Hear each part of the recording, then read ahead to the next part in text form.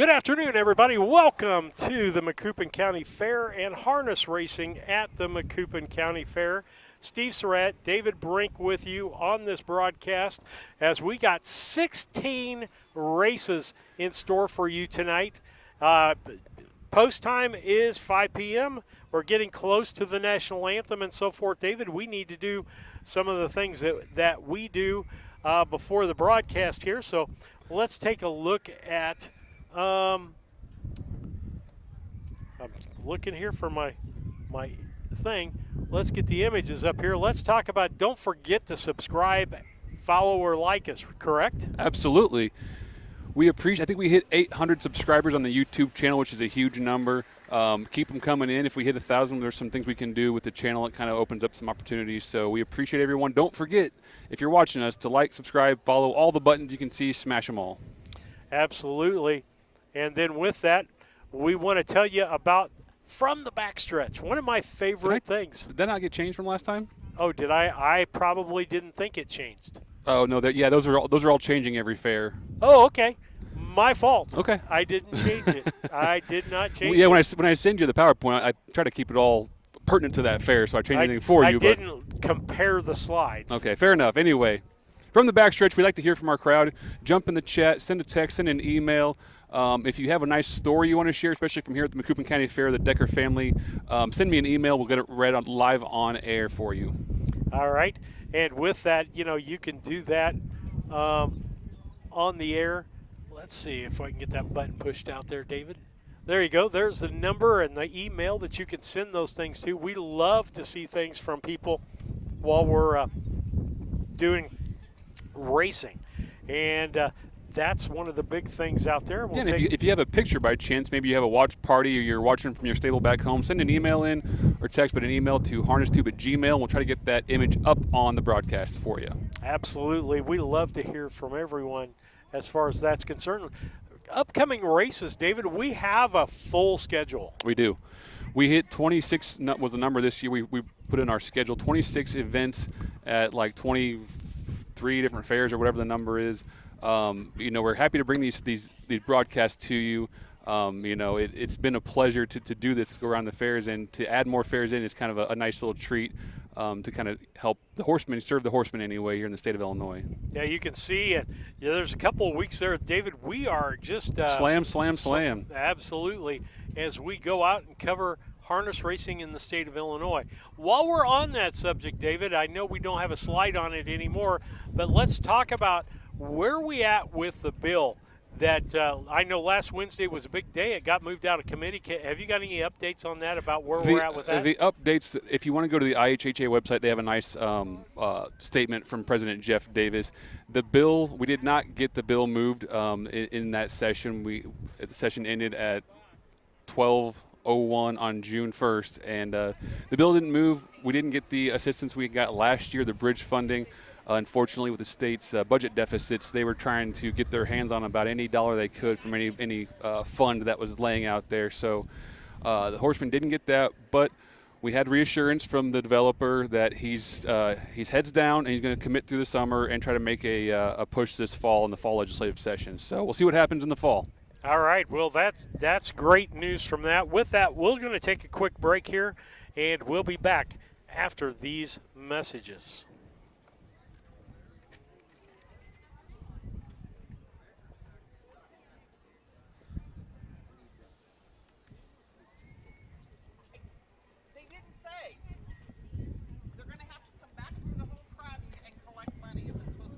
I think they're free, if I'm not mistaken.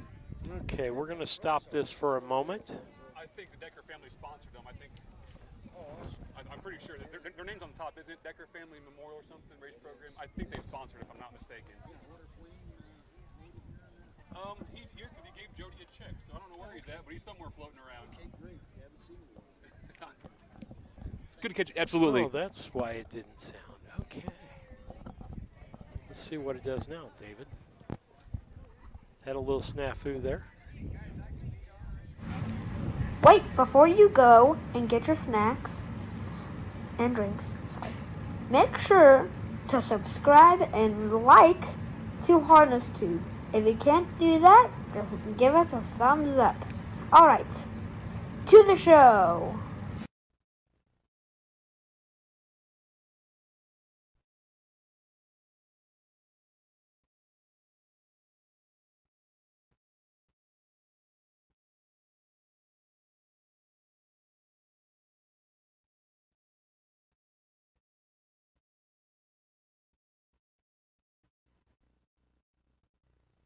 Make plans now to attend the 27th Annual Illini Classic Yearling Sale, which takes place on Labor Day at the Illinois State Fairgrounds in Springfield. Once again this year, the catalog will offer not only a strong lineup of Illinois-conceived and foaled yearlings, but also an excellent supporting cast of colts and fillies eligible to other state-bred programs in the Midwest and on the Eastern Seaboard. It's the Illini Classic Yearling Sale, Monday, September 1st, beginning at 11 a.m. Central.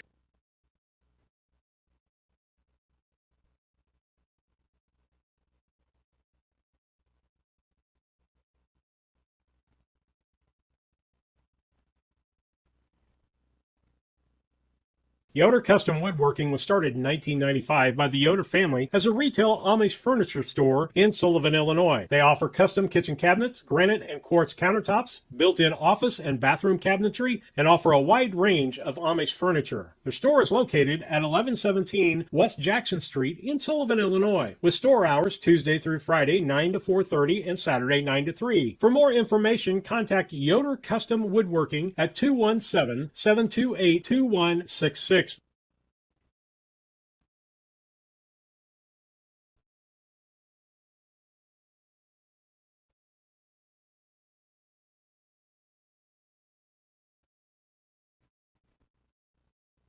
Looking to move your mobile home? Need a roll-off dumpster at a competitive rate? Or maybe it's time to demo that old mobile home? Pine Ridge Mobile Home Transport has you covered. We serve Central Illinois with reliable mobile home transport, offer affordable roll-off dumpsters for the Springfield area, and provide expert demolition services across Illinois and Missouri. For fast, friendly service, call Wayne Decker at 217-313-9744. That's 217-313-9744. Or find Pine Ridge Mobile Home Transport on Facebook, your one-stop solution for mobile home services.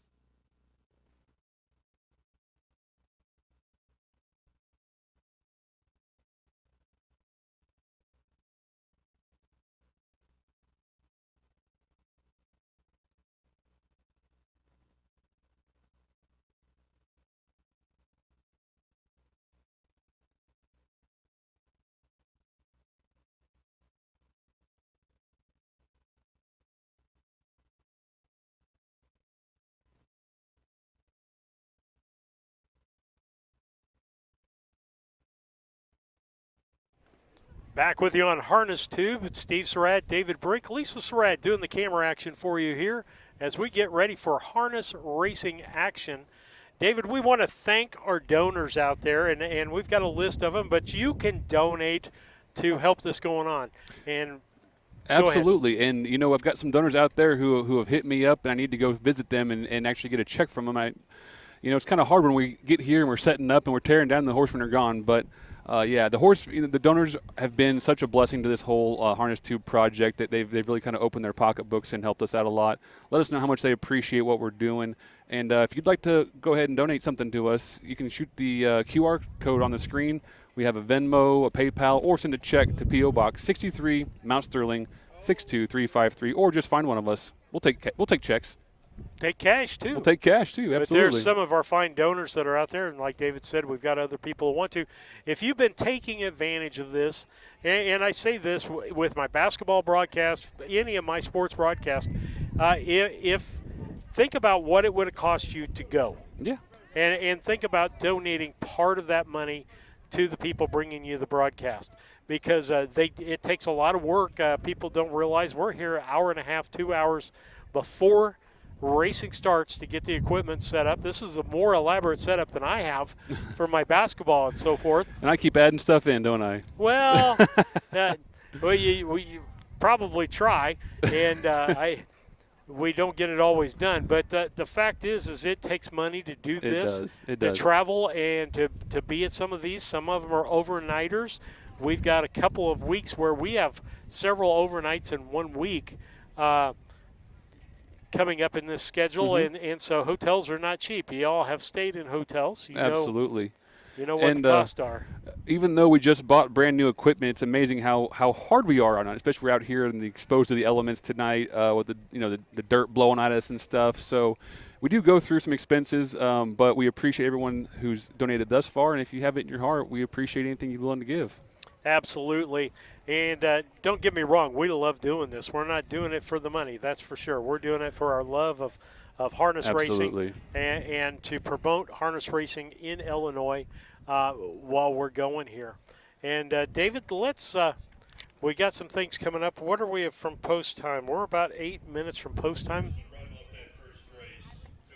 Pacers First Division, April Sunlight IYQ, J&M Virgin Star, Fox Valley Crystal, Trevor's Aristocrat, Variant, and Blue Band Express. In the first race, number 5 Variant will now be driven by Cornelius Cavett.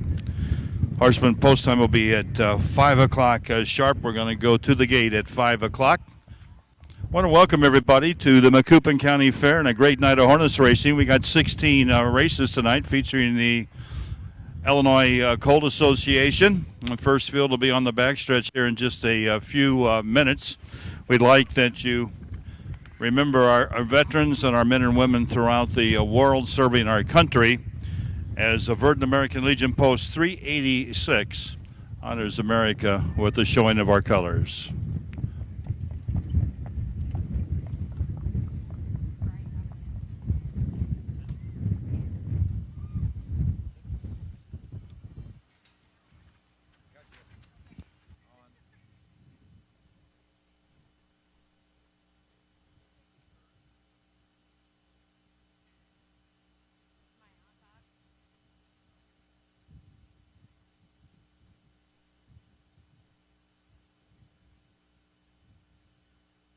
Oh, say, can you see by the dawn's early light what so proudly we hailed at the twilight's last gleaming, whose broad stripes and bright stars through the perilous fight o'er the ramparts we watched were so gallantly streaming, and the rocket's red glare, the bombs bursting in air, gave proof through the night that our flag was still there.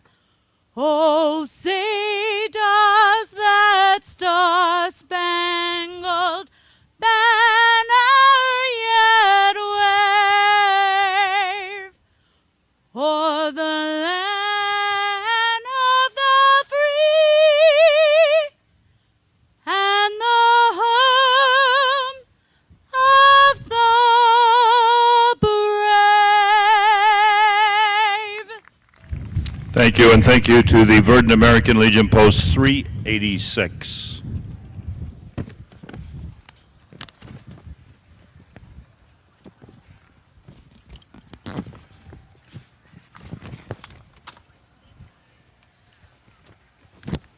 Pick the winner contest this evening. You got the orange coupons in your race program and fill in your name.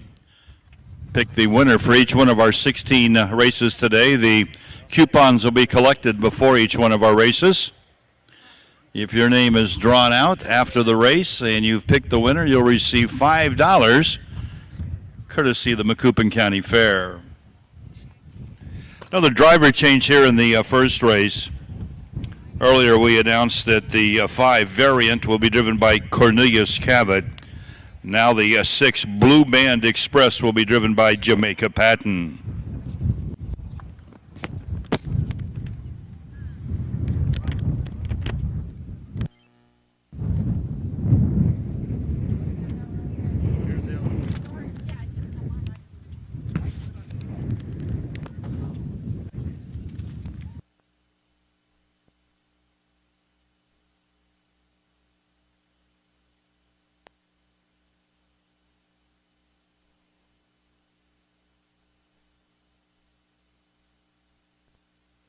Okay, David, we'll take a minute here. Let's look at this first race coming out here as we take a look at that. As far as picks are concerned, I was just typing them up, but I couldn't see yours. okay. This race will be sponsored by Bates Here. Motor Company. It's for Illinois Okay, I've got him Greyhounds, down. Field of Philly Pace. So my picks were 3, 6, 5. Fox Valley Crystal, Blue Band Express, and Variant. Lisa went with the picks, Fox Valley Crystal, Trevor's Aristocrat, and she went, well, there's no 7 horse, so it's got to be the 6, right? I guess so. Yeah.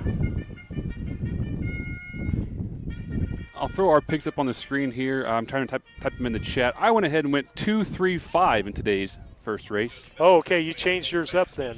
No. Oh, I've got the wrong race up here. Oh, okay. Never mind. So that's not your right picks? That's not my right picks. It helps if you have the right slide up here. Well, then those picks are wrong on the screen. Sorry about that, guys. Yep, we'll get those changed up for you. I had the Decatur one up. That's what we picked for Decatur's first Well, race. there we go. I know that now. Okay. All right, I went with 2, 5, 1. I went with J&M Virgin Star, followed by Variant, followed by April's Sunlight IYQ. Lisa picked the same horses in a different order. She went 5, 1, 2. And David, you went 2, 3, 5. You want to talk about your picks? I'd like to get the post parade on the audio if we could. Okay, we'll do that. Number 3, Fox Valley Crystal, owned by Craig Rhodes of Peoria Heights and Bob Ballinger of Carlinville. Nick Prather, the trainer, with Connor Prather driving. Number 4 is Trevor's Aristocrat, owned by the Flacco Family Farms of Alexis. Jill Brown's the trainer, with Chris Brown driving. Number 5 is Variant, owned by Bart Seals of Mason. Freddie Patton Jr., the trainer, with Cornelius Cabot. And number 6 is Blue Band Express, owned by D&J Racing of Terry, Mississippi. Jamaica Patton, the trainer, and now the driver. Jamaica Patton also driving the 6.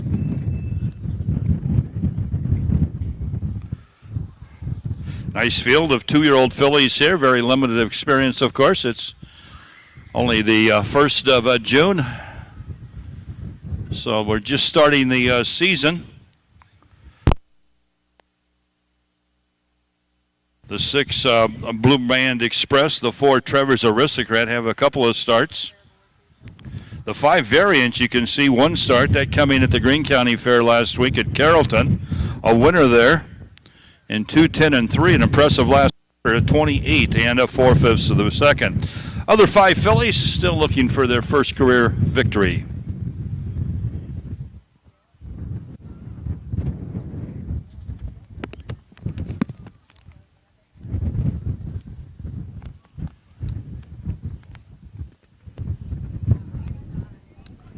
Beautiful night, David. A little warm. It's in the low to mid 80s, and gets a little bit of wind out here. Stiff breeze. It's and helping the dusty. heat, but it's not helping our papers 6 different around. Illinois sires represented in this first race.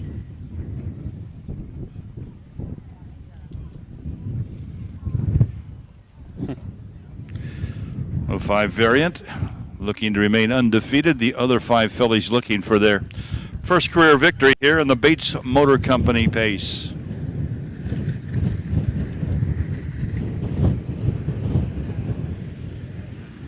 Decker family once again this year have the Papa Deck Awards for the connections of the fastest pacer and the fastest trotter of the evening. 2-year-old fillies now in behind the starter, Stacy DeRoos from down in Charleston, Illinois, has the gate on the move here for race 1.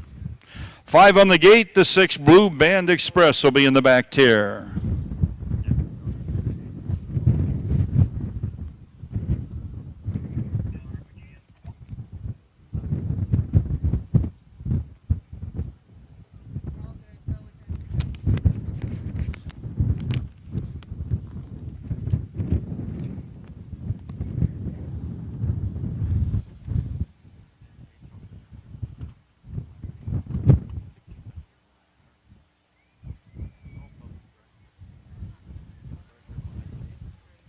Back off the gate, off stride, they're the 3 Fox Valley Crystal.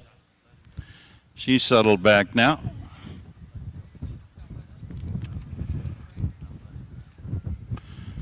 First-time starters, early June, 2-year-old form.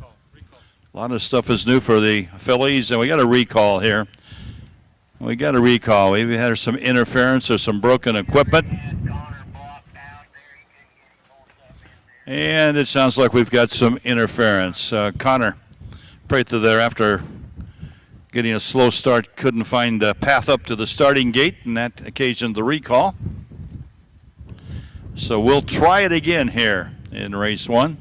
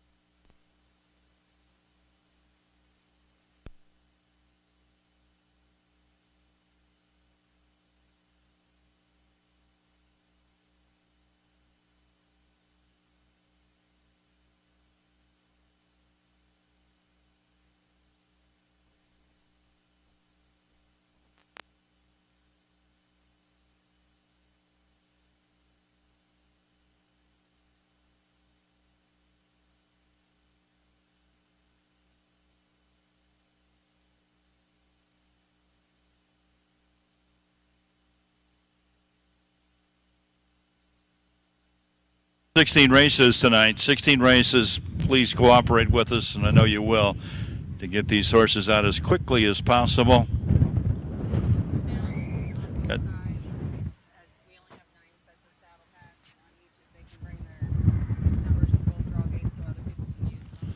And horsemen, there's only enough saddle pads, Tina tells me, for 9 races. So after you're done, please take your saddle pads, both on the north and south side of the racetrack, to the draw gate. Please take your saddle pads to the draw gate after you race so they can pick them up for the later races. All right, starter Stacy DeRoos is set to go again here.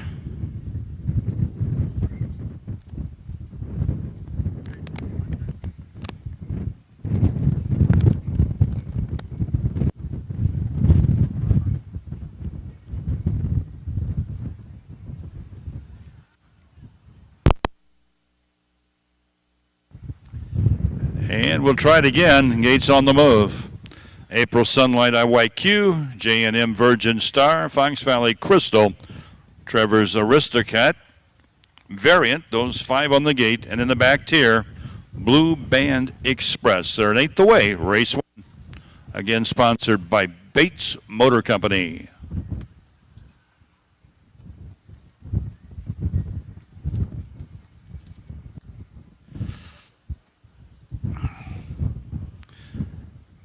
Here they come. Nice start for the 2-year-old fillies. It's J&M Virgin Star driving out on the inside. Trevor's Aristocrat and Chris Brown right there second. Racing third is April Sunlight IYQ as he races around the first turn. Variant is back there fourth. Racing fifth is Blue Band Express. And the trailer here in the early going is Fox Valley Crystal. 6 Illinois-bred 2-year-old fillies race up the back stretch in single file towards that quarter-mile marker. J&M Virgin Star, the Some Star Somewhere filly, leads by 3.5 lengths for Freddie Patton Jr. Racing second on the inside, Trevor's Aristocrat, and the quarter was in 30 3/5 of a second. And Freddie's really moving along here, 30 3. They're at the 3/8 now off that quick quarter. It's still J&M Virgin Star now by 2 lengths. Racing second, Trevor's Aristocrat. As they move towards that half-mile marker, Variant is still back there third. April Sunlight IYQ is racing fourth. Then we got Blue Band Express and Fox Valley Crystal. Off the half, they move over to the draw gate and the 5/8 mile marker. It's J&M Virgin Star. She's got every call. The half in 1:04 and 1. Oh, my goodness, 1 minute and 4/5. Sorry about that. 1 minute and 4/5. They're flying over a very fast racetrack here. Here comes Variant, the Fort Knox filly, up on the outside. She takes over by a neck. a half length and now by a length. It's a Variant, the new leader. The 5 is on top and she draws clear now. J&M Virgin Star tiring there second. April Sunlight IYQ is still back there third. Racing fourth as they go into the final turn is Trevor's Aristocrat. They're at the head of the stretch and drawing clear is a Variant. And looking very strong here off a half in a minute and 4/5. The 3/4 were in 1:33 and 3/5 of a second, and all by herself at the wire by some dozen lengths is the 5 Variant and Cornelius Cabot. Tight for second, looked like J&M Virgin Star over the 1 April Sunlight IYQ.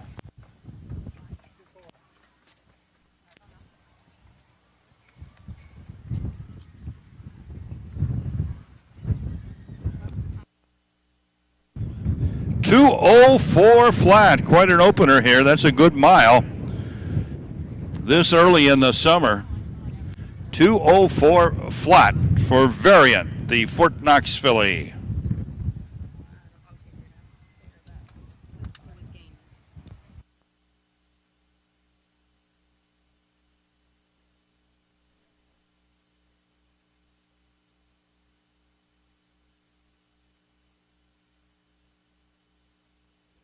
David, good race there. We'll talk a second while Ed is gathering some Smoking things hot up. fractions, weren't they? Yeah. Freddie set that one up for Cornelius to pick up the pieces. Man, big mile, 2-4 flat on a 2-year-old on what are we, June 3rd today? I mean, that's a moving out there. I didn't get the run. There we go. Great mile. Yeah, I wanted to pick Variant after seeing that performance down at Carrollton. My heart had to go with the sentimental pick. I went with the 3 Connor Prather's horse because it's owned by Bob Ballinger, a local Carlinville native and horseman. So I kind of was going with the sentimental pick there. It didn't work out. Variant was dominant today. Won by 5-10, something like that. Results of the first race.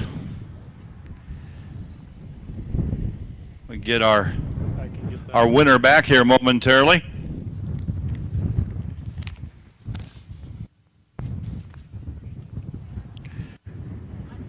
Variant, 2 starts, 2 wins. She was a winner last week at Carrollton in 2-10-3 with a big last quarter. An even bigger last half, as you can see in your program.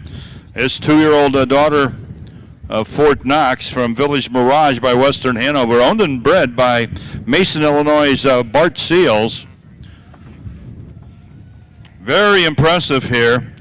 204 a flat in the Bates Motor Company pace here.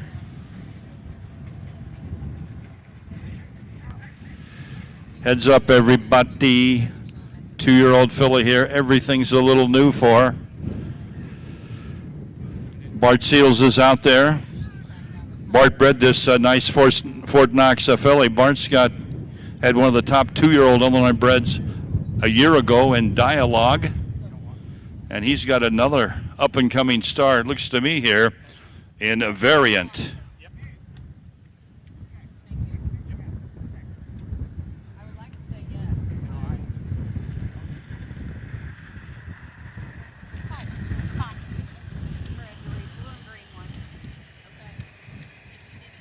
Trying to keep every...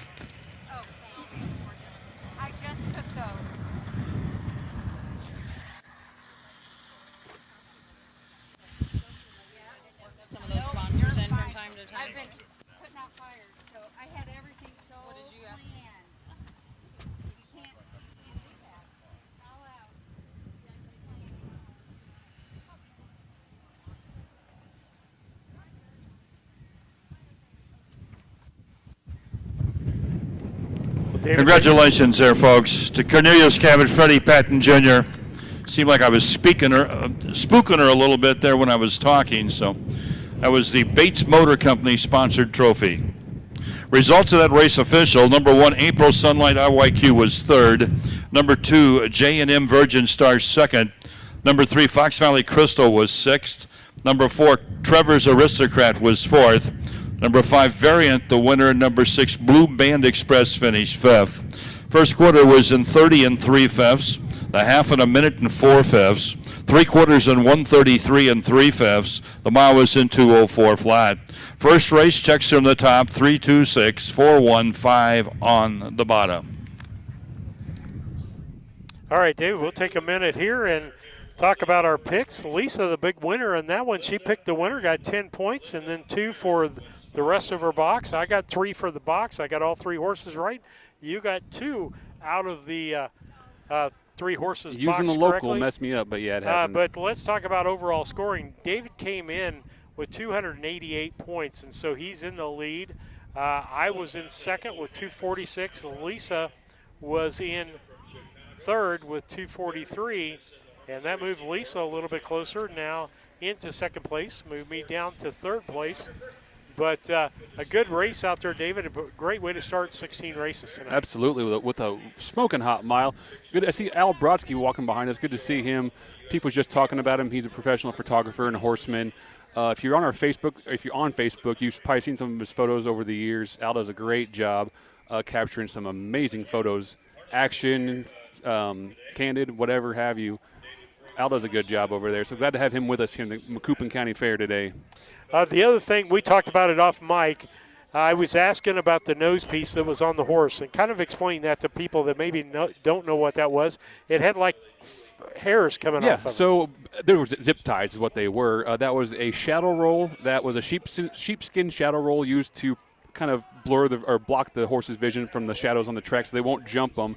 She looks like she was maybe a little hot on the track, so I think maybe her head needs to be focused and screwed on straight. So those sometimes will vibrate as they're pacing, and that distraction that keeps them focused ahead of them, keeps them looking, out ahead of them at what the race unfolding in, not trying to look at over the blinder or what the driver's doing or whatever. You keeps them, keeps their distraction.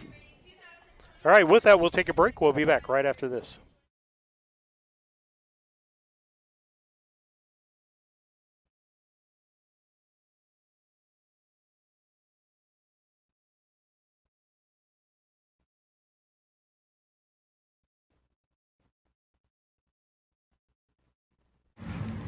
Wait, before you go and get your snacks and drinks, make sure to subscribe and like to Harness Tube.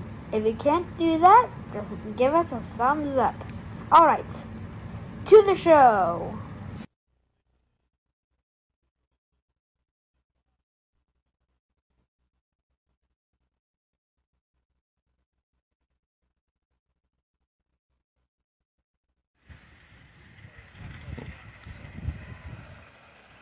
I lost Bob a couple of years ago in a very tragic accident. Members of his family here with us at the Macoupin County Fair.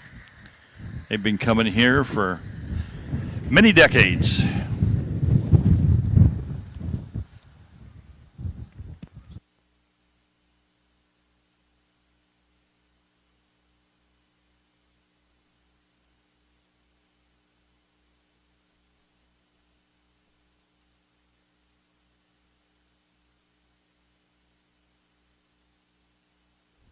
Looking in the chat here, we've got Dell, absolutely correct. They called that a Shady Daisy shadow roll because Shady Daisy was the horse who made it popular for, was that Gene Regal? Someone correct me if I'm wrong there. A lot of fine sponsors here for the harness races Shady Daisy roll at the Macoupin County Fair. We'll acknowledge them as we go through the program this afternoon. Altorfer Rents, Area Diesel Services, Awesome Inc., Brandt, Carlinville Area Hospital, Community Foundation for the Land of Lincoln, Cunningham Land and Livestock, Davis Towing, the Inquirer Democrat, Fusion Solutions, H&H Transit, Heinz Furniture, Macoupin County Farm Bureau, McGuire Wastewater Solutions, Morrow Brothers Ford, Prairie Farms, Pros Drainage, Republic Services, Sievers, Sloan Implement, just a few of the many, many fine sponsors that make the Macoupin County Fair possible.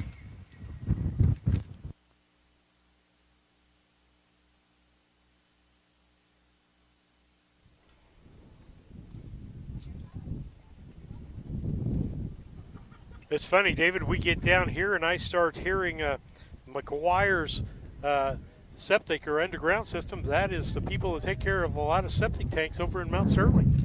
I didn't even know that. Good to know. Yeah. The guy was just there to check mine out just about a week ago. And so I'm on city water and city sewer. I don't have that issue, but that's good to know. You've got all those great things in town. Well, I pay that taxes country too. Folks don't have. Yeah, your country subdivision out there. Country subdivision. Let's talk about this second race. We can go to the second race up on the screen and take a look at that. So far, we've had no driver changes, and I always like it when that happens. Absolutely. Looking at the second, we have the second division of the 2-year-old filly pace. This one being the Bob Groder Memorial. Good to see Bob's family out here in the grandstands. I went in the second race. I went 3-1-6. That 3-horse put in a phenomenal mile at Carrollton, and Doug said he talked to Wyatt, and Wyatt said that filly's for real. So I got to like Fox Valley Barbie on top here. My second choice bet on the Jet out of the 1 hole. My third choice went to Calico Sunset. Is Leroy out there? There he is. Okay, no driver changes. Where are you guys at? Okay, well, I'm trying to, number one, get to some of my sheets here, and my monitor seems to have froze up just a little bit. Let me see what I can do about that. While we're... fillies are out now for the second race, second division of the 2-year-old filly pace, sponsored by the Macoupin County Fair and the Illinois Department of Agriculture, along with the Illinois Standardbred Association. Okay. David, as far as picks out there concerned, real quick here, I picked the 3-horse, Fox Valley Barbie, followed by the 5. Here comes Jane, and now my computer's going to do what I want it to. I think we got Ed back on mic. Maybe we'll toss it back to him for the post parade. Okay. And then the 1-horse for me, Bet on Jet. Oh, you got him. Okay. Lisa went 5-1-2. Same horses, different order. I thought you had 3-1-2. No, excuse me, 3-1-2. 3-5-1 for me. Well, another field of 2-year-old pacing fillies here. You can see the 1, Bet on the Jet. She was the winner at Martinsville in 2:08 flat in her career debut. And the 3, Fox Valley Barbie, an 11-length winner last week at Carrollton in a sparkling 2:04.3 with a very fast last quarter of 28-4. Here's the field. Number 1 is Bet on the Jet, owned by Christopher Spann of Canton, Mississippi. Freddie Patton Jr., the trainer-driver. Number 2, True Trevor, owned by Tim Wilson of Crystal Springs, Mississippi. Roshan Trigg, the trainer, with Jaquivian Carter driving. Number 3, Fox Valley Barbie, owned by Kevin Miller of Arthur, Bart Seals of Mason, Penny White of Altamont. Kevin Miller is the trainer with Wyatt Avanetti. Number 4, Smiley Racer, owned by Trails to Nature Incorporated of Club Run, Kentucky. Philip Cotton, the trainer with Matt Avanetti. Number 5, Here Comes Jane, owned by Lester Detweiler of Sullivan. Marcus Detweiler, the trainer-driver. 6, Calico Sunset, owned by Leroy Hunt of Jackson, Tennessee. Leroy, the trainer-driver. And number 7, Incredible Coquette, owned by Elsa Rodriguez of Springfield. Pete Lou, the trainer with Demarius Wakefield.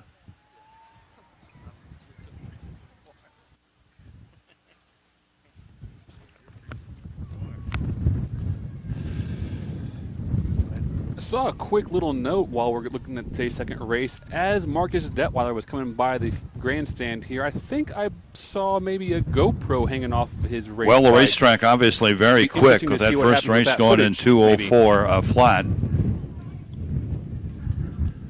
A couple very gifted fillies, at least a couple of gifted fillies in this field. A couple that have already picked up wins anyway, and the 1, Bet on the Jet.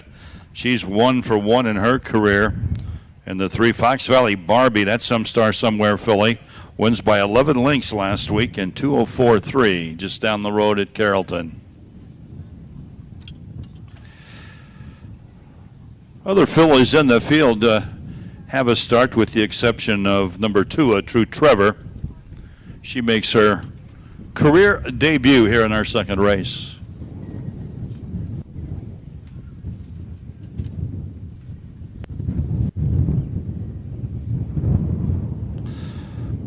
So the fillies, 5 on the gate, 2 trailers here in race 2 in the Bob Groder Memorial, moving behind the starter, Stacy DeRose, and the gates on the move.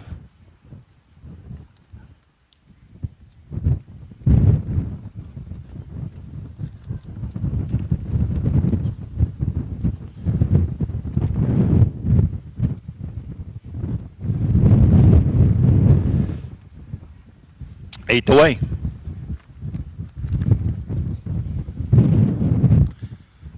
Phillies nicely in position here. 16th out. Here they come. Great start for the 2-year-olds on the inside, Bet on the Jet.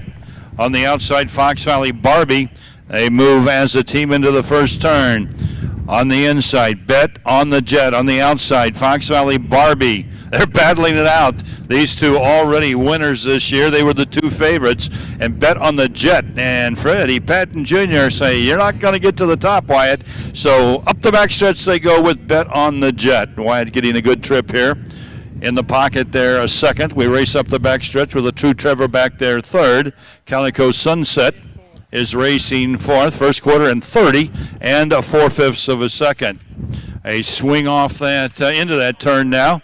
Up front, Bet on the Jet with Fox Valley Barbie right there second. Here comes Jane is back there third. Moving up a bit on the outside, Calico Sunset as we race towards the half. Back there fifth is Smile Eraser. Towards the half-mile marker now. Here comes Fox Valley Barbie to the outside, but Bet on the Jet's not done yet. Freddie asks her for more and gets it. It's Bet on the Jet. She's still on top. Off the half, they race now over to the three-quarter marker. It's a Bet on the Jet by a length and a half. That half was in 102 and 1/5 of a second. 102 and 1. Fox Valley Barbie now has a head of steam on again, and here she comes. Fox Valley Barbie. She tried her about 3 times, and this time she goes right on by with a quarter of a mile to go. It's Fox Valley Barbie by 2. Bet on the Jet is back there second. Calico Sunset is racing third. Racing fourth is a Smiley Racer as we move into the final turn. They got an 1/8 of a mile to go, and Fox Valley Barbie's going to make it 2 in a row, barring something bad here, because she now leads by a widening 5-6 lengths. Fox Valley Barbie, Freddie Patton Jr. in a big effort. They're going to wrap up race number 2. Fox Valley Barbie. Bet on the Jet with a nice effort was second. Home third was Smiler Racer, followed by Calico Sunset and a True Trevor. I'll pull us up here for a second. 2:05, 4/5 of a second. 2:05, 4/5. Didn't get a three-quarter. 2:05 and 4. A lot of Another movement. big mile. A lot of movement in that mile too. These fillies look for real this year. I don't know what it is, but we're putting in some pretty hot miles early in the season. Yeah, I mentioned before that race that my brother Doug had been talking to Wyatt Avenatti, the driver of Fox Valley Barbie, and Wyatt claimed that she's pretty class, and I would think that showing today is confirming that suspicion. That's a nice little filly owned by Kev Miller and Bart Seals, and Bart just won the last race too. Bart's got 2 nice fillies. And Mrs. Penny White would be the third owner there. So congrats to all the connections. It's a fine young filly.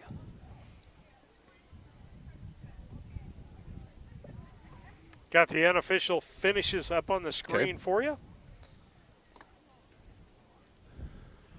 Didn't get a three-quarter. I'll catch that later. Good race. Yeah, David, you missed your trifecta there, but you by still half got, a horse length. Matt had to blow me up. I thought Leroy was going to hold him off. But you got 16 points on that. I'll take it. Can't I'll take begrudge it. that.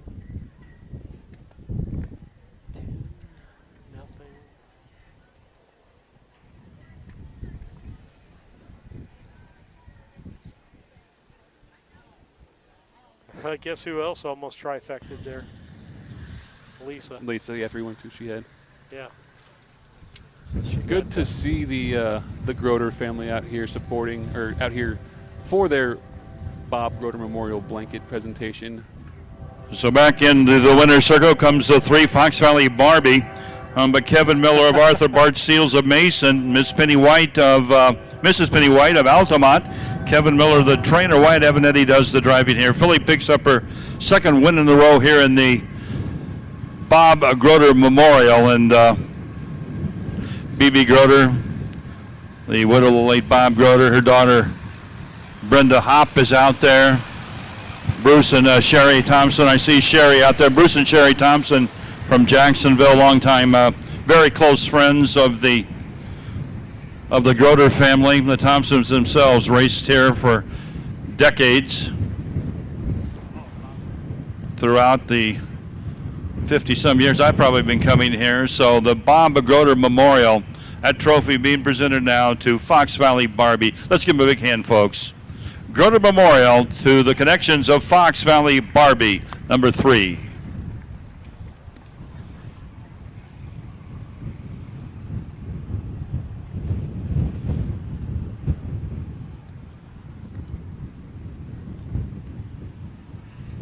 Pick the winner contest winner, Judy Giberson, I believe it is. Judy Giberson wins the $5, courtesy of the Macoupin County Fair, for correctly picking the winner here in race number 2.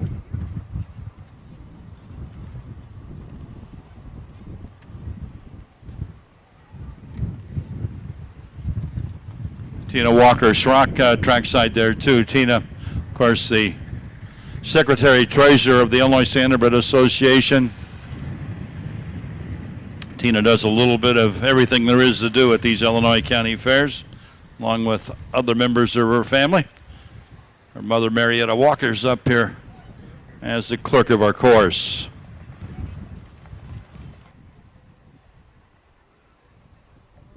Judge coming over? I don't know. I'll get ready just in case. Well, he's not coming straight toward us. So. Never Should mind. have the rundown here of the second race momentarily. That's Judge Jim Austin walking across the racetrack there.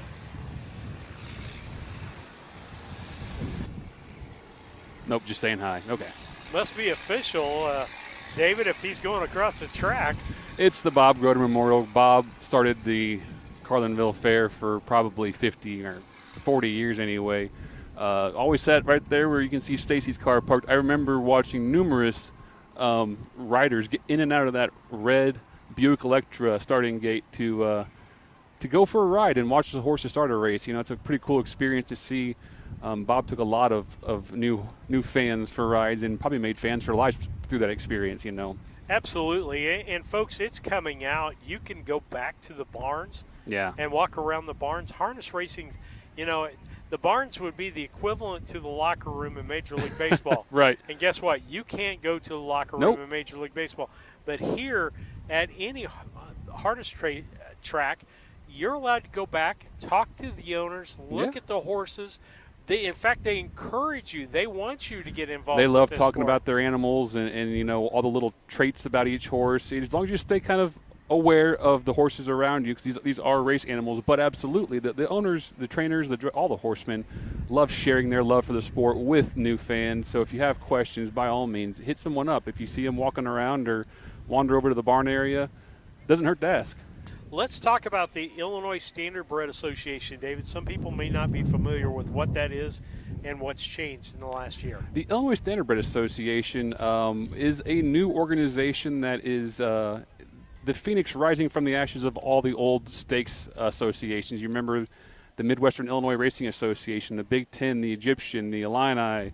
All those all had their own boards and their own secretaries and treasurers and everything, and all those tasks got consolidated under the ISA, which now represents all fairs, horse racing programs.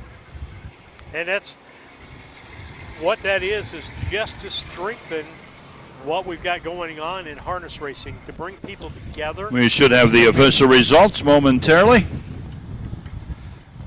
Instead of Mile was in 2:05 and 4 here in the second race.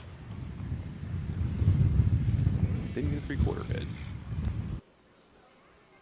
I'll pull them off. If I catch a three-quarter, we'll go back and give you that three-quarter for that race. My back's to Eddie. As we're getting ready for the third race here, as far as racing's concerned. Now would be the time to go through some picks. I think we got a lull, don't we? Yep. Before we get to the post-parade and everything? Yep. I went 2-1-3 on this. I went Incredible Stevie. That is such a nice-looking horse and has done really well. You can't help but pick that horse.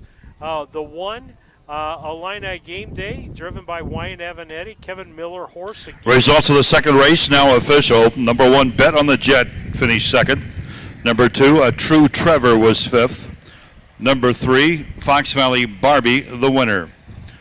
Number 4, Smiley Racer was 3rd. Number 5, Here Comes a Jane, finished 7th, has been placed 6th. Number 6, Calico Sunset was 4th. And number 7, Incredible Coquette, finished 6th, but has been placed 7th due to interference. First quarter was in 30 and 4/5. The half in 102 and 3. 3/4 in 134 and 1. The miles in 205 and 4/5. Second race checks down from the top. 251, 3647 on the bottom. In case you missed it, that race 2 third quarter. Yeah, the correct half was 102 and 1/5. Correct half, 102 and 1/5. And the correct 3/4 was 134 and 1. And I've got the corrected scores up there for you so that you can see those. I'll throw these. Let me fix this last time, and we'll get those back up real quick.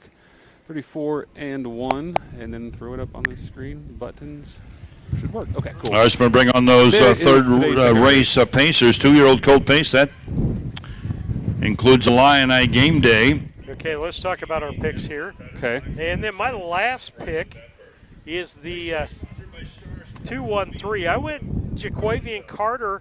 It was really a toss-up what horse to go with, and I decided to give this horse the benefit of the doubt. Rashawn Trigg trained. Lisa went with 2-1-5.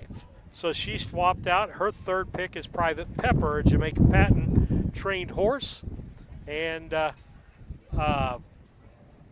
driven by Demarius Wakefield. Is it my turn? Yes. I went 2-1-4. I think we all picked a different third place horse, but we all liked the 2-1 to finish 1-2 here. So my third place choice, I went with Fox Valley Side Job for Matt Evanetti out of Phil Cotton. Talked to Matt and Phil both today. Phil made the trek over by Fairfield, about 3 hours, he said, so we're glad to have them with us.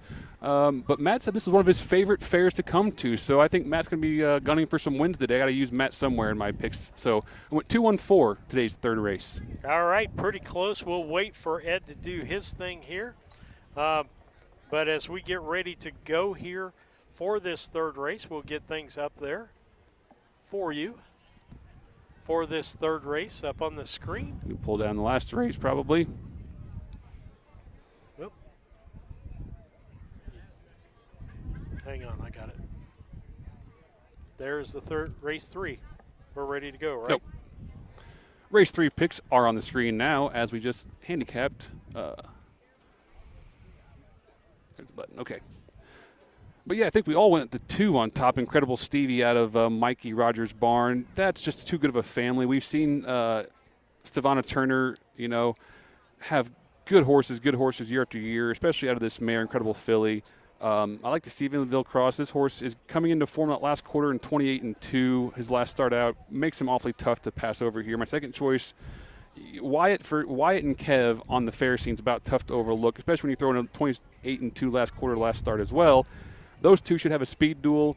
I'm using Mikey as my edge on the 2. I think we all did there. But the third choice is where we all went different. We all picked somebody completely different.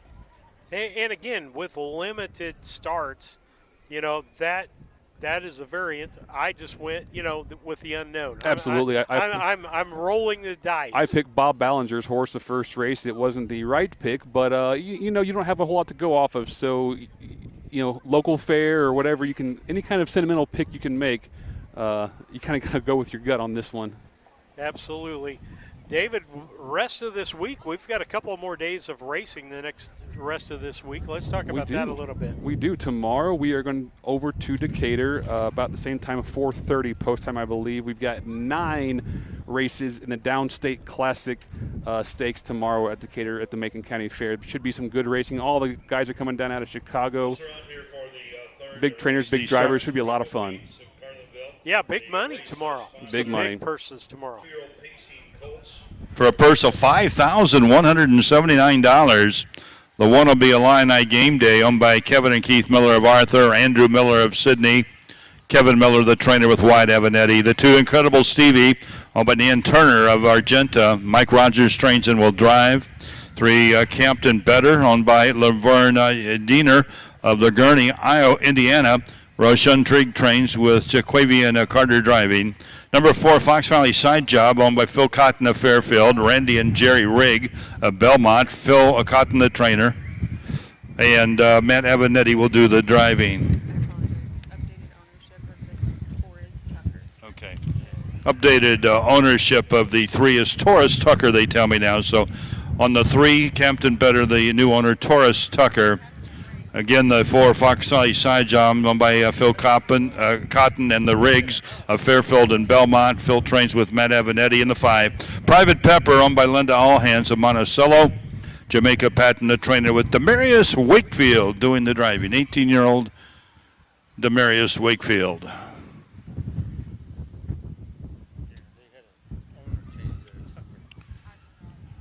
Only a winner in the field, the 2 Incredible Stevie. That 2-year-old son of Stevensville won at Carrollton there at the Greene County Fair in 2:09.3 with a nice last quarter.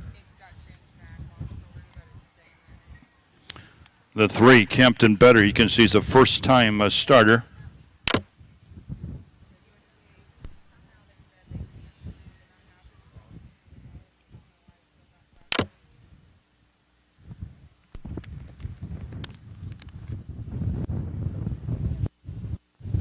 So 5 2-year-old Pacers, all bred here in the state of Illinois.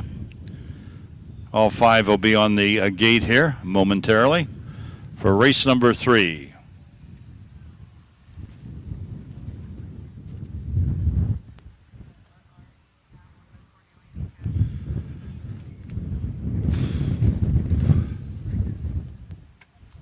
Real quick, going into my picks real quick, I forgot about this, but yeah, my third choice, the 4, Fox Valley Side Job, is owned by one of our fans, Randy Rigg. I completely overlooked that in my last handicapping, so glad to have Randy following along and hope his horse does a little well in today's third race. So Gates on the move. Toss it back to Ed.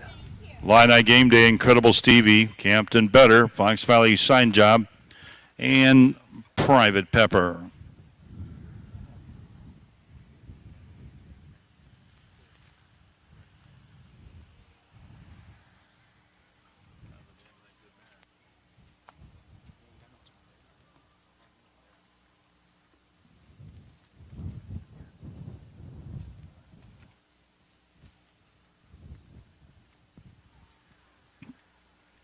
Here they come, race 3.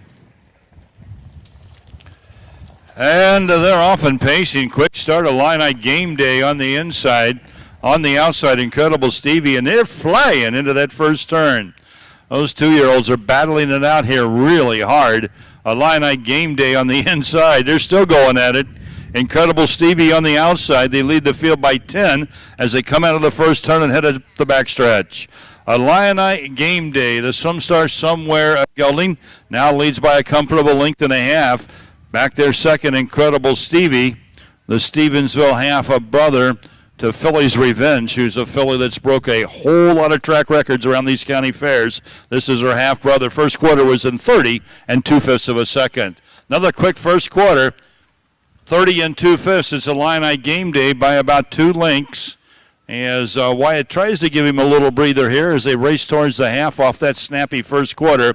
It's Illini Game Day by 2 lengths. Incredible Stevie is still right there second. It's a big gap of about 10 back to Captain Better racing third. Then we got Private Pepper on the outside, Fox Valley Side Job. Half was in 1:03 1/5 of a second. He did get a nice breather there. 1:03 1 off the half. They move over past the draw gate to the 5/8. It's Illini Game Day by a length and a half. Incredible Stevie still right there second. Captain Better's back there third. Then we got Fox Valley a Side Job and the trailer's Private Pepper as they race past the 3/4 mile marker into that final turn. Illini Game Day, a good second in his last start. Looks strong here on top by 2.5 lengths in 1:34 4/5 of a second. 34 4 off the 3/4, a little over 1/8 of a mile. Going off stride goes Illini Game Day. Illini Game Day has made a break, and that leaves Incredible Stevie out there all by himself for Mike Rogers. It's Incredible Stevie's going to win the third here. He picks up his maiden win by about 8 lengths. Incredible Stevie. Home second was Captain Better. Tight for third between Illini Game Day, and Fox Valley Side Job.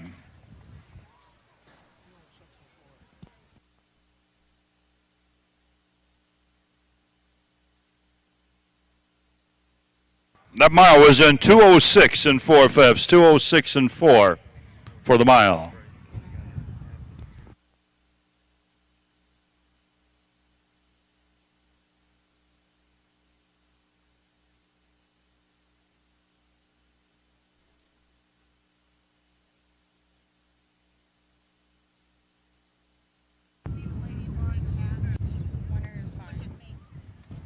Well, David, it looked like we do have a judge's inquiry here again in the third race. Judge's inquiry in the third. They tell me it does not concern the winner, so we will present the Stars Primal Meat Company trophy to Incredible Stevie.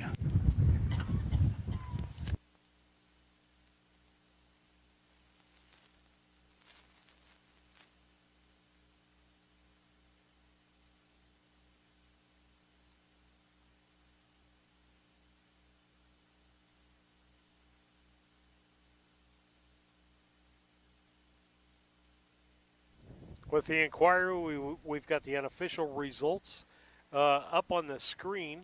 We'll see how this all turns out as just Wyatt Evanetti broke stride there coming out of the last turn, and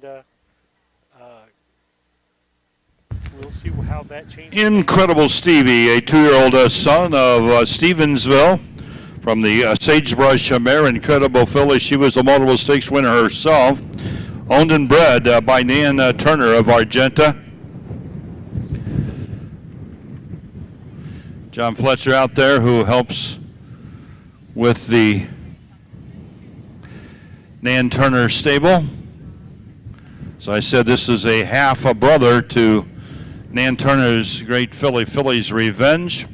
This colt looks like he's following in Big Sister's footsteps as he wins here in 2:06 and 4/5 for Mike Rogers. Jody Decker-Bennett out there with Nan Turner, receiving the Stars Primal Meats Company trophy for a fine effort here in race number 3.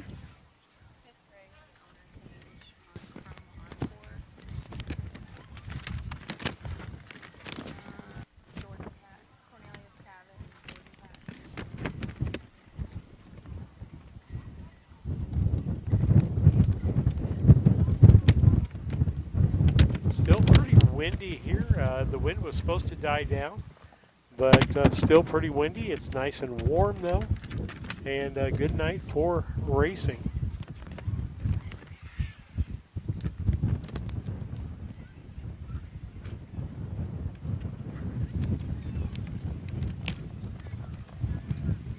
Pick the winner contest winner here for race number 3 is, congratulations there, Nan. Race number 3, pick the winner contest winner, Don Taylor. Don Taylor wins the $5, and Jody Bennett is down there with that pretty pink hat, and she's got the money, folks. So if you win one of these pick the winner contests, see Jody with the pink hat over there by the winner circle. She's got the money. Still waiting on the official results here of the third race.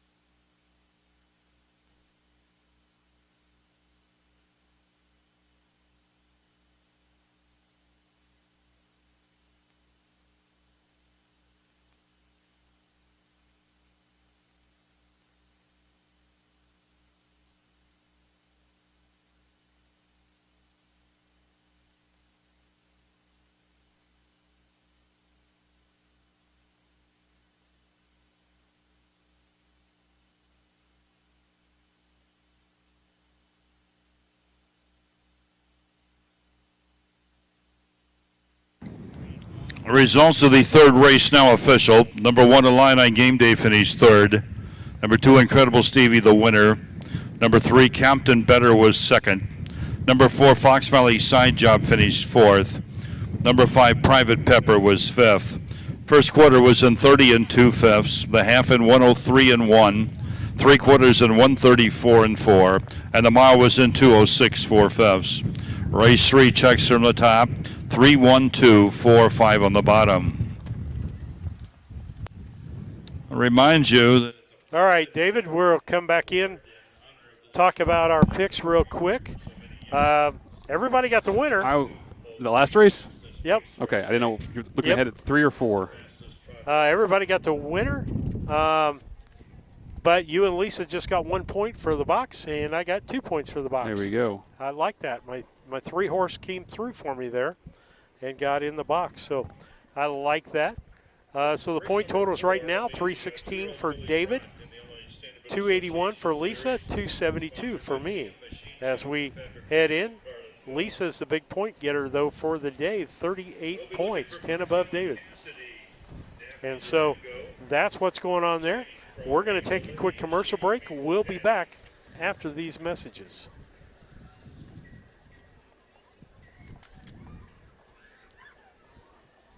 Make plans now to attend the 27th Annual Illini Classic Yearling Sale, which takes place on Labor Day at the Illinois State Fairgrounds in Springfield.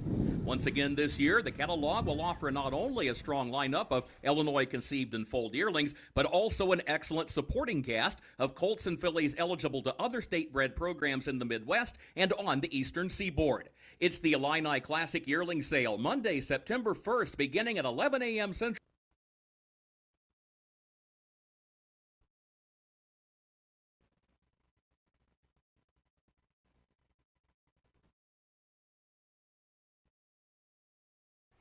All right, David, here we go. Race 4 as we move right along in the evening.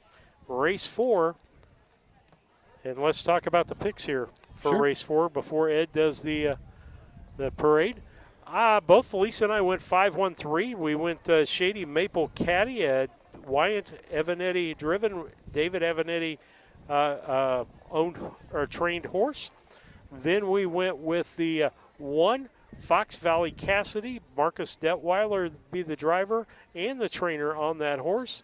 And then third, we went for the 3 Enchanting Chrome, Jamaica Patton, trainer and driver. And so that's where we went with our picks. Well, no surprise here. I think everyone went 5-1-3 in today's 4th race. Like you said, it just kind of the way that the race drew itself. We're using white on top. That horse just made every call a winning one last race. It's hard to overlook that one. Our second choice is Fox Valley Cassidy for young Marcus Detweiler. Again, first start, a win. You have to look at those two first, and you can't hardly ignore them. And our third choice, going to experience. Jamaica got a third here last start out at Martinsville. Came last quarter in 31 and 2, so had to use that for my third choice. I think we all did, so there we go, yeah. Yeah, because the other 2 horses, honestly, when you look at the sheets, guys, and you have access to this on our Facebook account, right? It should be on Facebook, should be in the YouTube chat. Yeah, we're trying to get you the program as much as we can. Yeah, it's not that they're bad horses, but so far what they have shown this year just didn't appeal to any of us. Looking at the last quarter, so after the horse gets a little tired, how much legs do they have left? And just seeing those 33s and 35s, you had to went with a little more speed left at the end of the mile, hopefully, to get this picks. We all went 5-1-3, so hopefully we all come in and get a trifecta. Nobody's going to make a move in this race. Nope. But I do want to mention a couple races ago, we saw Fox Valley Barbie win. That filly won quite convincingly, and she's a nice filly. But it's good to see. I saw must be a couple of the new owners, because it wasn't Bart Seals. It must be the Mrs. Penny. I forgot, Mrs. Penny White. Anyway, a couple shirts out there that said Fox Valley Barbie, pink behind you. So a fan base for that young horse. Love seeing the custom shirts and the custom slogans. I can't quite read it from here, but it's cool to see people cheering for their horse and kind of getting a fan base built. Yeah, we just talked about this, or Kurt and about the Magoo crew back at the State Fair in the 80s. John Wesley Brown, Iggy Magoo coming out of Macomb, Rushville area. So, it's fun if you know somebody who's having a good year to kind of to follow along in that excitement. And we're glad to see the new owners and old owners alike, sharing in that excitement and I'm watching them up there. Like she's they are. having to explain the difference between trot and pace to somebody. So it's fun to see the owners kind of come into themselves and their knowledge base of these animals and everything, and just a great time to see these county fair folks come out and see their animals up close and appreciate getting hands on with them. So Yeah, we gave our picks. Where else we at? We got nothing else until Ed comes up. I mean, with 16 races tonight, I kind of spread things out so we could have a little talking time tonight. And trotters are out now for race number 4. 2-year-old filly trotters in the PM Machine Shop and Fabrication of Carlinville Trophy race.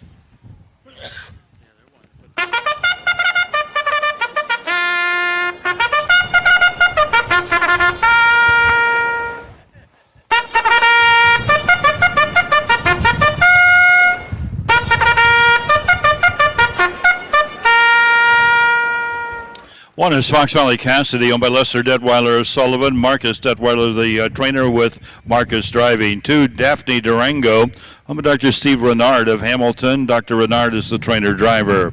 Number 3, Enchanting Chrome, owned by Ron Phillips of 8th, and Jamaica Patton of Rochester. Jamaica Patton, the trainer-driver. Number 4, April Lady, owned by Jerome Daniels of Springfield. Jerome is the trainer-driver. And number 5 is Shady Maple Caddy, owned by Wyatt and David Avanetti of Chrisman. Emma Schrock of Sydney, and Kevin Niefelt of Peatone. David Avanetti's the trainer with Wyatt Avanetti driving.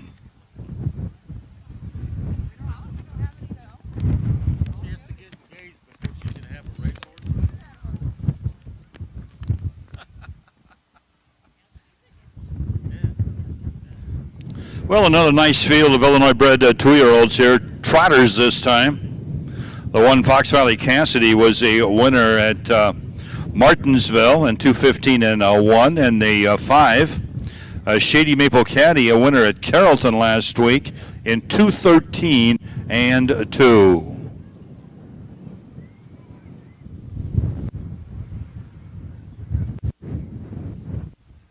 I'll bring myself up real quick and throw a quick shout out to fellow Brown County horseman Troy Market, showing up in the Venmo as we're broadcasting live from Carlinville. So appreciate your donation, Troy. Appreciate all your help. The donations go a long way when we're paying for gas and hotel rooms and stuff. So big shout out to Troy. Thanks. Sure appreciate it. 3 of the starters here in the 4th race from the first crop of the Chapter 7 Sun Southwind Chrome. Stands at Walker Standardbreds in Sherman, Illinois.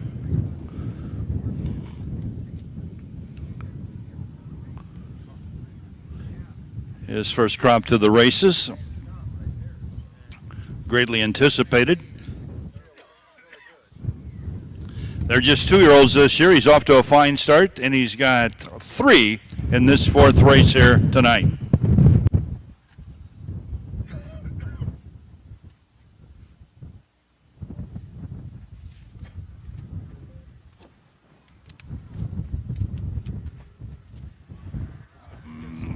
Two-year-old fillies moving nicely in behind the gate here. They're an 8th out.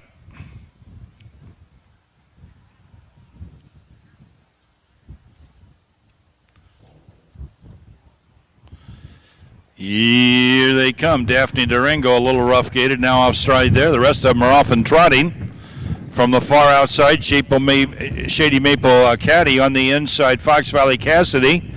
The 2 favorites are 1-2 as we race into the first turn. It's Shady Maple Caddy. Southwind Chrome leads by a 2. Another Southwind Chrome is right there second. And Fox Valley Cassidy as they swing out of the first turn and head up the backstretch. Back there third is Enchanting Chrome. So the Chromes are 1, 2, 3 here as we race towards the quarter-mile marker. Back there fourth is the 4, April Lady, and still off stride Daphne Durango. A trot past the quarter-mile marker into the upper turn. First quarter is in 34 and 1/5 of a second. 34-1. It's the 5, Shady Maple Caddy, leading by 2 lengths here for Wyatt Avanetti. Fox Valley Cassidy and Marcus Detweiler get the trip back there second.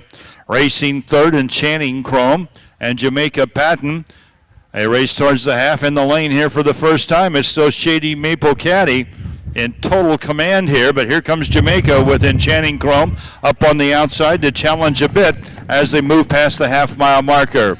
Only 2.5 lengths separates the 3 Southwind Chrome fillies as they move over to the 5/8. Back there, 4th April Lady and the trailer Daphne Durango.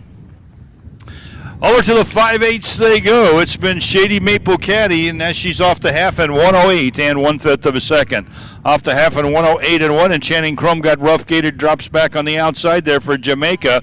But all 3 of those fillies are in contention. It's Shady Maple Caddy on the inside. Fox Valley Cassidy now only a neck back in the final turn, and looking to still have some trot is the 3 Enchanting Chrome. They trot through that final turn. It's Shady Maple Caddy. She's led all the way, 3/4 in 143 flat. And a little stippy was Fox Valley Cassidy, and she goes off stride. That leaves Shady Maple Caddy on top by a widening 5, 6, 7 lengths. As Fox Valley Cassidy jumps it off, it's going to be Shady Maple Caddy, the 5-horse, here in the 4th race. Wyatt Avenetti, Shady Maple Caddy remains undefeated, 2 for 2. Wait a minute, we got one coming.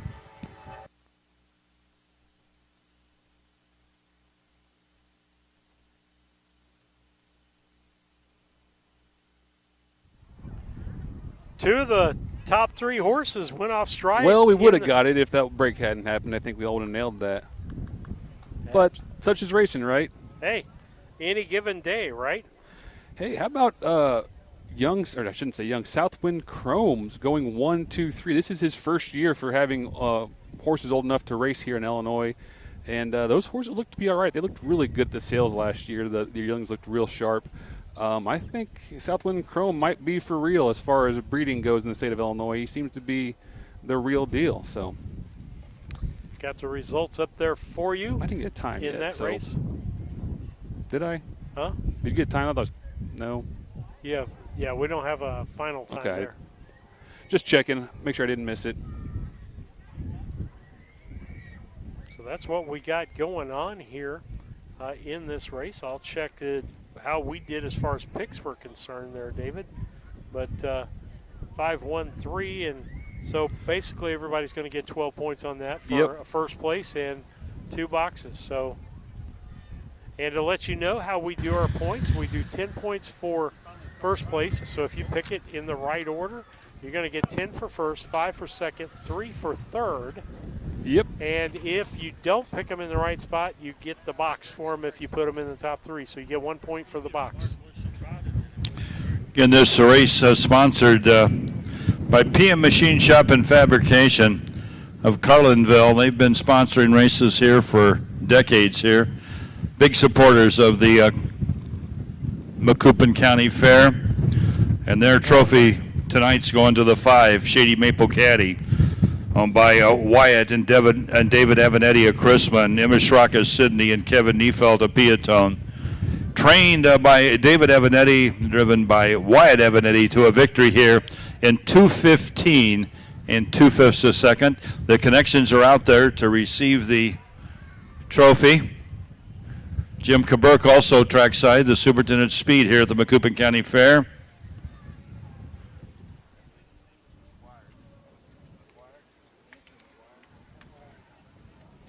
Nancy McGuire also out there on behalf of PM Machine Shop and Fabrication with that trophy presentation.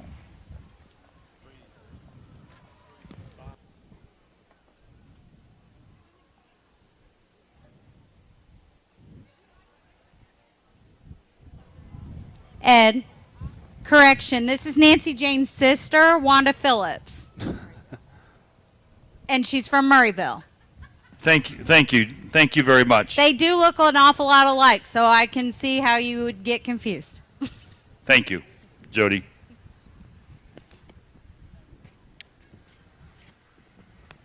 So results of the 4th race now official. Number 1, Fox Valley Cassidy was 3rd.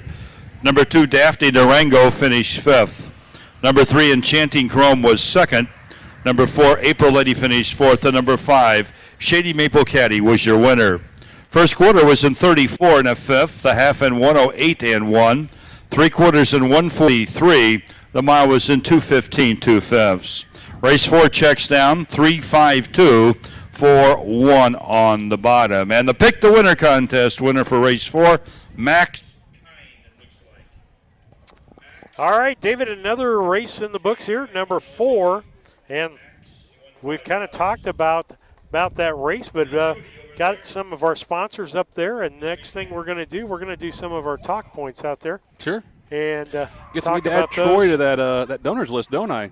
Yeah, we do. We need to add him by to tomorrow, hopefully, if I can get it in. Yep. Want to thank Timewell Drainage Products for being one of our banner sponsors. You can donate. You can have a banner sponsor. You can have a full 30-second ad if that's what you would like to do. But we encourage you to be a part of Harness Tube. And we sold them before we went on air. I'm trying to remember to call and close that one after we get off. So, absolutely. As we try to get the slide changed, we're being a little finicky. It's Can you getting do an dusty. arrow over or something on yours? We're at an 8 out of 8. That's it.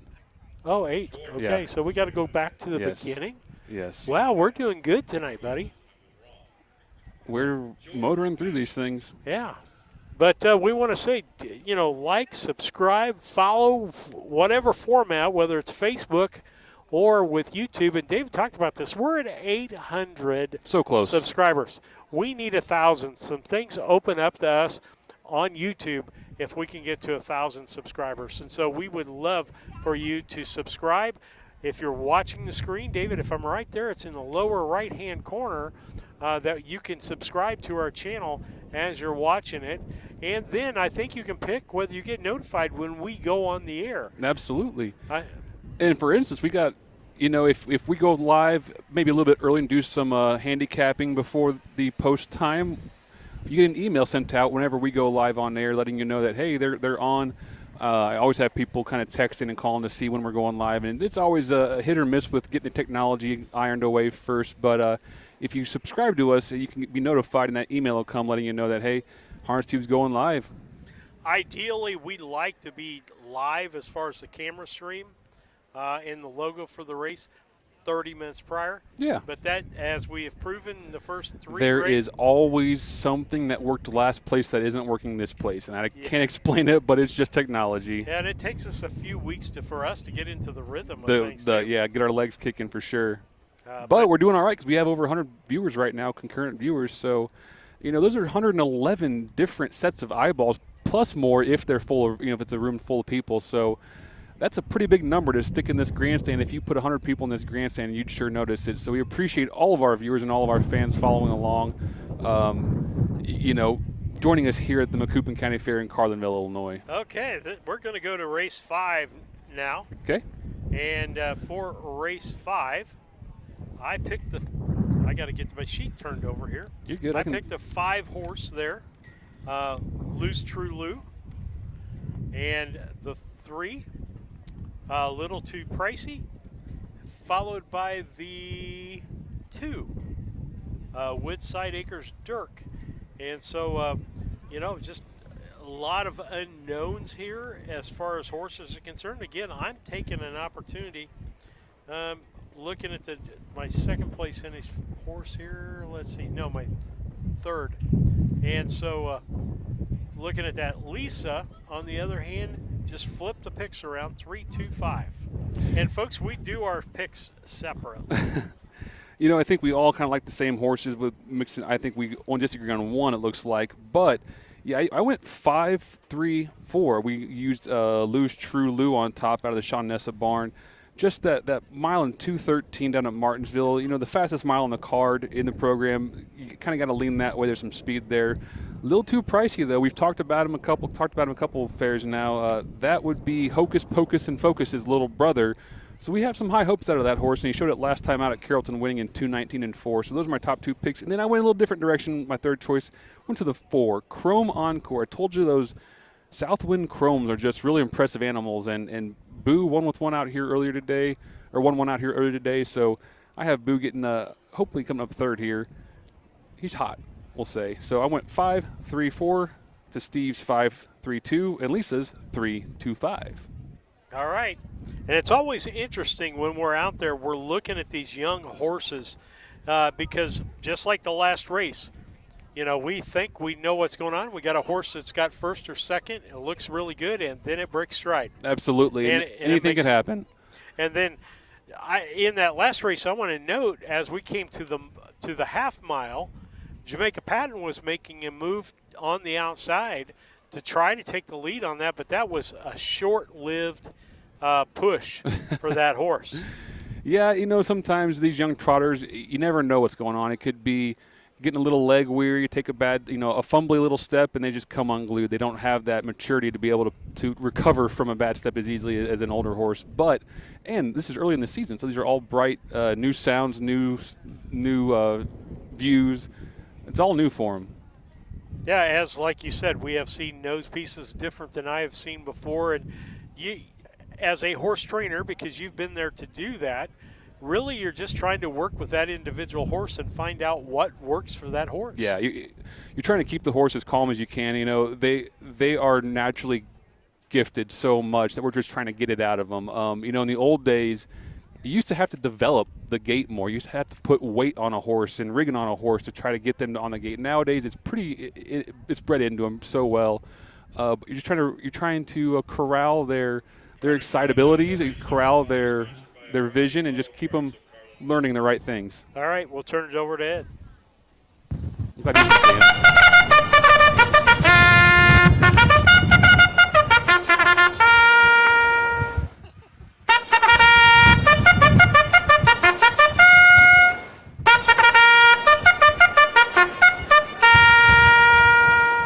The winners lose a lottery of the Flacco Family Farms of Alexis. Jill Brown is the trainer with Chris Brown driving. 2, Woodside Acres Dirk, owned by Tanner Saltzgaver of Dewey, Illinois. Tanner's a trainer with Wyatt Avanetti.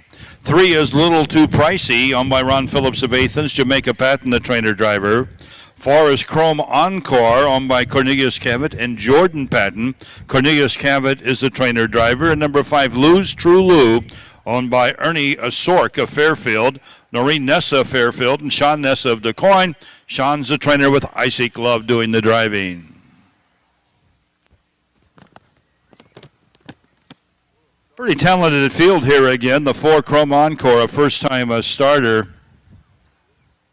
Little Too Pricey, the 3, a winner at Carrollton by 13 lengths.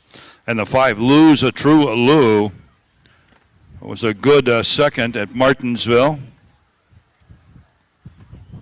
Lou's Lottery, Woodside Acres Dirk, both a second in their previous starts.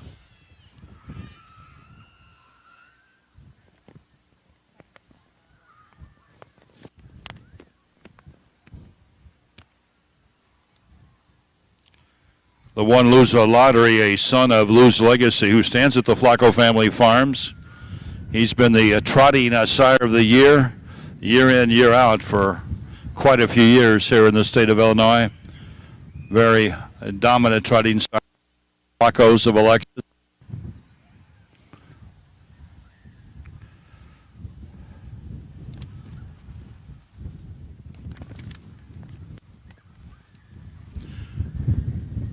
And once again, a couple more from the first crop of Walker Standardbred's Southwind Chrome in his field.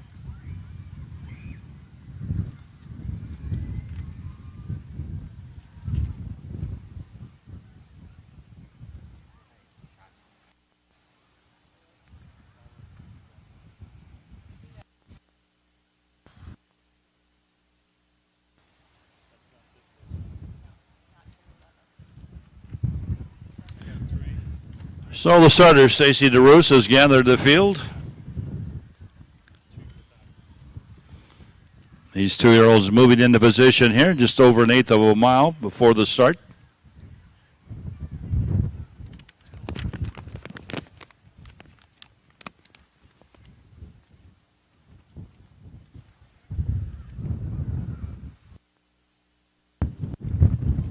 Looks like another nice start. Here they come. And the 2-year-old trotters are off. On the inside, Lou's Lottery with the lead. On the outside, Lose True Lou as we move into that first turn. Lose Lottery, Lose True Lou, they're 1-2. Racing third is Little Too Pricey. Off stride on the inside fourth is Woodside Acres Dirk as they round that first turn and head up the backstretch. Now going off stride is Chrome Encore. Chrome Encore has also made a break. Lose Lottery with the lead for Chris Brown by a length and a half. Lose True Love is sitting right there second. Racing third is Little Too Pricey. Two more back to the recovered Woodside Acres Dirk. They're off the quarter in 35 4/5 of a second. Over to the 3/8 mile marker they go, and Chris Brown pacing himself pretty carefully here with Lose a Lottery. He leads by a length and a half, looking for that first victory. He was second last week, looking good here as they trot towards the half. Isaac Love right there second with Lose True Lou as they move past the half over to the 5/8 mile marker. The Lose Legacy, Lose a Lottery by a length and a half over the other Lose True Lou, who's a Lindy's True Grit there. Off the 5/8, they move up the backstretch. Those two lead the rest of the field by about 7 lengths, and Woodside's Acre Dirk has just made another break. Settled quickly, but made a break and drops back to fourth. Jamaica moves up to be third now, but we got a lead change as Lose True Lou powers past the leader, Lose Lottery. Isaac Love now and Lose True Lou off the 3/4 in a 1:44 3. The half was 10-2, the 3/4 in 1:44 3. Eighth of a mile to go. It's Lose True Lou with the lead here. On the inside, it's still Lose True Lou, the one to catch. And now we got a late rally here, but it's going to come up short by Lose Lottery. Lose True Lou, home by about 5. Lose Lottery will be second. Little Too Pricey, home third. Woodside's Dirk and Chrome Encore.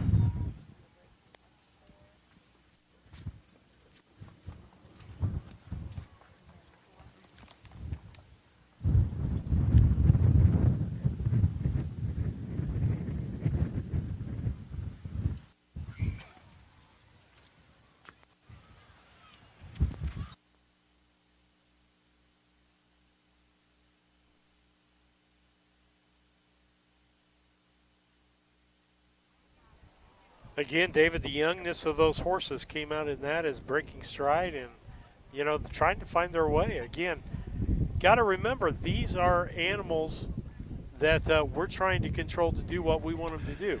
They're 1,000-pound animals, and we are just trying to suggest for them where to go. Really, they have a mind of their own, but it's a nice race out there for sure. Looking at it here, I think Chris Brown did a nice job driving that race and kind of fooled us all, sneaking up in there in the trifecta. So Lose True Lou looked the part, but Chris drove a nice race for sure. Give him some credit there, finishing second. And I don't know if you saw, but we had Randy Callahan getting his picks in awfully late, Randy. I think we were already almost in the first turn when I saw those pop in there. So maybe next time, get them in before we start going to the gate. Official judge, Mr. Callahan. Yeah. The window had closed. Yeah, the window's closed. The bell's been off. Picks don't count. But he did. Randy in the chat went 3-5-1. So he went a little too pricey on top. He used Isaac and Lose True Lou second, and he did have Chris Brown in the trifecta. So he gets some kudos for that. So race sponsored by O'Reilly Auto Parts of Carlinville, and here's your winner, Lose True Lou, owned by Ernie Sork of Fairfield, Nori Nessa of Fairfield, and Sean Nessa of DuQuoin. Sean is the trainer. Sean Nessa, the trainer down at DuQuoin, and capably handled here by Isaac Love. Isaac gets the win in 2:18 flat. This 2-year-old was second last week at Martinsville.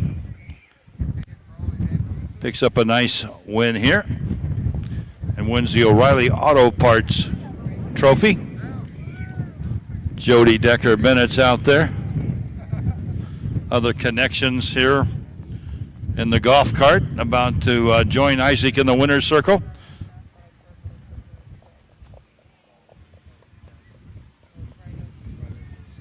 Ernie Sorg, Nori Nessa, Sean Nessa.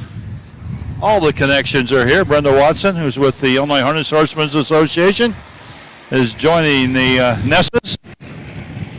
And Ernie Sork with Lou's True Lou. Bred by Jason Jess and Navarro Miller of Illinois. From their Lou's Legacy mare, Lou Skyon Lou. Jody Decker Bennett there with the O'Reilly Auto Parts trophy. O'Reilly Auto Parts, another one of our fine sponsors. To Ernie Sork and the Nessas, Isaac Love, Lou's True Lou. Pick the winter contest winner, Esther Powell. Esther Powell wins $5.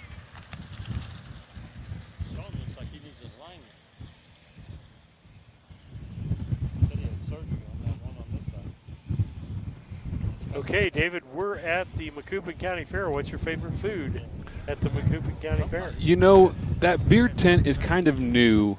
I'm sure they have some good food. We missed it a couple years ago. Results of the fifth now official. The 1 Loose Lottery was second. Number 2 Woodside Acres Dirk was fourth. The 3 Little Too Pricey finished third. The 4 Chrome Encore was fifth. And the 5 Lou's True Lou, the winner. First quarter was in 25 and 4. The half in 110 and 2/5. 3 quarters in 144 and 3/5. A mile in 218 flat. Race 5 checks from the top. 243, 5-1 on the bottom. Lou's True Lou was a $5,700 purchase at last year's Illini Classic. You can see that in your program. He just won 50% of that $5,006 purse. So he picked up almost half of what he cost last fall. Of course, there's been a few bills to pay in the meantime. Race 6 coming up next.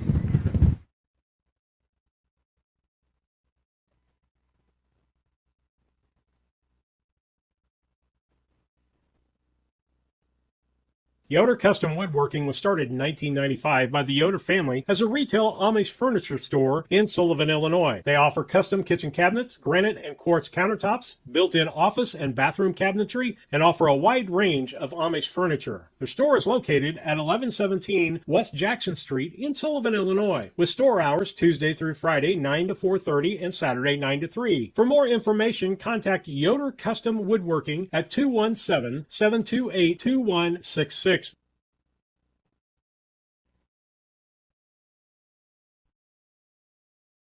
All right, David, here we go. Race 6. Only 10 more after this race. Only 10 more, huh? Let's talk about race 6 a little bit. I just threw our picks into the chat, so I'll bring them up. If they show up over here. Race 6, I think we all did with this one, on top to truly a winner out of the Kev Miller barn for Wyatt Abnetti. Off that last start, winning down in Carrollton, 2-2-1, nice little mile. My second choice went on top to Miss Tootie for Connor and Nick Prather and George Pollock owner.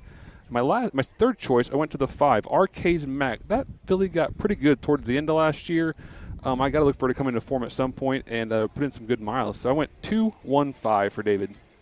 All right, for Steve, it looks like this. 2-4-5. I picked truly a winner to be on top. Diane LL Dream, the Matt Avenetti driven horse, Philip Cotton, the trainer, and then the 5 horse again, RK's Mac. Yeah, I'm looking for that horse to do better things, but I'm not willing to put her too high up. Put it too high up. Lisa on the flip side, I had 2-5-1, so truly a winner. RK's Mac, she put it up there in the second spot. And Miss Tootie, the Connor Prather driven horse, Nick Prather trained horse for Lisa in this race. Good to have our friend Scott Nance joining us. A little bit late, he said, but he's in the viewership watching tonight. We appreciate your viewing, Scott. So, yeah, it's gonna be a nice little race here. We'll see what happens. Well, and something I want to talk about, David. The food is where we were at. Sorry. Oh, well, that's all right. Food. Did you finish that thought? The thought was I haven't got to eat at the beer tent yet. I'm sure it's delicious, but when I was young, we always went to the 4-H stand, and I got a pork chop sandwich and crinkle cut fries. I remember sitting there with the big old old school fans blowing, hot air around. Just the old. It does. You can smell the bleach water. It's that's just a memory that's in my core from my childhood for sure over here at the Macoupin County Fair. Well, one of the things I wanted to talk about is, a lot of people talk about people coming to the track. Number one, we're not here to broadcast for the people that can come to the track. We encourage you to come to the track, but you need to understand the viewership of harness tube. People from watching across the world. Yeah. We have horsemen who've never been in Illinois who are now following along. We have horsemen who followed along for years but happen to be traveling for whatever reason. This reach is broad on purpose, and it's free on purpose because we want to make sure everyone who likes horse racing in the state of Illinois has a chance to view it. But, the ultimate goal is get everyone packed in the grandstands, and we're broadcasting to those out-of-state folks. That's the idea. I mean, we've got the barns down in Mississippi I love watching it. this, Yeah. and we'd love to hear from you guys.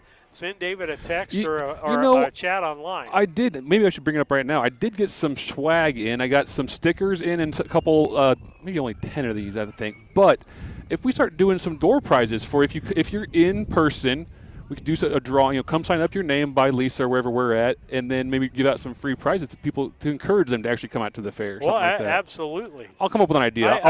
I mean, coming to the fair just to meet Lisa alone is worth it, right? Yes. But we joke, but I can't tell you how many times last year folks who maybe can't get to you or I stop her in the grandstand and just talk her ear off about how appreciative they are and how much fun they're having following along with their newfound Surratt friends. So we do appreciate all of her hard work and Mom earlier in the season. But, Lisa's been doing it for 3 years now. So yeah, she's got to know she's the making people friends in the everywhere. stands, and people do come up and talk to her, and she finds connections to the people. She's found long-lost relatives in the stands at a harness race. Who would have ever thought? It's It's so crazy, but it's one of those things that we're only one generation from when this was the biggest thing at the fair, and this was the biggest thing, in the world at one time with Dan Patch back 100 years ago. So, so everyone remembers their uncle or grandpa or someone, being really into horse racing and has some positive memories there. So we're glad that Lisa can share those with some of her newfound friends. So we'd like for you to come, but if you're away from here, what we'd love for you to do is do a watch party and send us a picture of that watch party. We would love to see what's going on, how you're picking races, how you're doing. If you're just pulling cards, I saw some pictures from the beer tent at Carrollton where they were just drawing cards.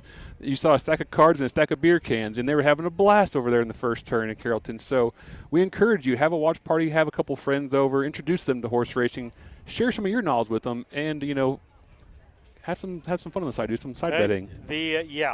I would imagine. Race sponsored by Oswald Insurance and Financial Services, your local State Farm dealer.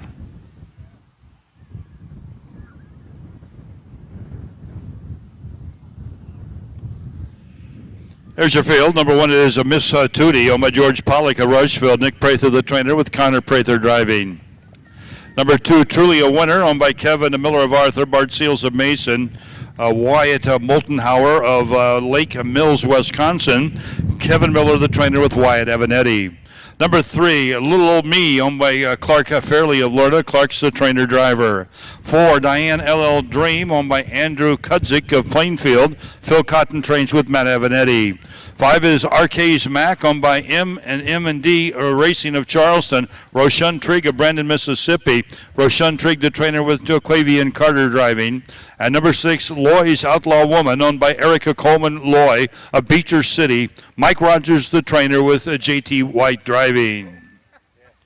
Well, this racetrack really quick here tonight at Carlinville here at the Macoupin County Fair. Big shout out to Randy Brown and Brad Davis and everybody helping Randy and Brad. They've done a great job on this racing strip tonight. Well, 3-year-old filly pacers will see some fast action. This will be the quickest race we've seen thus far in the evening, and should just get quicker and quicker as we go. But there's some fine fillies coming out here in the sixth race.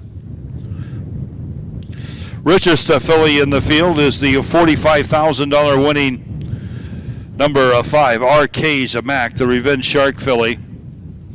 She's got a record last year at Springfield as a 2-year-old in 156 and 3/5. Got a couple thirds and just 3 starts this year.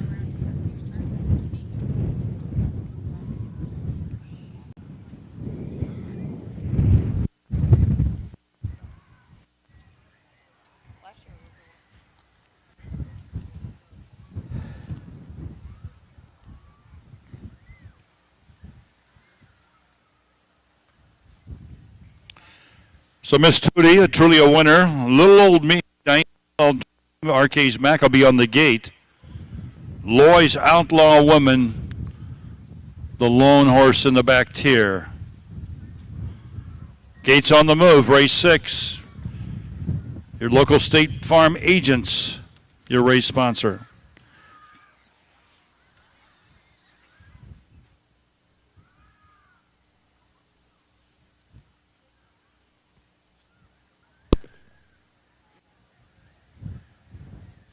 Eighth away.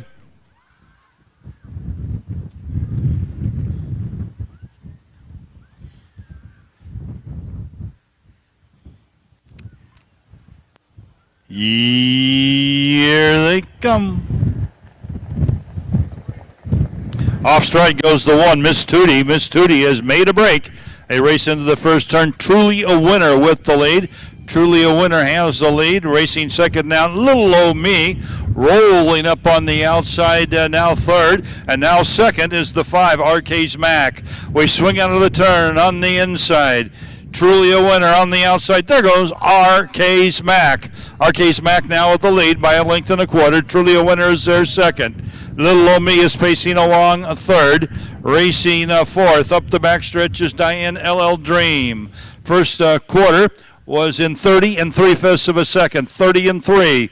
We swing over to the 3/8 mile marker, and we got an early battle here. Diane LL Dream on the inside there, still fighting him off is RK's Mac as we race towards the half. Diane LL Dream and RK's Mac. RK's Mac along the inside. We race now at the half, and rolling up to the lead is truly a winner on the outside. On the inside, still there, RK's Mac. Truly a winner, doesn't make it to the top. RK's Mac comes back on the inside, gets the lead now by a length and a quarter as we move to the 5/8. Little Old Me's back there, third, racing fourth, Diane LL Dream. The half was at 101 and 2/5 of a second. 101 and 2, and we're 3 across the racetrack. Little Old Me and Clark Fairley out there 3 wide. They now get a neck in front. Truly a winners between horses. RK's Max on the inside, but it's Little Old Me now with the lead for Clark Fairley by a length as we move over into that 7/8 mile marker. Little Old Me on the outside, RK's Mac on the inside. Truly a winner between them. There's still 3 across the racetrack. Only about a head separates the 3. They're in the deep stretch now. Little Old Me on the outside. It's truly a winner between them. 3 across the racetrack. RK's Mac is still there. Truly a winner! Truly a winner is the winner. Little Old Me and RK's Mac. Great race.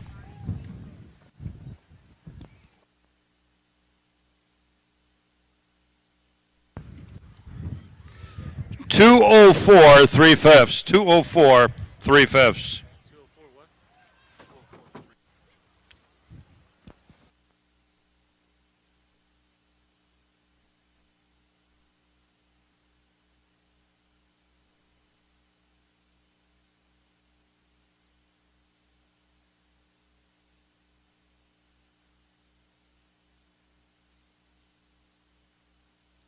Wow, David, that was an exciting race, and that wasn't just a fun ending. The first lap was like a last lap of a lot of races. They were coming and going the whole mile, weren't they? And I've never seen Clark Fairley make a 3-wide move like that. He must have felt like he had a ton of horse. Big move for Clark on the outside, but just too tough. Wyatt, and truly a winner, looks to be the class horse and fighting off all those advances. Man. What a race. Yeah. Now, folks, that's why you come to the racetrack. Yeah, because going to the three-quarter, I could hear the grandstand murmuring before I could even look up. So there is an energy here. When you're in person in the grandstand, it's palpable for sure. I was throwing some of our young Connor Prather got some love pre-race in the YouTube chat. It didn't seem to help out though as Miss Tootie made a break, but we're glad to have. Truly a winner is a 3-year-old daughter of Some Star Somewhere from Legacy of Diamonds by Western Ideal. Bred in Indiana by Eric Ziti, owned by Kevin Miller, Bart Seals, and Wayne Moldenhauer of Arthur Mason in Mason, Illinois, and Lake Mills, Wisconsin. Kevin Miller with another training win. Bart Seals with his third winner of the evening. Truly a winner wins in 2:04 3/5 of a second and wins the State Farm Trophy from Oswald Insurance and Financial Services. Jim Kaburk out there again to help with that trophy presentation. Results of race 6 official. Number 1, Miss Tootie finished 5th. Number 2, Truly a Winner, the winner. Number 3, Little Old Me was 2nd. Number 4, Diane LL Dream was 4th. Number 5, Arcase Mac was 3rd. And number 6, Loy's Outlaw Woman finished 6th. First quarter was in 30 and 3/5 of a second. The half in 1:01 and 2. 3/4 in 1:33. And the mile was in 2:04 and 3/5 of a second. Race 6 from the top reads 5:12, 4:36 on the bottom. Pick the winner contest. Okay, David, on our picks, boy, everybody tonight is tight. One of us has a bad race, the other two. You've got 64 points on the night, got 13 on that as the first and third. Okay. And I got 13, first and third. Lisa got first and a box. And so you've got 64, she's got 63, I've got 62 tonight. So we're tight as tight could be. We got 16 races of tight handicapping. We might end up actually making up some headway against me, huh? Yeah, might. I mean, you've got a 44-point lead over me right now. Well, if you nail a trifecta, it adds up real quick. It does, really. And I've been known to do that. You've been known to do it, and Lisa's been known to do it. So, hey, thus go the horses. With that, we'll want to switch over here to a couple of things. Keeping an ear on Ed, yeah. Yeah, keep it here. Okay.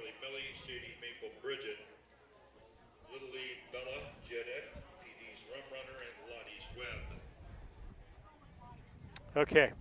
So with that, getting ready for race 7. We're almost halfway through. But again, a beautiful evening, folks. If you're not here and you're close by, you're missing a beautiful evening to sit in the grandstands. It's not hot. Beautiful grandstands. These are the here. kind of nights you want to race, isn't it? Where it's not too hot, not too cold, and you have a nice food, nice corn dog. I see funnel cakes out there. You know, everyone's enjoying the fair here in Macoupin County. So yeah, totally recommend coming out because it doesn't get any better than this. It's perfect. It's perfect. Absolutely perfect. Beautiful facilities here at the Macoupin County Fair. As they have a beautiful grandstand. They do a great job. You know, board member Jody Decker Bennett does an awesome job. She's been, and Jim Kaburk, both of them. But I was talking to Matt Evnetti earlier today, and he was saying how this is one of his favorite fairs to come to. And he never got to come here as a kid because it's so far across the state for the Evnetti family. But as an adult, he makes a point of coming to Macoupin County because of how much they appreciate horse racing and how much, you know, they try to put on a good show. And I want to. Fan sports are coming back as far as some of the ones that went away. I watched the NASCAR race this last weekend at Nashville, and the stands were full. It was a sold-out crowd. And again, these are where memories are made with your grandchildren, with your children. If you're a younger person, is bringing them to the fair. Let them see the horses. I saw one of the drivers. Was it his wife up here with one of the little children? I didn't. One of the races, I missed all that. Pointing out, somebody was pointing out who was who on the horse, and the child wasn't very old, but you get them started early. You know, most times this might be the first time some kids ever see a horse. I mean, think of that aspect, and to bring them out here and get up close and personal to these equine athletes that are I mean, really impressive. You can feel the hooves pounding as we go by. The starting gate comes by to start the race. The horses, you know, they're just such big, strong, majestic animals. So, you know, talk about making memories. You can really impress a young kid by bringing them to the fair and showing them how to the horse races Well, work. we want you to share your memories with us. If you've got memories of the Macoupin County Fair, because I didn't get the slide sheets this I week. threw it in the chat. If you have any Papa Deck memories, put them in the chat. We want to super chat them and feature them on our broadcast. You know, Bobby Decker did so much for so many horsemen across the state. He always kind of had to have a project, a little somebody he was cheering for and encouraging every year. He'd kind of pick somebody, small stables, and try to give them pointers and tips and tricks, and really cared about young horsemen and young horses and developing. You know, he nothing left more than he'd come to these races if you didn't have anything in, just to watch the horses progress as the season went on. So if you have a Papa Deck memory, throw it in the chat, whether it be one of his big miles with the horse Papa Deck, or one of his any other antics or funny stories. We all have got one. So throw them in the chat. We appreciate it. Absolutely. I get distracted so easily up here sometimes when you're touching stuff and I look over. Sorry about that. I'm multitasking. I know, and I stop thinking and talking at the same time, and I know. But again, we want to thank our sponsors, our donors, our advertisers out there for making this entirely possible. Looking to move your mobile home? Need a roll-off dumpster? We'll go back. And you're right, because we want to keep this free for everybody. We wouldn't have 125 concurrent viewers if there wasn't. You know, if you had to have a paywall up, that deters a lot of people. So we want to make sure we keep it free for everybody so that anyone who wants to watch can. Even if you're an avid fair goer and you just happen to not be able to make it to one race and watch your horse race, we want to be able to provide that to you for free. So all of our donors, sponsors, commercials, advertisers, we appreciate all their help and support.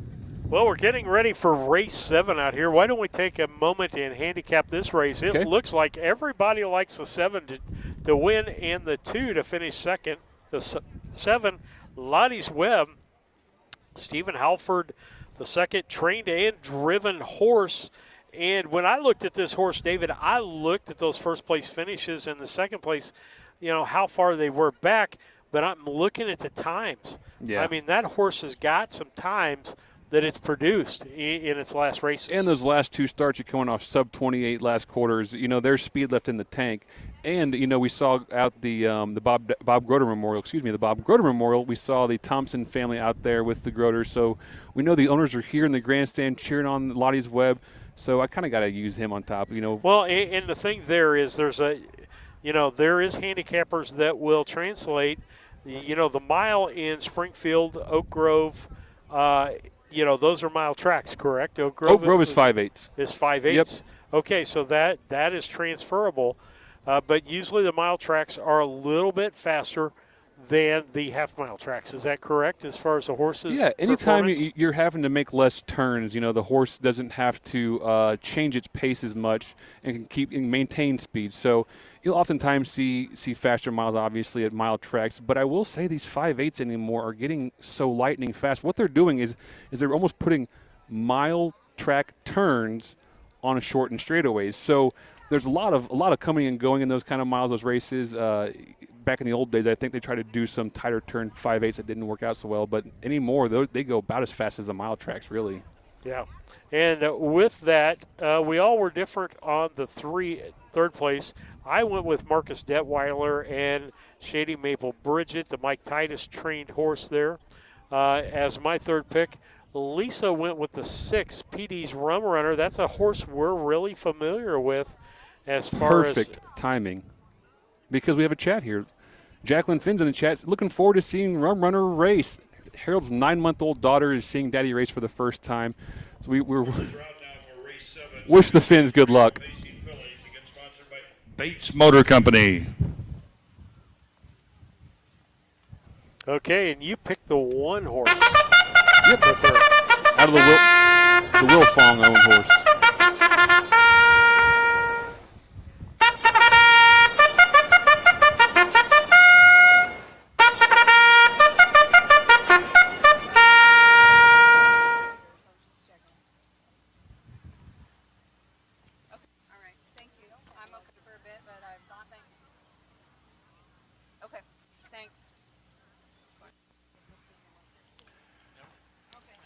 Here's your field now for race 7. Number 1, Lookin' Lovely, owned by Barbara Wilfong of Kentland, Indiana. Brett and Candy Wilfong of Pendleton. Matt Avanetti is the trainer driver. Number 2, Fox Valley Millie, owned by Jeff and Blake Driscoll of Carrollton. Mark and Karen Walker of Carrollton. Mark Walker, the trainer, with Wyatt Avanetti. Number 3 is Shady Maple Bridget, owned by M&D Racing of Charleston. Lester and Marcus Detweiler of Sullivan. Mike Titus trains with Marcus Detweiler. Number 4 is Little Lee Bella is owned by Willie Scott of Raymond, Mississippi. Freddie Patton Jr., the trainer driver. Number 5, Jet Ed, owned by George Pollock of Rushville. Nick Prather trains, Connor Prather drives. Number 6 is PD's Rum Runner, owned by Harold Finn Jr. of Greenup. Philip Dooley of Hidalgo. Harold is the trainer driver. And number 7, Lottie's Webb, owned by Steve Thompson of Virginia. Thompson Racing Limited of Petersburg. Steve Halford, the trainer driver. 7 fillies about to go postward here in race 7.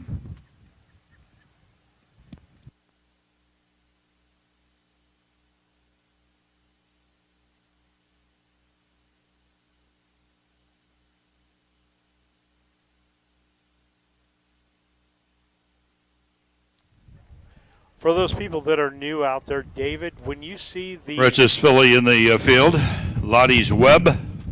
She'll start from the outside of the back tier from the 7 hole. 2 out in that back tier. Lottie's Webb is already a 5-time winner this year of over $19,000 with a win in 155 and 3/5 at Springfield.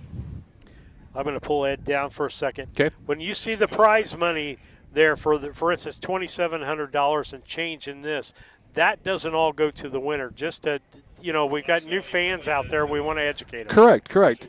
So that purse is split amongst the top 5 finishers. The winner receiving 50%, the second place finisher receiving 25%, third place receiving 12%, fourth receiving 8%, and fifth place receiving 5%. So it breaks down. So if there's 6 or 7 horses, 8 horses in a race, 6, 7, and 8 get receive nothing. They come here, they pay their entry fee, and they go home empty-handed. Okay. Behind the gate.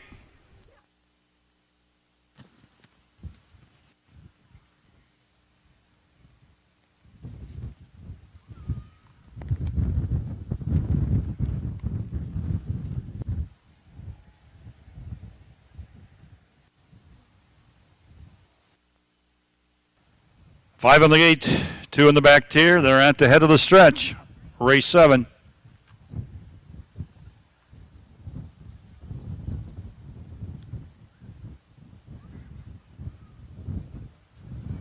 Here they come.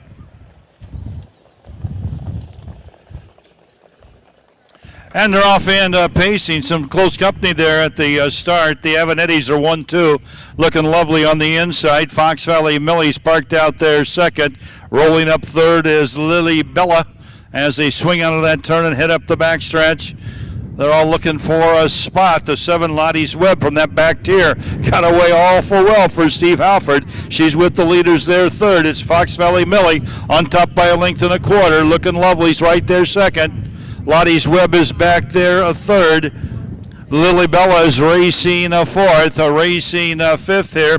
Shady Maple Bridget as they swing through that upper turn. Then we got Jedette in the trailers, PD's Rum Runner. There's the 7 of them. They're single file now past the 3/8 mile marker. Racing off the quarter in 31 and 3/5 of a second. 31 and 3. It's Fox Valley Millie by a length. Looking lovely is right there second. As we race towards the half-mile marker, still Millie up on the outside. Here comes Lottie's. Those 2 are the ones that look the best on paper, and they're 1-2 off the half as they race over to the 5/8 mile marker. The half was in 1:04 and 1.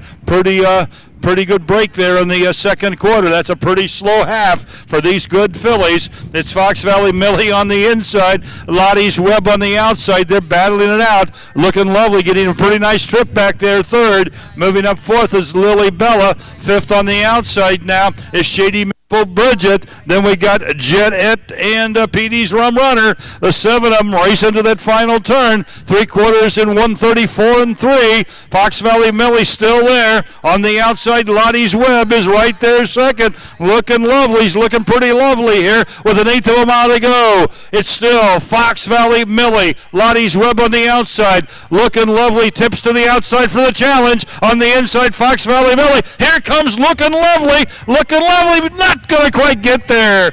It's Fox Valley Millie by a head. Looking Lovely was second, followed by Lottie's Web third.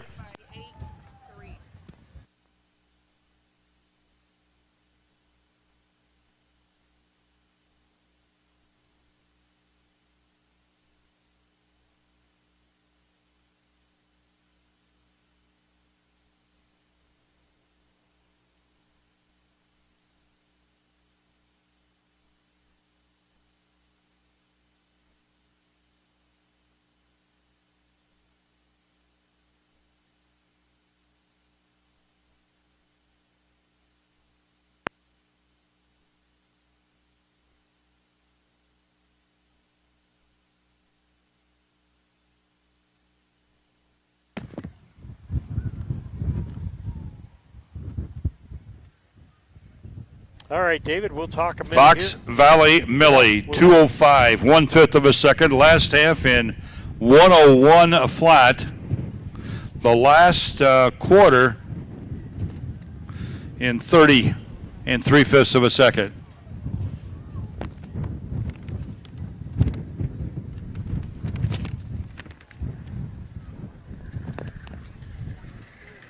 Well, David, the finish was 217, the area code that we're in. So if anybody is betting area code, they would have got that one, You yeah. boxed it, so you got 3 points. But we all got fleeced. We all had Lottie's Web on top. And the other fans in the stands, I saw the walkers over there, Karen and Clan going out to they're on the winner circle right now, congratulating Fox Valley Millie on her win. That was a nice mile, though. And 28-year-old Wyatt Evanetti, one of the most traveled young drivers we have in the Midwest anymore. He's a regular at these county fairs. He's at Hoosier Park. He's at Oak Grove in southern Kentucky. Very talented young reinsman here. And he showed his talent with a tough win here with Fox Valley Millie. Some Star Somewhere filly from a Rock and Roll Hanover mare bred by Fox Valley Standardbreds, and Jim and Tracy Walker, all of Sherman, Illinois. Alma Jeff and Blake Driscoll of Carrollton, and Mark and Karen Walker also of Carrollton. Jeff and Mark coming trackside. Karen's down there. This filly now 2 for 2 as a 3-year-old. She won last week at the Greene County Fair in 2:03.3, right back here at Macoupin County in 2:05 and 1/5. All the connections are down there to receive the Bates Motor Company trophy. Once again, our clerk of the course and the secretary-treasurer of the Illinois Standardbred Association, Tina Walker-Schrock. She joins her cousins there, and Wyatt Evanetti with Fox Valley Millie.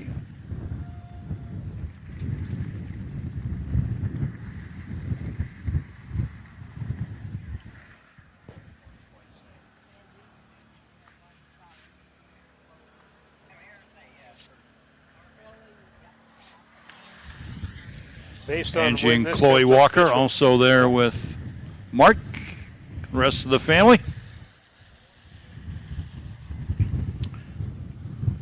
This filly looked sharp last year at 2. It's come back awful sharp for the connections this year. Fox Valley Millie wins the 7th, and the results are now official. Number 1, Looking Lovely, finished 2nd. Number 2, Fox Valley Millie, the winner. 3, Shady Maple Bridget was 7th. Number 4, Lily Bella finished 4th. 5, Jet Et was 5th. Number 6, PD's Rum Runner was 6th. Number 7, Lottie's Web was 3rd. First quarter was in 31 and 3. The half in 104 and 1. 3 quarters in 1:34 and 3. The mile was in 2:05 and 1/5 of a second. Race 7 from the top, 2:17, 4:56, 3 on the bottom.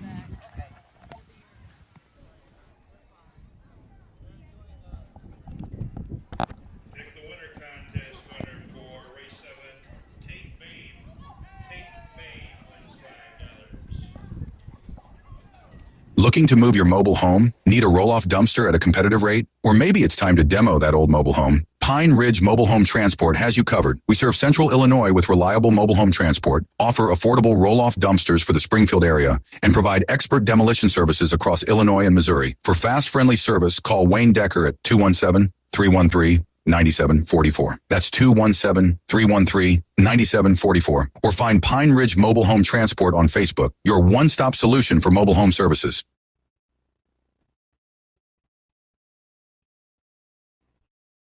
Up next, joining forces, Bold Victor, Tonto Returns, Jimmy D. Shark, Dandy Storm, and I'll Decide.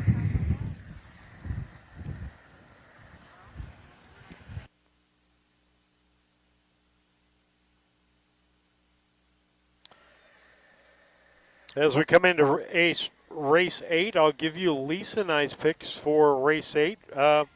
Basically, all of us, let's see, what do we do here? I went with the 4-horse Jimmy D. Shark. Like that horse. Picked it to finish first. Finished second. Tonto Returns. Wayne Evanetti driven. David Evanetti trained. And then in the six horse in that 3 spot, I went with Connor Prather again. Nick Prather trained. I'll Decide. Lisa, on the other hand, she took the 3 horse to win this. Wayne Evanetti, Tonto's Revenge. Then she went with the 4 horse, Jimmy D. Shark, for second, so we just flip-flopped there. But she went with this, there's no 7 horse in race 8, so I'm going to take it she went to 6. Is that right? 6.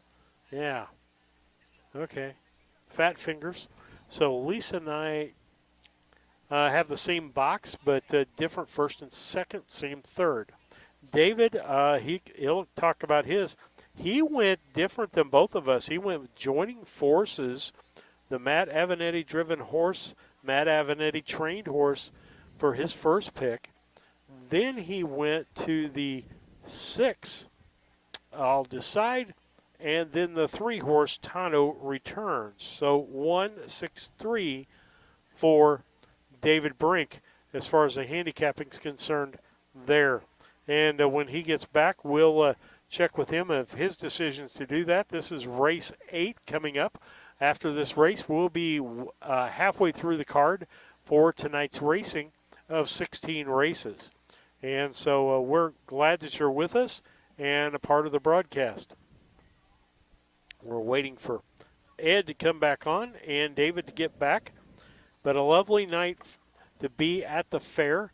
Want to thank Lisa for the job that she does with the camera as she gets up and takes a stretch and throwing her garbage away. But yeah, she does a great job with the camera. I was talking about her last night to some friends. If you'll notice, folks, she's got the tempo down enough that if there's an obstruction, she'll catch the horses just in motion on the other side with that happening. And so she does a great job. Want to thank David for putting things together and having the vision to do this. Troy Markert also with the vision in wanting to get harness racing out there for people to see. Troy, I know, is watching at home tonight. Watching the racing at home. I have another viewer watching remotely as well. I just got a text from Greene County State's Attorney Craig Grummel watching from the tailgate of a doubleheader in Root House tonight. Said he couldn't make it here. He had a ball game to get to. So stuff like that, Hey, it happens in the sporting world with what we do. We've got one parent at this game, the other parent watching on the phone. Online. And the same thing. And we've got families. We've got a Kentucky crew that if we're broadcasting 3 games in one night, more than likely there's a Bow family member in that game, and the Bow family Leanne's family from down there, that have sent me pictures of computers, tablets, and TVs all on at the same time. Yeah. So, folks, you can multitask. You can, yeah. And you don't have to miss your kids' ball games. This is one of the reasons why we do broadcasting, is you cannot be everywhere at once. And, horse racing, and I'm not sure if, Craig, if it was softball or baseball or what, but they're kind of complementary, right? The slower action, you can kind of take your break and watch a race and then focus back on the game for a little bit until the next race comes up and listen to us. You just blab. pray that break comes as it's a break in the half inning or the inning or a change in pitchers. Right, yeah, exactly, right. Not someone in the middle of a bat or something, but we appreciate Craig watching along. It's having, this is so much fun. Speaking of people following along, Connor Prather has quite a following in the chats over here. I'm getting another, really? Yeah. Looks like Mom's over here. If it loads up, I'll throw it on the screen. But Missy Prather's in the chat. Connor, I tell you what, these young drivers are doing so great. It's so rare to have so many young drivers kind of the same age coming up together at the same time. Well, not only drivers, but driver-trainer combinations. Yeah, young horsemen, we'll say. Yeah, young horsemen. 18, 20 years old that are interested in this sport. And I'm great with that. Wyatt's the old veteran at 28 or whatever he is, him and Matt, So it's a great thing. The last time Illinois had a young, up-and-coming class of young horsemen, we're going back to Kyle Wilfong, Marcus Miller, Travis Siekman, Kyle Houston, Tanner So you're Spittler. putting Travis Siekman in that I'm old telling you, man at category, one time, huh?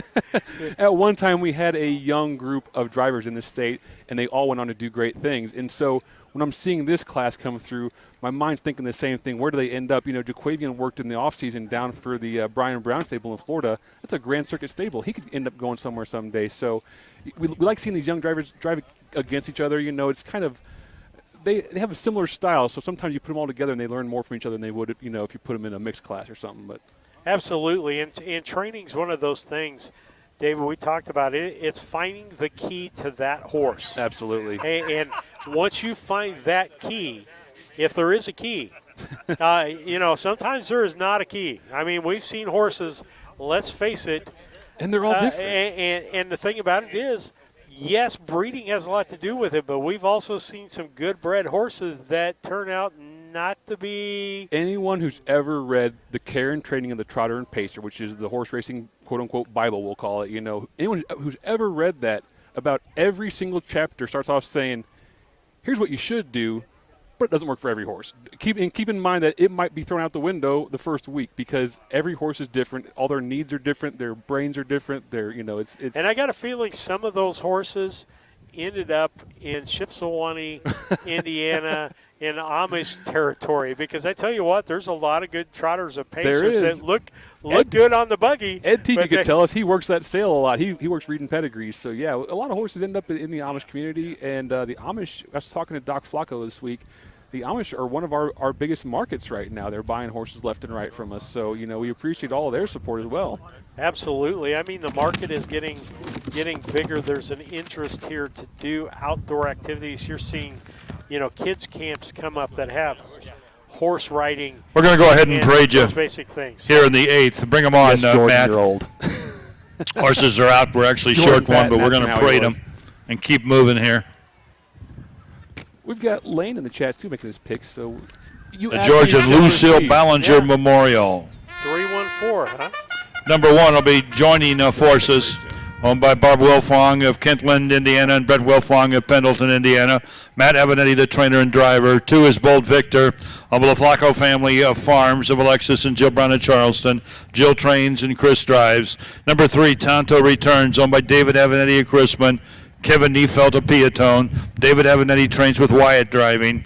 Number 4 is Jimmy D. Shark, owned by David Williams of Byram, Mississippi. Jamaica Patton, the trainer. Mike Cox drives. Number 5, Dandy Storm, owned by Ernie Sorka Fairfield. Sean Nessa of DuQuoin. Nori Nessa of Fairfield. Sean trains with Isaac Love driving. And number 6, I'll Decide, owned by the Windy City Farms of Marengo. Nick Prather trains with Connor Prather driving. David, I want to throw this out there because we talk about other people watching. I want, if you are outside of the state of Illinois, Yes. outside of state, I want you to send a message to the chat box on YouTube. Let us know where you're from. watching from. Okay. Absolutely. I want to see how big a circle we have tonight. And we can tell after the broadcast ends. We can go into the analytics, but just throw it out there right now in the chat. We'll put you up on the screen. We'll show how far our reach goes. And I'm trying to think of our person's name, our Canadian person that was a regular watcher and contributor. Didn't we have somebody in Alaska? Alaska, Argentina. Yeah, I mean, we've had people all over. Ohio, Pennsylvania. But I'd like to know outside of the continental United States. Continental United States. How far do they go? Excuse me. Yeah, but in outside of Illinois is who we're wanting to hear from tonight. Yeah. We want to hear how far this range is going out there. We know we've seen friends from over in the Hoosier State, over at Hoosier Park. We've seen some horsemen jump in. We've seen out in Ohio, Pennsylvania. Oh, there's a shirt cannon. I want one of those. I want to make one. I've wanted one of those for years. Is it just a modified paintball gun? That's awesome. Anyway. No, it's got an air pack. Yeah, it will shoot, buddy. That thing went 75 feet on a rope. Yeah. Lisa, we got to have one of those. That's awesome. Brown County, if you're listening, Brown County, get the boosters going because that's awesome. BC Hornet Sports needs to buy one of those. We need to make one for Harness Tube, I think, huh? Yeah. Yeah, you talked about the trinkets. We could shoot them. We could be shooting up in the – that's awesome. Race 8, they're at the gate. 3-year-old Pacing Colts, Ballinger Memorial.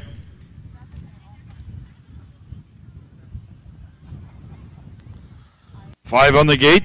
I'll decide will be in the back tier.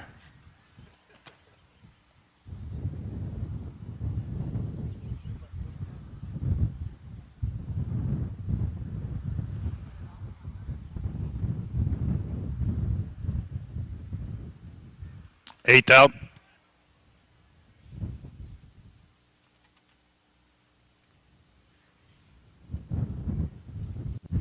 Here they come.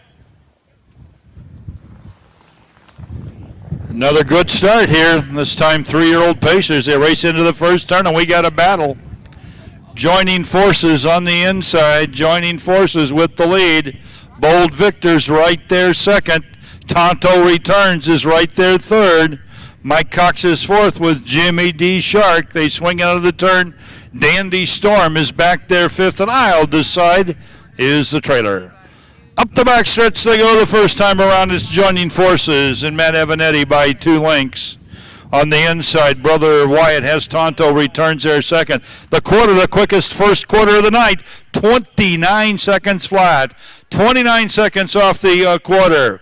Oh, a break there. We got a horse down. Heads up, folks. Right back up on his feet there. Tonto Returns was on his knees and picked back up there by Wyatt Evanetti. Everybody looks safe. That was a close one. Racing towards the half on the outside now, taking over is Jimmy D. Shark. Jimmy D. Shark with the lead. A rough-gated Bold Victor second. He goes off stride. Bold Victor's made a break. Moving up now, I'll decide. He's came from last into second as they race around that lower turn over to the 5/8 they go. Jimmy D. Shark leads by a length. I'll decide is their second. Dandy Storm now makes a break and drops back. Joining Forces is with the leader. Joining the Forces their third. Racing fourth on the inside is Tonto Returns. After that break there where he almost fell down, he's back into contention as they race into the last turn. The half was in 1:02, the 3/4 in 1:34 and 3. 1:34 and 3, they got an eighth of a mile to go. Up front, Jimmy D. Shark with the lead. I'll decide's on the outside. Jimmy D. Shark bearing out. I'll decide has to go farther wide. Jimmy D. Shark and I'll decide. It's Jimmy D. Shark. I'll decide, followed by Tonto Returns and Joining Forces.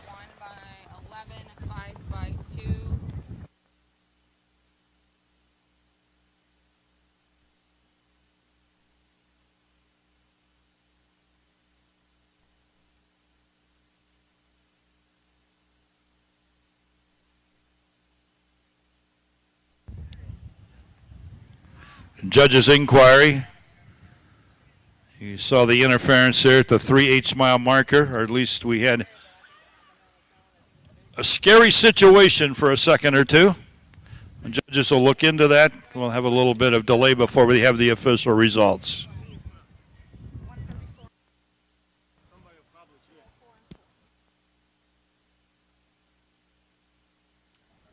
So, David, you're going to be busy here in just a moment, but Looks like it. There judge's inquiry into when that horse lost stride and whether there's interference. Same look we had at Martinsville, wasn't it? I didn't see it. I was listening for the quarter time and looked up and saw him popping back up off his knees. So okay. I missed what happened initially, but looked like Chris Brown had a boot down going to the half. Here he comes. So you'll get to work. I'll toss it over to you. All right, as we take a look here, depending on what happens with the outcome of this will depend on how possibly our racing comes out. Let's see. I could come out with 12 points on this. 4, 6, 3. I got the 4 right, 6 and 3 in a box. So this is unofficial. There is an objection in the race, and it does involve the 4 Jimmy D. Shark. So the judges over there reviewing the tape. We're going to wait, Mike.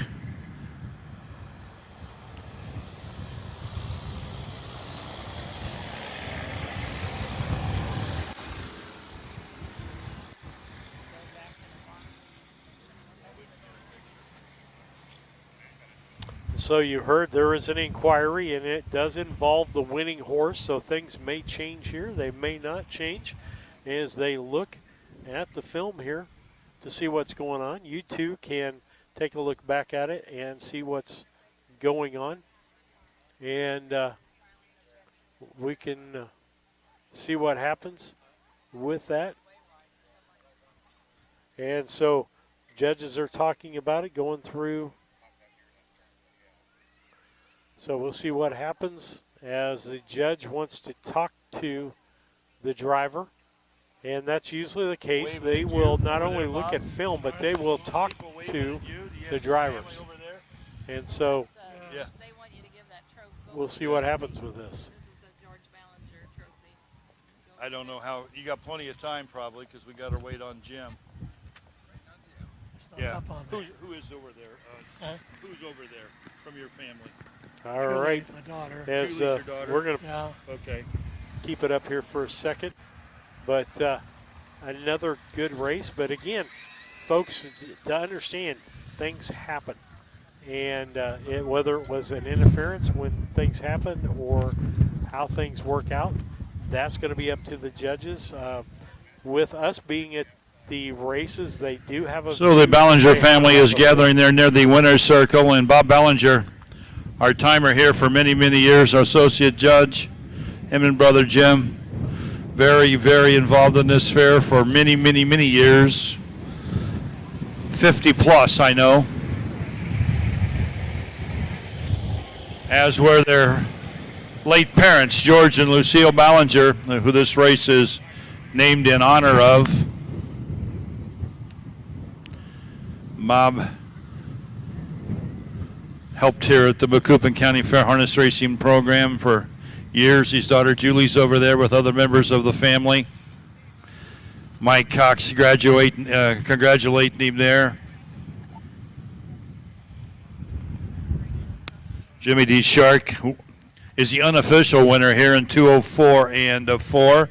Had a 2-year-old win last year at Hawthorne over the mile track in Chicago in 1:56, a 2-year-old winner of over $34,000.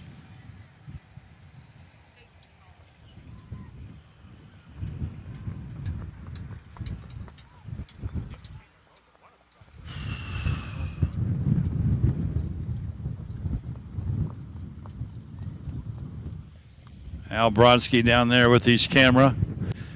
He'll snap probably several hundred pictures here at the Macoupin County Fair. He was here this afternoon while they were warming up. Still here tonight. Al's nationally known for his professional photography skills. It's a real honor and pleasure to have him here at the Macoupin County Fair.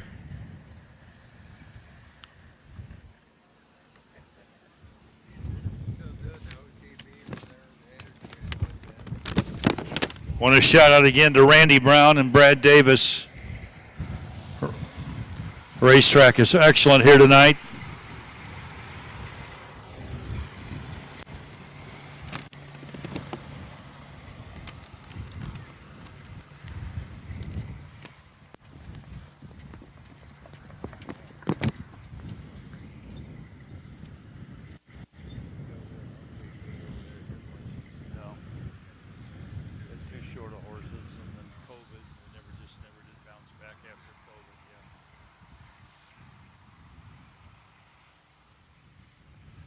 Harness tube is not only very valuable as far as sending the races out over the internet.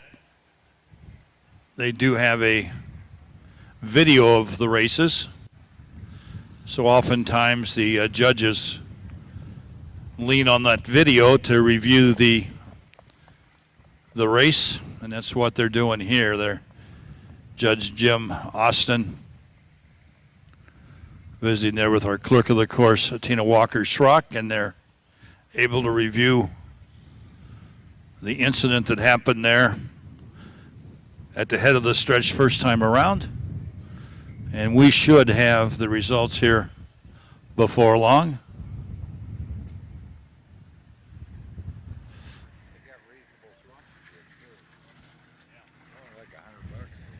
I want to remind you that David Brink and Steve and Lisa Surratt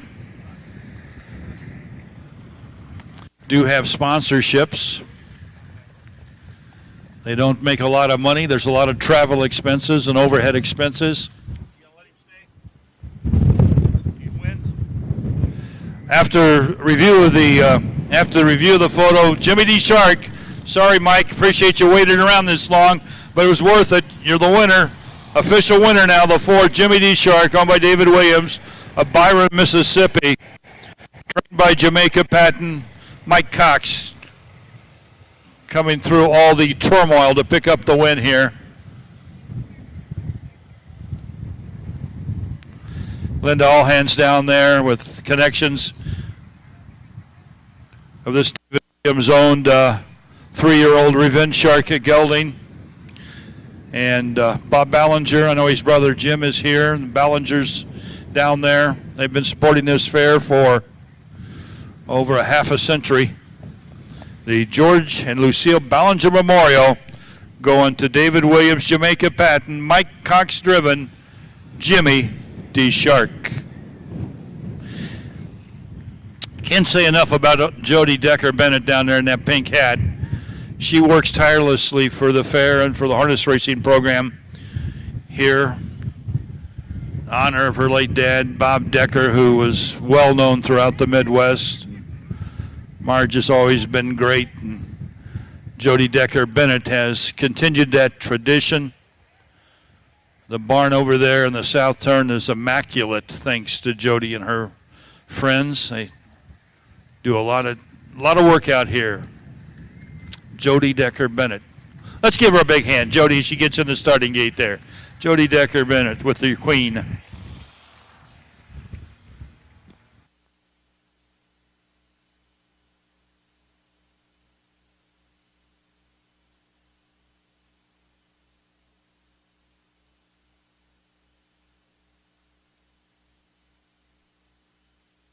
Well, they are still trying to figure things out. Several different inquiries, or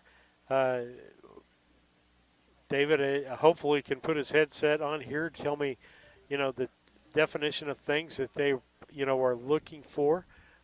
Lisa gives you a good view of the, basically it's a variation of a Ferris wheel out there. That's one of the things your kids can do. There's a Ferris wheel right there.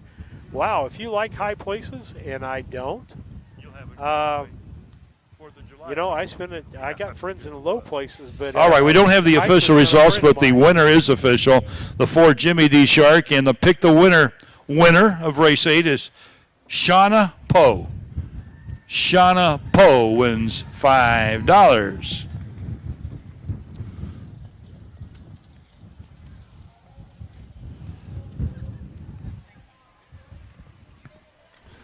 Well, David, I think I'm free. Did we have judges' inquiries? What all did we have going on there? We don't have to say specifically We what had they were looking. multiple infractions that were being investigated there. I think the count was 4 at one time. Different drivers, different points. Race 9 will be next. So they're working to Griffith. iron that all out. Your race sponsor, second division for the 3-year-old Colton Geldy pace. Matt Evan, and he will drive the 6.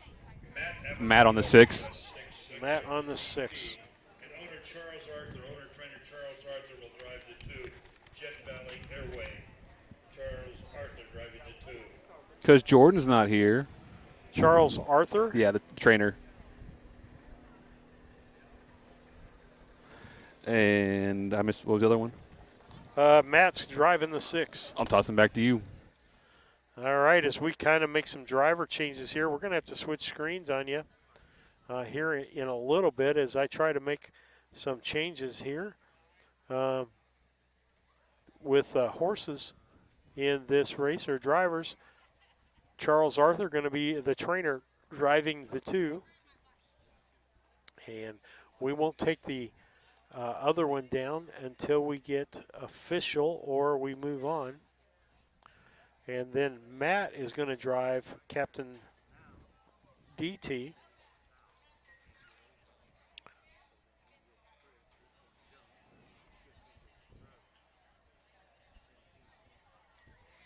And so got a couple of changes there as we'll wait for the official announcement. Then we'll try to do our picks if we can.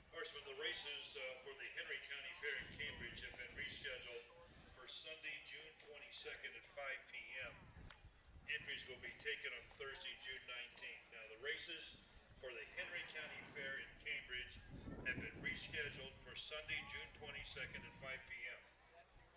Entries taken on the 19th. Once again, Cambridge, now June 22nd. That's a Sunday, 5 o'clock post time.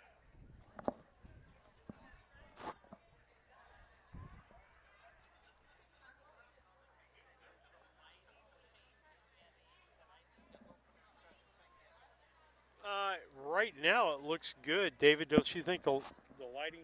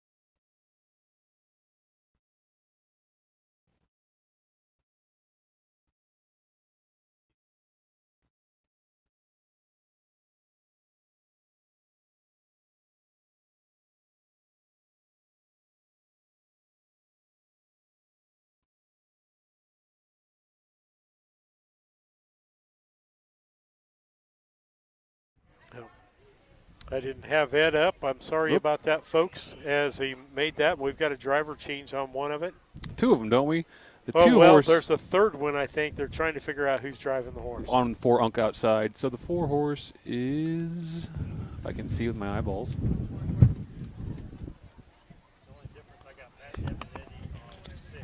We're trying to... I don't see a 4 coming out yet.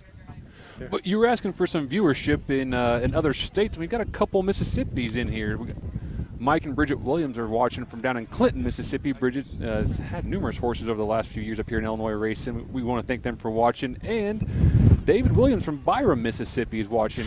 We appreciate all of your viewership. Still waiting for the 4. He's coming trackside down there on the north turn. We love our Mississippi fans. That's going to be... I think it's going to be Wyatt Avanetti. No, Wyatt's already on one, isn't he? That's No. Mike Cox. Looks like Mike Cox over there. That's Mike Cox coming on. They took a cart over there. One of the 4 horses, Mike Cox. I'm 99% positive. That's a green saddle pad. And so Demarius isn't driving. Mike Cox on the 4. Mike Cox will be driving the 4. Unk outside.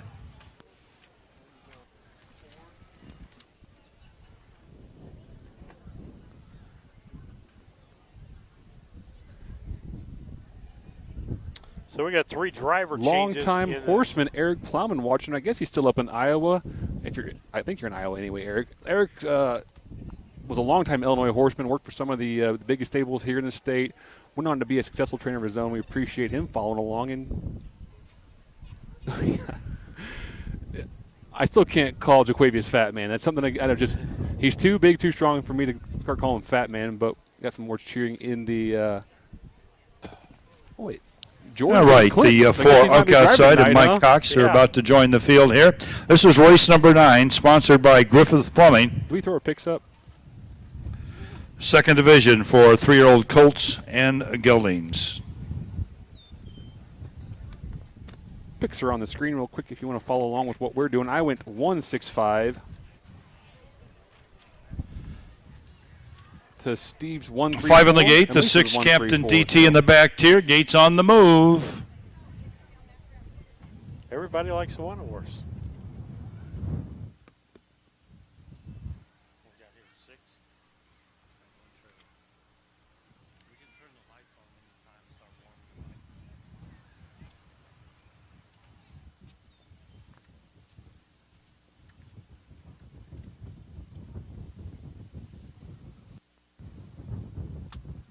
Eighth out.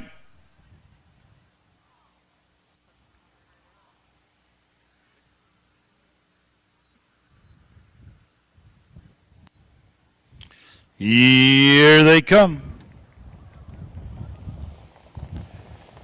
And they're off and pacing. Western Trevor on the inside gets away well. On the outside, driving up, though, he's a dark shark. He's a dark shark. Wyatt Avanetti have the lead as we race around the first turn. Western Trevor's back there second. Charles Arthur's third with his Jet Valley Airway. Racing fourth is Captain DT. Fifth is Unk outside, and the trailer up the backstretch. Putter. They race past that quarter-mile marker. He's a dark shark, leads by a length and a quarter. 31 2/5 of a second off the quarter. Western Trevor is right there second. Racing third is Jet Valley Airway, followed by Captain DT, and Captain DT's moving up now. He'll take over third as we move past the 3/8 into the stretch for the first time. He's a dark shark as Wyatt Avanetti looks for another win. He leads by about 2. Western Trevor is right there second. Racing third now. A little closer third. Captain DT starting to pick up the leaders. Jet Valley Airways back there fourth. Racing up on the outside of fifth now. Fox Valley Jupiter back to sixth is Unk outside. They swing off the 5/8 and head up the backstretch off a half and 101 3/4 of a second. They go to the 3/4 mile marker. We got us a horse race on the inside. He's a dark shark. On the outside, Western Trevor now just a neck back as they race into that final turn. Captain DT all alone back there third. A little over an eighth of a mile to go. He's a dark shark on the inside. 3/4, 1:31 3.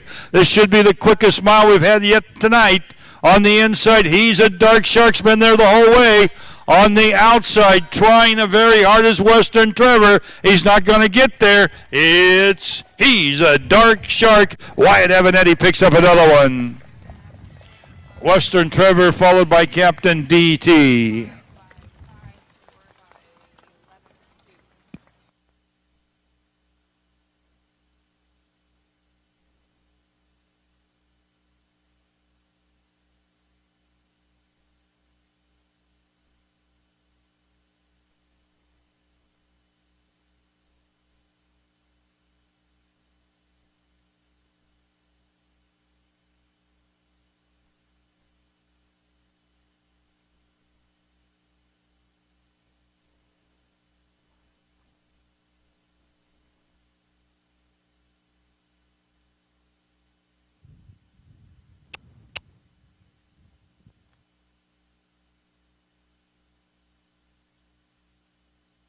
Well, David, a pretty good race there. And what did you say?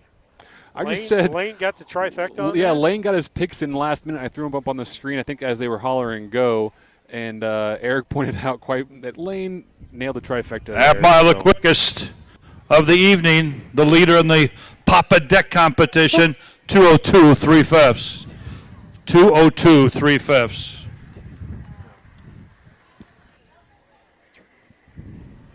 I tell you what, I didn't notice until just now, the post parade, that 6 horses owned by some horsemen that used to watch us a couple years ago. I hope watching now, Danny Clark and Ron Van der Rostein from up north. They're Northern Illinois Colt Association horsemen that raced Quad City Downs and the Wisconsin fairs and Illinois fairs years ago, and glad to see them still involved in racing. Well, I don't think any of us did really well in that race, Dave. That happens. You got 2 points, and Lisa and I got 1 point each. He's a Dark Shark, owned by Kevin Miller. No. And And Lane Brian nailed it. Lohman of Arthur and Champaign. Kevin's a trainer. Haven't heard anything on With race Wyatt day yet, Evanetti have we? picking up another driving win. Nope. This mile, the quickest of the evening, 2:02 3/5. Trophy sponsored by Griffiths Plumbing. You know, watching Wyatt handle that horse in the Mic winning check, circle 1, there, 2, 3, 4. Uh, We okay, Brian? Okay. Tina Schrock was just talking over here during that. Another one review for Wyatt Evanetti. about how good of a job Wyatt did with that last race when horse went to its knees, and Wyatt does about as good a job as anybody as getting those horses back on their feet and preventing horrible situations from coming. So just to see Wyatt in the winner's circle there, you know, being a horseman and seeing him in a race being a horseman, it reminds you that these guys that are looking out for themselves, but also their animals, you know, and that's the important thing out here. Well, yeah, and being able to react. It's no different than driving a car or anything else. If you've got the experience and you can react, you will save yourself. Yeah. You will save other people's lives Ed, in the process. Tina, whoever. Wyatt kept that Are we top of his mind okay and, you know, just to did a do great that or job no? there. He's always thinking of the horse and the dangers involved. Oh, and we I see appreciate him now. that. Shirt cannon. We got a viewer from, let's scroll over here, jump down to Fayetteville, Tennessee, if I can bring it up. Maybe Nope. the loads. Tennessee, Mississippi tonight. Yeah, we're doing great. The Canada guy's not here. How about our out-of-country people? And Eric makes a good point that Wyatt learned from a good family. I think that's an excellent point. Wyatt and his dad, Dave, and Yeah, Grandpa Jody, Earl. let this horse warming up get by here, and you'll be all right there for a second. Let this horse get to the turn over here.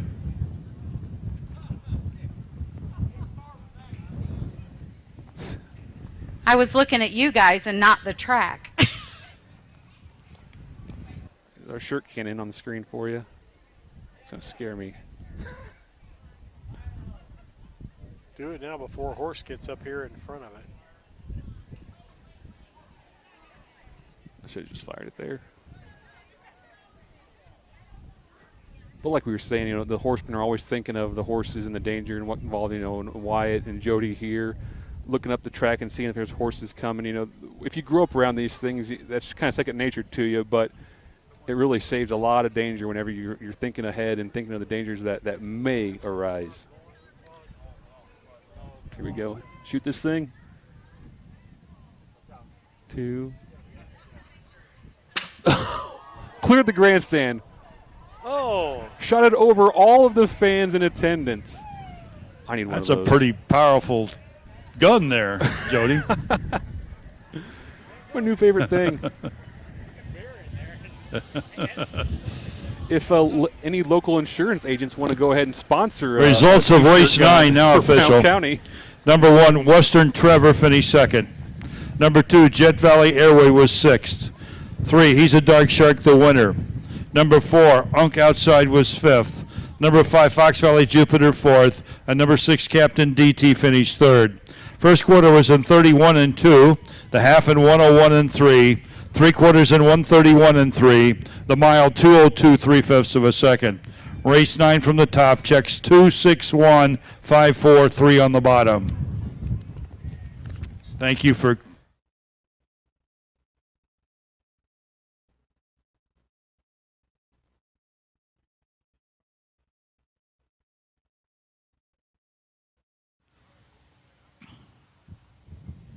Looking for So Darn Lucky. Shady Maple Becky, Tustiaton, and oh, what's she name? Kurt called that Teaton. He probably knows. I think that's what he.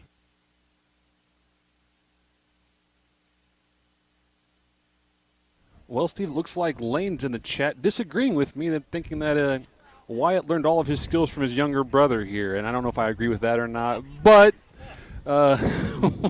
we'll throw it on the screen for Lane anyway.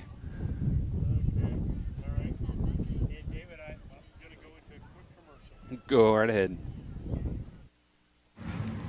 Wait, before you go and get your snacks and drinks, make sure to subscribe and like to Harness Tube. If you can't do that, just give us a thumbs up. Alright, to the show.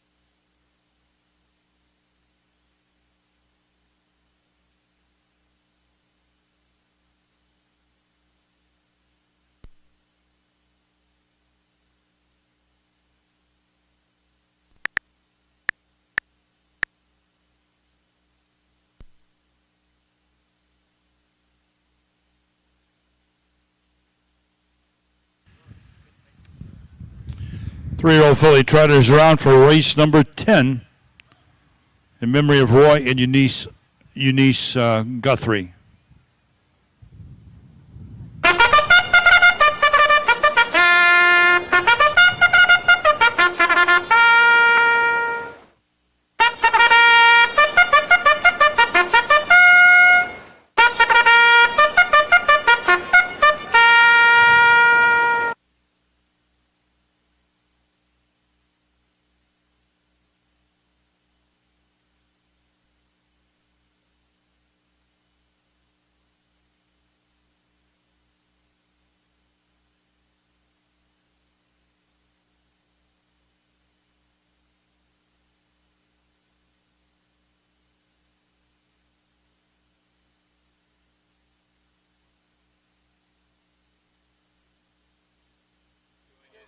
As we get ready for the parade, we'll throw it back to Tiffy as soon as that comes up.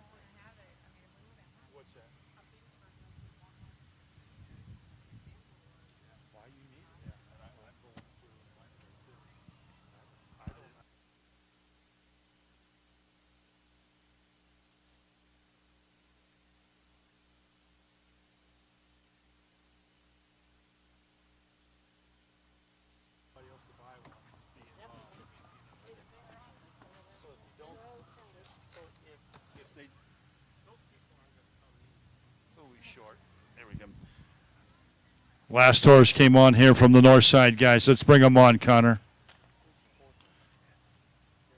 He's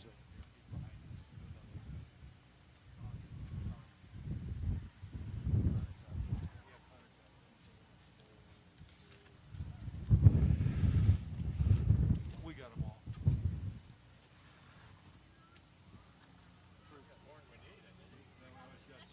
We always got some warmer uppers, you know. Yeah, this is our last horse here.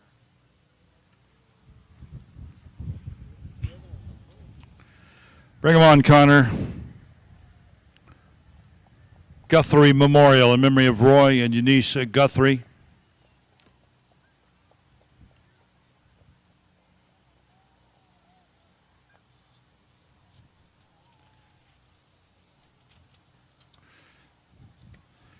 Number 1 is So Darn Lucky, owned by Angela Alicia of Oswego. Kurt and Leo Grumma of Carrollton. Kurt Grumma, the trainer, with Connor Prather. Number 2, Shady Maple Becky, owned by Marcus Detweiler of Sullivan. Marcus is the trainer-driver. 3 is Tustiaton, owned by Jerome Daniels of Springfield. Jerome Daniels, the trainer-driver. Number 4, Oh What's His Name, owned by Roshan Trigg of Brandon, Mississippi. Roshan Trigg, the trainer, with Jaquavian Carter driving.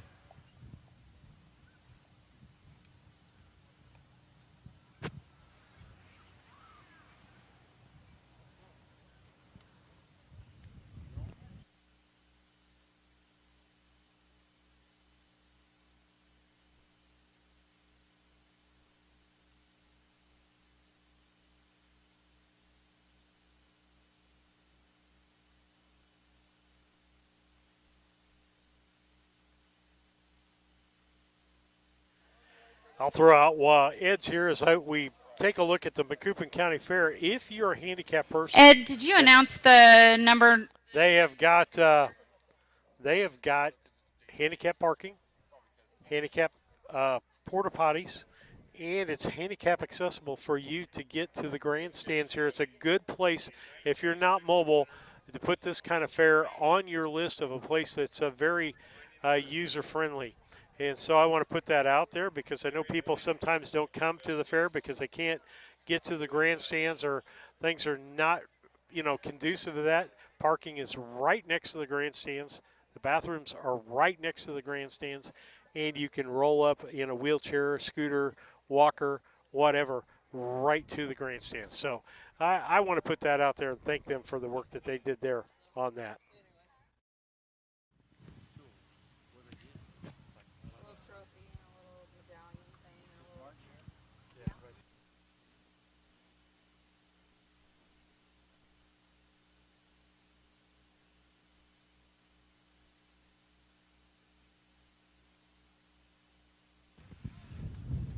So Darn Lucky, Connor Prather, Shady Maple Becky, Marcus Detweiler, Tustiaton, Jerome Daniels, Watch His Name, Jaquavian Carter. They're at the gate. Race 10, Guthrie Memorial.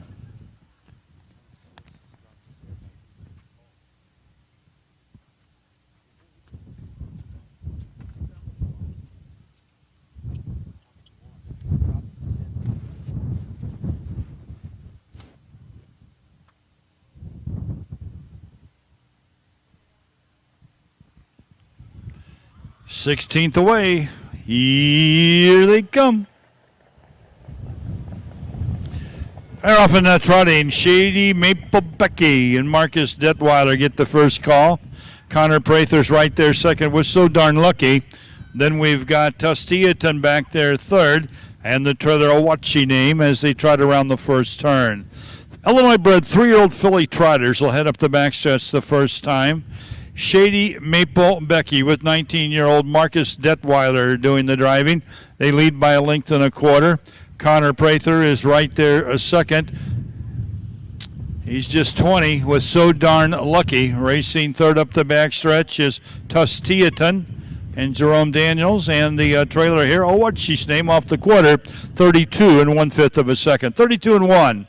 They trot now to the 3/8 mile marker. They're at the head of the stretch. Shady Maple Becky leads by 1.25 lengths. So Darn Lucky is right there second. As we race towards the half-mile marker, then we got Tustiaton and Awachi Name. All single file here. Past the half, they race over to the draw gate. Shady Maple Becker, the Can't Afford It filly, leads by about 1.5 lengths. So Darn Lucky. New Jersey Viking fillies right there second. Tustiaton by Sutton is racing third. And the Lose Legacy, Awachi's Name, is the trailer, but about 5 off the lead as they race towards the 3/4 mile marker. Shady Maple Becky, she's had every call. She's still there. Looks tough on top. She widens her lead to about 2.5 now. So Darn Lucky's under a drive, but not gaining much. 3/4 and 136. Back there, third, Tusteaton, and fourth, it's what's she name? 1/8 of a mile to go. Shady Maple Becky in charge, leads by 3. So Darn Lucky's there second. Tusteaton coming on third. Late move by what's she's name, but it's all Shady Maple Becky. Shady Maple Becky. Tusteaton will get up for second. Home third was what's she's name.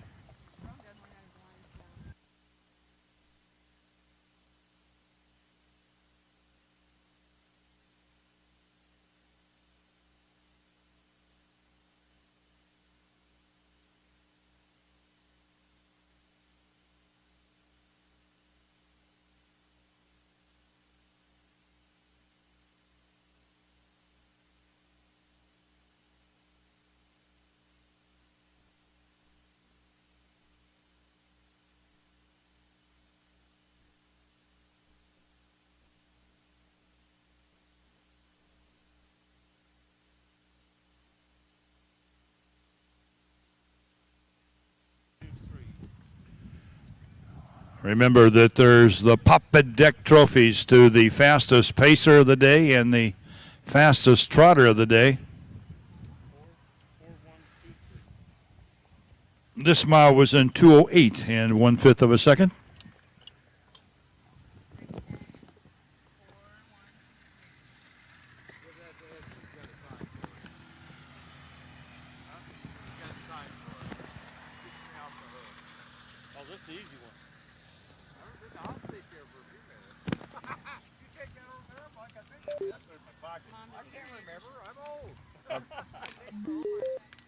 I got to keep them in my. I get to hold on to them until I announce them, and that won't happen, Brian.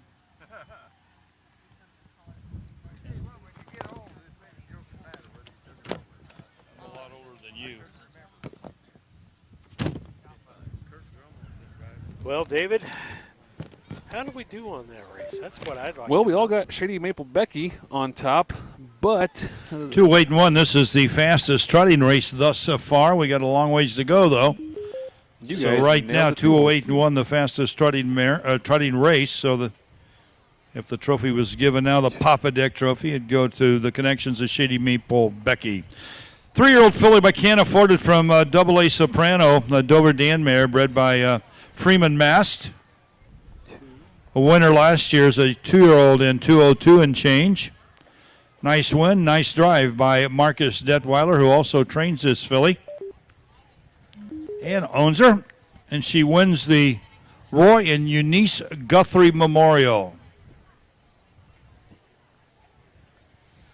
Yeah, the McGuires always make that trophy. Ended up with 15 points. Marcus Detweiler, another nice young talent, just 19 years old, folks. Let's give him a hand. Results of race 10 official. Number 1, So Darn Lucky was fourth. Number 2, Shady Maple Becky was the winner. Number 3, Tusteaton was second. Number 4, Owashi's Name was third. First quarter was in 32 and 1. The half in 104. 3/4 in 136. The mile was in 2:08 and 1/5 of a second. Race 10 checks down from the top. 4, 1, 2, 3 on the bottom. And now the pick the winner. I missed a half. Gary.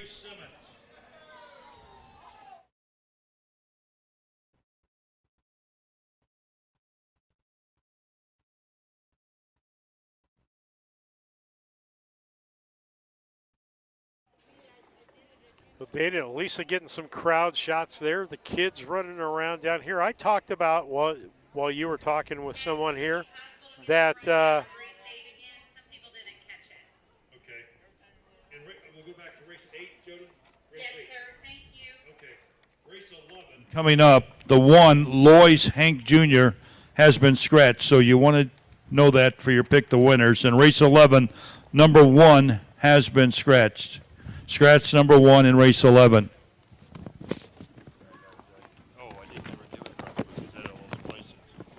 Yeah, I probably never gave. There are a bunch of placings in race 8, so my apologies there.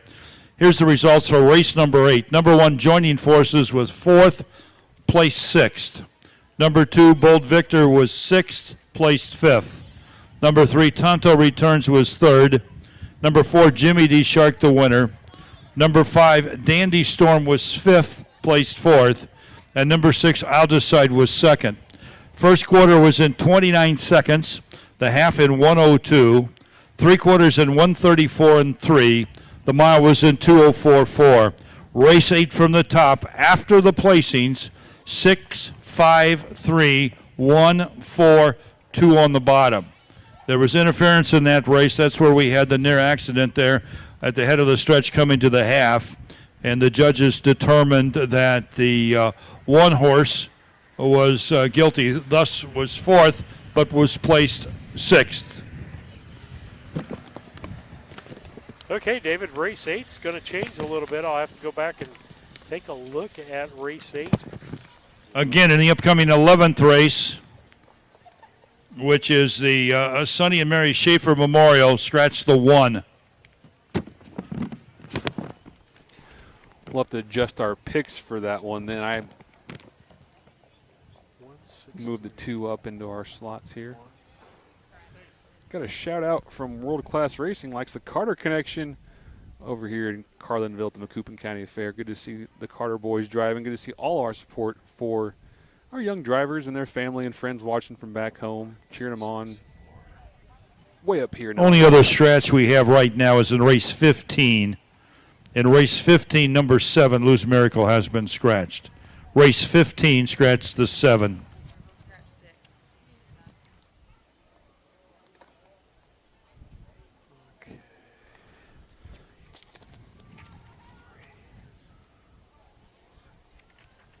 Now our points pretty much stayed the same. Those Yeah. were all late inning mistakes, and I got to get out here to some of the others.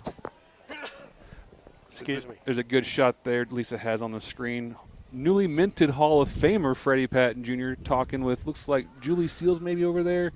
Can't tell who else she's talking to, but good to see the horsemen over there enjoying themselves and watching the races.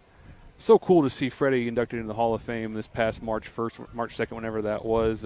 You know, the Patton family and what they've done in Illinois, and the amount of horses and drivers and trainers that have come through this state from Mississippi, you know, is well deserved to see Freddie Jr. going in, you know, in honor of that whole family, but himself, you know, all of his accomplishments, winning Night of Champions a couple times, all of his. At one time, Freddie Jr. was the top dash-winning driver in the country for, like, I think for fair races or whatever. So Freddie's well deserved of that Hall of Fame honor. We wish him, you know, congratulations for sure. So scratching the 1 in this race, our handicapping gets all messed up, doesn't it? Well, let me take. Oh, you're still doing some bookkeeping over there? I'm doing some bookkeeping over here. No problem. We'll see what I have anything to talk about here. Getting the scratch horses taken care of before we Perfect. get to. We're race 11, is that correct? We are race 11. I need to get the picks in the YouTube chat so I can throw them on the screen. Okay, race 11. I got to do some changes on them though. The real quick. 1 got scratched. There is only 3 horses in the race, so we'll make that adjustment. So I'll put the 2 in I'm third going spot. 4-3-2, yeah. And Lisa's going to go, or I'm going 2, 3, 4. I thought you had 1. Okay, yeah. Yep. We had that scratch. And Trotters are out now for race number 11. Yep. Remember, the 1 has been Well, scratched. We look for hers. Hidalgo, Otis, Winning T-Bone, and Ascended Emmett, and they're all out.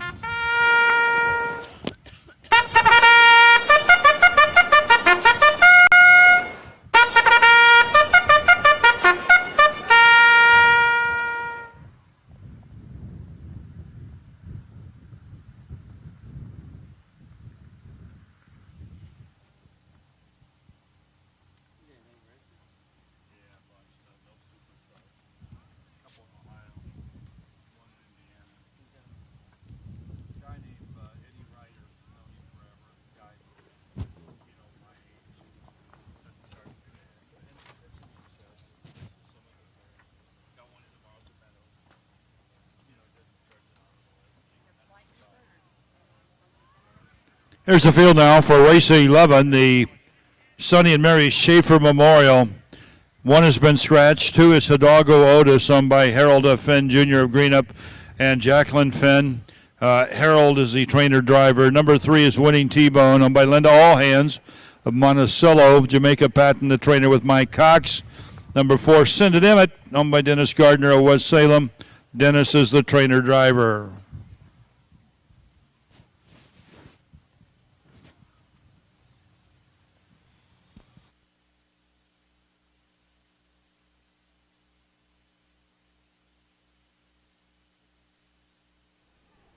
Just want to reiterate, we got the 2 horse here driven and trained by Harold Finn Jr. We saw in the chat earlier, Harold's got his 9-month-old daughter watching him race for the first time, brand new daughter. So we're glad to see. Glad we're here to help. Keep these keep those memories.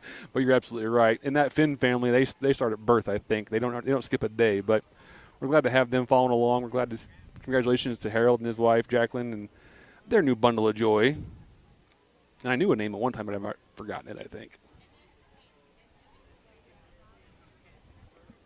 Lane's picking 3-1-4 in this race. Lane, you can't pick one. The one scratched. Yep. Make a new pick. We're going to make that a 3-4-2 if you don't make it send 3-6-4 or something and give him some horse not in the race.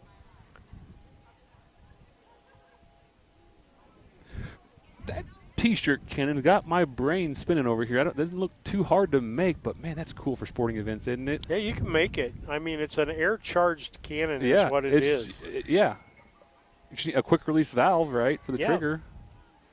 But that thing shot 75 foot on a rope over everyone's head. You know what I think would be more fun, though? A large human slingshot.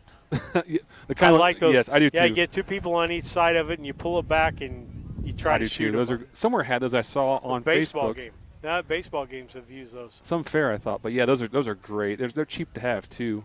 When I was at University of Nebraska, going to school out there, we had the cheerleaders would have what's called the weenie slinger, and it was a CO2 powered hot dog shaped. Horses are out. Let's bring them on. You could. What kind of shape they're going to get when they get to the This shot, just 3 of you. Wrapped hot dogs. Up One horse is scratched. Amazing. So I thought Ed was talking to us. I guess he's not. But yeah. I'll turn him back up in our heads. Jordan's giving Lane a hard time for picking the same horses or the same numbers every race. Jordan couldn't be here. Saw him in the chat saying he was driving down at Oak Grove Hidalgo Otis, Winning T-Bone, Cinda Emmett, Schaefer Memorial.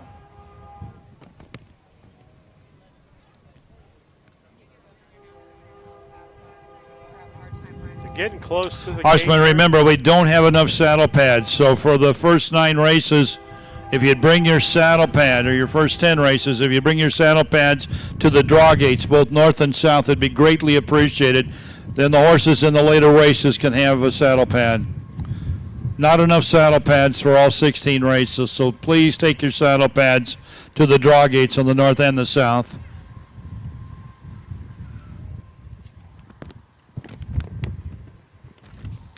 .208.1, the time to beat for the Papa Deck Trophy.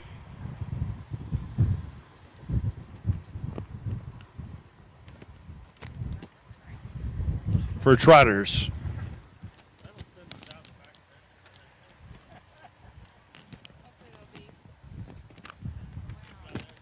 Pacing time to beat 2:02 and 3 by. He's a Dark Shark. Winning T-Bone. Made a little break, but now back trotting from Mike Cox. Here they come. Off stride, there goes Cinda Emmett. Dennis is off stride, so that puts Hidalgo Otis and Harold Finn on top. And they lead by about 4 here at the draw gate. It's Hidalgo Otis going for his first career victory. He needs by 4. Dennis Gardner's back going good with Cinda Emmett. And he's going to send Emmett right to the front if he can get there. Now Hidalgo Otis goes off stride. Briefly, right back trotting for Harold. They race towards the quarter-mile marker, and Cinda Emmett is being sent right down the racetrack here by Dennis Gardner. 35-1. Send it Emmett by about a dozen. Now make it 50. He goes off stride. Send it Emmett's on the run. He's got a big enough lead. He might be all right here, but he's off stride and he's going to give up about that lead. Dennis has got him back trotting now. Send it Emmett now leads by 10. Hidalgo Otis is back there second. Winning T-Bone is third. Off the half now. In 108. 108. They're not going to beat the record here. They go around the turn over to the 5/8 mile marker. It's Send It Emmett with about a 8, 9, 10 length lead there over Hidalgo Otis. On the outside now, Winning T-Bone trying to take over second, does by a head, but it's Send It Emmett, but he's a little leg weary up there on top for Dennis Gardner. Less than a quarter of a mile to go. 3/4 in 141 flat. Now it's 7 lengths. Send It Emmett. Gonna need the wire here. Coming on again, Hidalgo Otis. Now it's 5 lengths. Send It Emmett. Now it's Hidalgo Otis, 4 lengths. 3 lengths. Send It Emmett. Hidalgo Otis. He's gonna get it. Hidalgo Otis. Big recovery there for Harold Finn. Wow, Hidalgo Otis came from way back to win it here.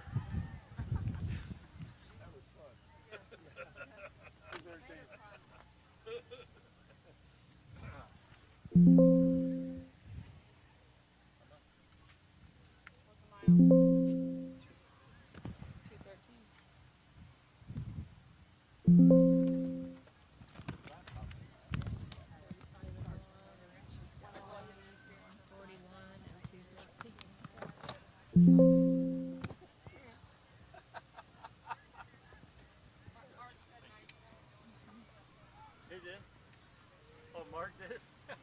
Were you grounded? Scratch. 1, 3, 2. Sure.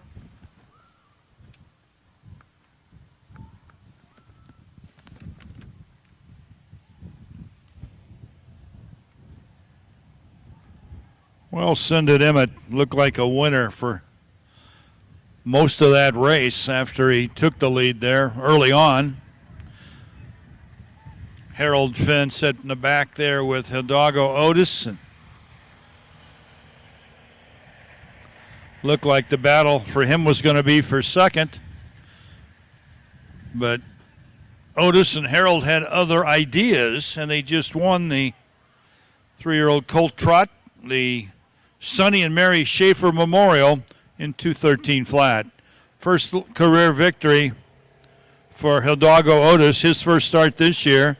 Had a second and third last year at 2. He's an Amigo Ranger from Mary Berry, Hanover by bar hopping, bred by Marlon Schrock.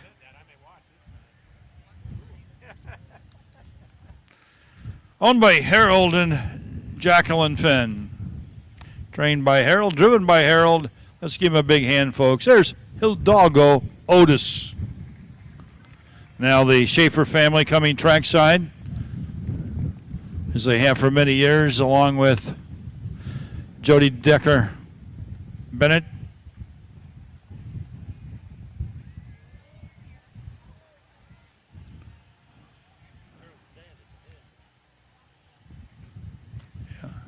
Yeah, it's Harold's dad there at the head of the horse. The Finn family there, Jackie and the little ones, and they win the Schaefer Memorial. Great family.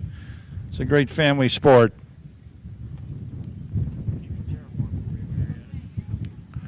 Finn family's been in this business for decades, generation after generation, fine people. And this is a fine win here at the Macoupin County Fair. Let's give him a big hand, folks. Hidalgo Otis.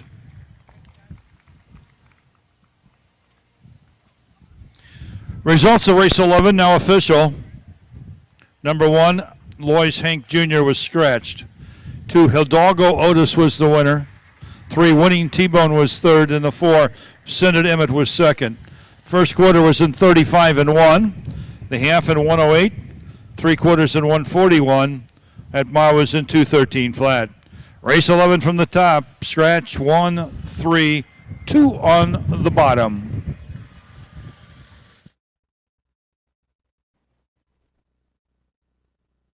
Make plans now to attend the 27th Annual Illini Classic Yearling Sale, which takes place on Labor Day at the Illinois State Fairgrounds in Springfield.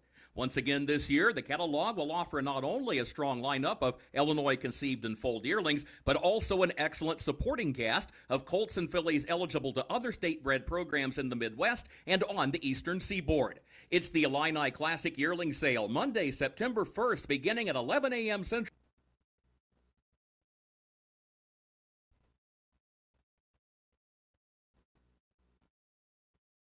All right, David, race 12 on the way as we get ready for some more racing here. Again, want to thank all of our fans. I want to remind them, I'm going to go back to this screen for a second because we want to remind them of our schedule coming up. We're in Decatur tomorrow. Then David and Jackie will be back to Decatur on Saturday as Lisa and I have other commitments that day. Then Cambridge, we have a big break there, about a 2-week break. Then Cambridge, Newton, and I looked at that, let's see, that, I guess it's Cambridge to Newton. I was looking at the reverse. Was it reverse? Yes, it used to be Newton, Cambridge the 25th, but Cambridge jumped to the 22nd, so now it's Cambridge, Newton. So we're going the opposite direction on that trip. So that's not a bad drive then. It's still Cambridge and pretty Newton, good it's not close, but we'll have all day to drive that, the day after. If we stay down in Newton area I have that backwards now. We'll stay in Cambridge, drive down to Newton, and stay down there for a night. But yeah. But, yeah, we've got that coming up. Then we hit Rushville the end of the month, 2 days of racing there. Knoxville, Farmer City, Paris, Urbana, those are too close together, but right there. But skip a day, and we got Lewistown. Charleston Altamont week. Guess what, folks? There's a lot of racing there. We're there all week. That and last twice week on between one day. Charleston and Altamont back to Mount Sterling is like 8 days straight with 2 days of 2 cards, I think. And then normally we're done after Mount Sterling, but we're going to Morrison this year. That's going to be a first for us. And a first going to Pana for 2 days. We'll be there the first 2 days. Yeah. We will not be there Labor Day as we'll be over at the auction. Hopefully I won't be buying any horses, is what Lisa told me. Well, maybe we can get to the percentage low enough to where it's feasible, right? Yeah. 1%? They can do it. I know. They can do 0.5% if you want. It's all I would billing, imagine if Troy Markert's looking, he would sell me 1% I'm of sure the horse. probably. Yeah. Maybe he doesn't want to deal with the billing of it all, but or yeah. Lane would do that, Yeah, or Jordan or any of those guys. I bet I've got owners, if I wanted to buy a percentage of a horse, they would probably take your money and give you a percentage, I guarantee. The key there, take my money. Yeah. Because those training bills coming in are mean the world to the horsemen, to have those owners paying those training bills. When you own the horses yourself, the risk and reward is there. If the horse is great, you win a ton of money. If the horse is awful, you you're got already nothing. there training other people's Exactly, horses. exactly. You can spend time. Now, if you could be a trainer, veterinarian, driver, you'd have the trifecta and just own everything and shoe yourself, right? Yeah, there you go. A lot of guys still do their own shoeing, not as much as it used to be anymore. But that's a skill that is hard on the back. My gosh. Well, and the bending over under those horses, and they're pulling on the legs, and they're yanking, twisting and torquing your back. It's kind of brutal, but. We've had some donations online tonight. We want to thank Troy Markert with the donation Absolutely, out there. He's yeah. not on the sheet as one of them, but you can donate through Venmo, PayPal. We take old-fashioned checks, too, if you want to send those in the mail. And they're so popular. They're given to us hand-delivered or mailed to us. People love writing the check. People love telling you how much they appreciate while handing you the check. It's or the if experience. You've got a family member here tonight and you're watching at home, send them a message and tell them to come by and hand us money that you'll pay them back. We'll take it and we'll put it. Yeah, we'll give you notification in the donors list for sure. Absolutely. But exciting night here. A little lull here. I was glad to see that last race go to the Finn. They had a good showing. You saw Jacqueline come out there with new baby. Harold, his dad, Harold Sr. out there. Saw Randall Dooley at the head of the horse. You know, good to see. They all had matching shirts. Good to see the Finn clan coming up from down around the Newton area. We look forward to going and visiting them down at their home track in Newton later on. Yeah, I don't know that I've ever been to Newton. I went one time to have J.D. Finn work on one of our horses, but we didn't. It was in like February. I didn't see any horses training or anything. But yeah, it's a nice fair. They have probably 30. I'm trying to think how many I heard. Around 30 horses stabled there, maybe 20, 25. You know, when you have that many horses on ground, the track's better, the barns are better. It's all maintained. There's eyes on that stuff every day. And it really translates to a good experience whenever you go to put on a race program for the fans, because you have the facilities, the infrastructure to put on a program. Absolutely. And I'll throw this out there to the Finn family. I have a horse named for them. What's that? I think they should call a horse Fig Newton. Fig Newton? Or Big Fig, Newton. There's a lot of Newton locals would probably appreciate that name, I'm sure. Big Fig Newton. I think that's a tremendous horse name. What horse name? Kurt and those guys talked about horse name that you would give a horse that you've been waiting to give to a horse. And I just heard a good one the other day, and I've already forgotten it. It was something I'd never seen before, but it was like on a joke on a movie or something. I meant to remember it, but yeah, there's some good ones out there. There's some ornery ones out there. There's some, all over. No, those were all at the night at the races for the Action County. If Tim Serrell's listening, we can. I know. Hopefully, we have a couple of those guys are. But yeah, Timmy had some pretty good jokes that night. Yeah, some ornery ones. Yes. And it was fun to make Ed have to announce those names. Well, yeah, that's it. Ed Teefy was the track announcer for the night. We've got all these races from different tracks, and you're betting on those races and so forth to help Action Brown County. And a really big night. If you're looking for something to do in your community that will attract people to harness racing, and I've heard more people comment about that night than any other night. Absolutely. So we'll be back. Feature City, Mike Rogers, the trainer-driver. 2 EJ Tropical Ranger, owned by Cornelius Cavett of Virgins, Illinois. Cornelius is the driver-trainer. Number 3, Call Me Maybe, owned by Dennis Gardner of West Salem. Dennis, the trainer-driver. Number 4, Hopes to Be, a lease by LaQuentin Shavers of Brandon, Mississippi. Roshan Trigg, the trainer, with Wyatt Avanetti.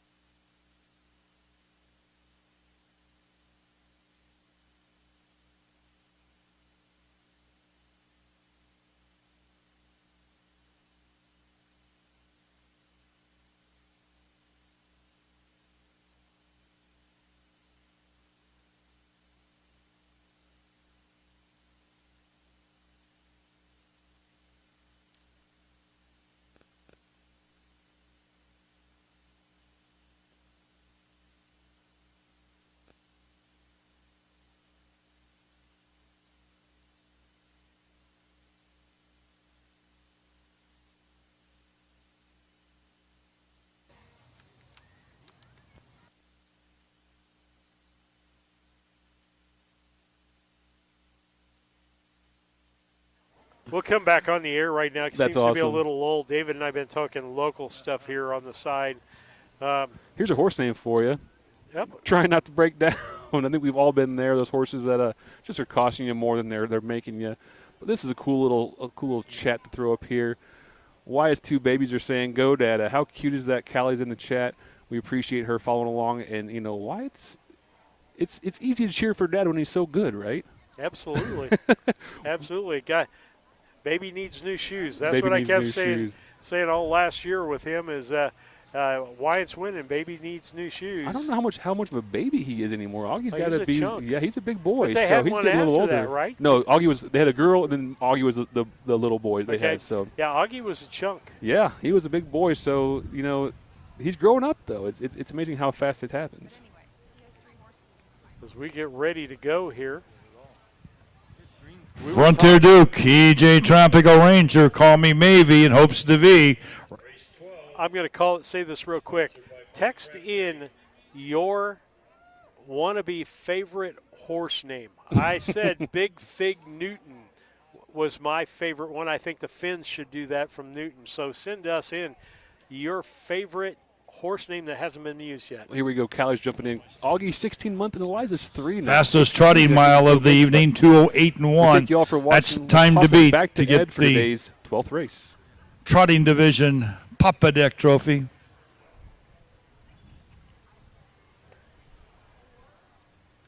They're going to get. 8th out.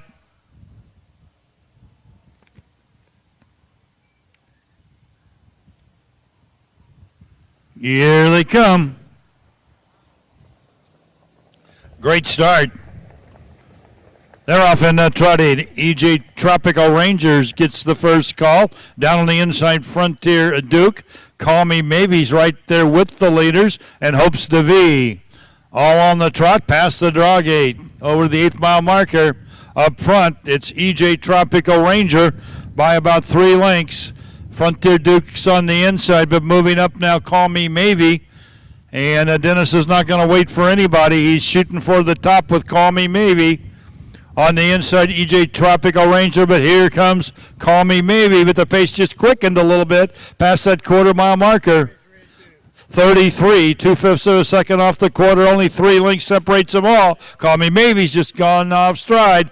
Call Me Maybe makes a break. It's EJ Tropical Ranger now by 2.5. Moving up, Hopes to V now is second.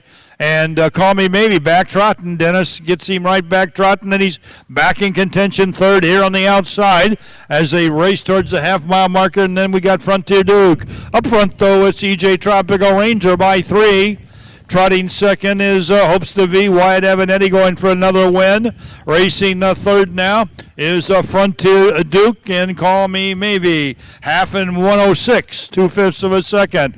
106.2, they swing past the 5/8 mile market. And here comes Wyatt trying to get another win, this time with Hopes to V.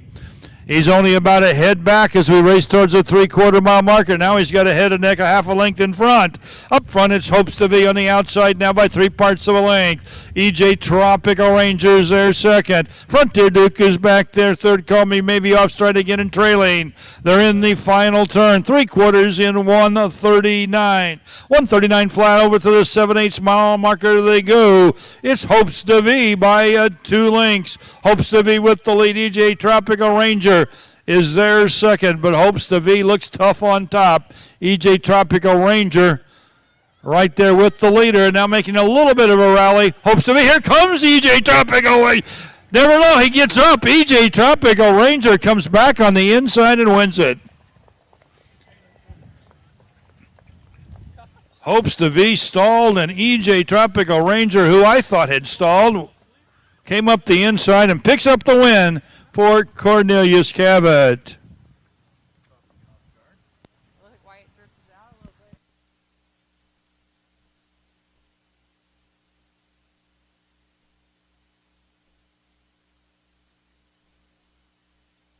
Well, David, surprise ending there. Had the announcer Ed fooled. was ready to give it away, I know. and boy, Cornelius things fought changed. right up the inside, fought back. That's there. I just saw Boo and Wyatt talking on the backstretch. I'm not sure what they said, but wow, what a finish! Yeah, I'm trying to look here. We all picked the 4, which Had us fooled, I know. yeah. And we even had call. Mile 210, 2/5. 210, 2/5. Lisa's the only nice one. last half in 104 flat. Last quarter in 31 and 2, 210, 2/5. It was EJ Tropical Ranger coming back along the inside to pick up the win. That's his first career win. That was his 10th lifetime start. First ever win for EJ Tropical Ranger. Hey, you got 2 points. I got 2 points. Lisa got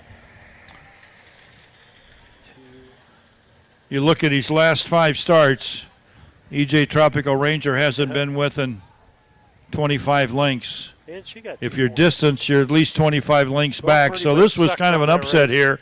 Great job by Cornelius Cavett, who owns, trains, and drives EJ Tropical Ranger, and he picks up his first career victory here tonight at the Macoupin County Fair and wins the Mike Crabtree Auctioneering Service Trophy. Jody Decker Bennett coming trackside to make that Crabtree Trophy presentation as Cornelius gets the job done here with this Gelded Son of Class included from Tropical Breeze Oz by Striking Sabra, bred by Enos Schrock over in Missouri. Big hand, folks, for Cornelius Cavett. Results of the 12th official. Number 1, Frontier Duke was third. Number 2, EJ Tropical Ranger, the winner. Number 3, Call Me Maybe was fourth. And number 4, Hopes to Be was second. First quarter was in 33 and 2. The half in 106 and 2. 3/4 in 139. The mile 2:10 2/5. Top down for 12th race, 3-1-4-2 on the bottom.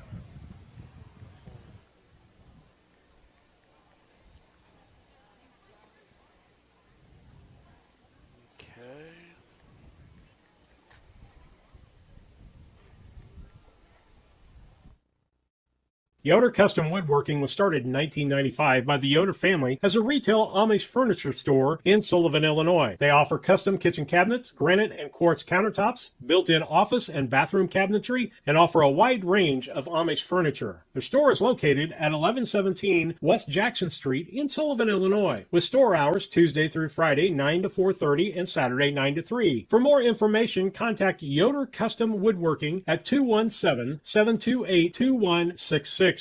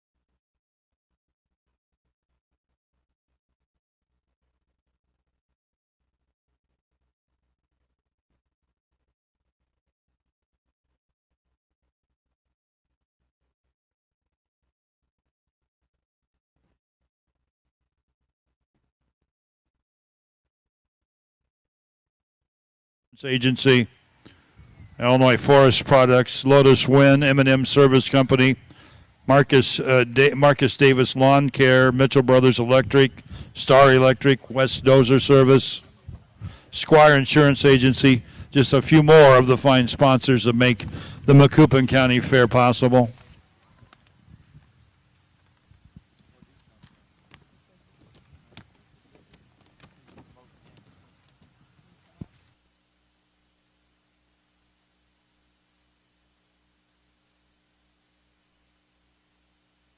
Pacers here in race number 13, the John and Lois Kaburk Memorial. Time to beat to get that Papa Dick pacing trophy, 2:02 3/5.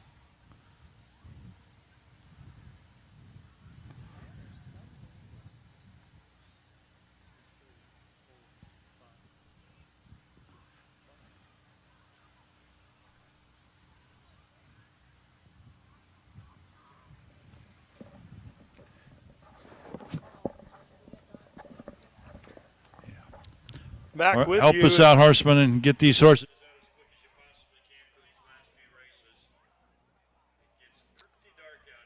Let's talk about our race picks for this next race. David away right now. Basically, David and I picked, let's see. David and I picked a 7-horse to win this race. Scrappy Coming Up. That's a horse we're very familiar with. Enjoy that horse. Matt Avenetti, the driver. Leroy Hunt, the trainer. And then taking a look at that, David picked the 5-horse. MS Grant, 24. Demarius Wakefield driving, Jamaica Patton. And then after that, he picked the Amazon Princess. That's a Finn horse, trained by C. Allen Finn and driven by C. Allen Finn. And so with myself, a 7. And then the 2, Hunting Lisa, Wyatt Avenetti driven, David Avenetti trained horse. And then the 4-horse, Jaquavian Carter, now the driver for that horse, Seaside Streaker. Lisa, on the other hand, went to 7-4, so she picked the same horses, but in different order. She's looking for Hunting Lisa, Wyatt Avenetti driving, and then Matt Avenetti, and then followed by the 4. 2, 7, 4 for Lisa. And so those are the picks. I'll take you back. Well, looks like we're still waiting for drivers. We'll probably have the parade of horsemen here. Lisa talking with the photographer. I wish I could put a camera on her. Talking with the photographer out there.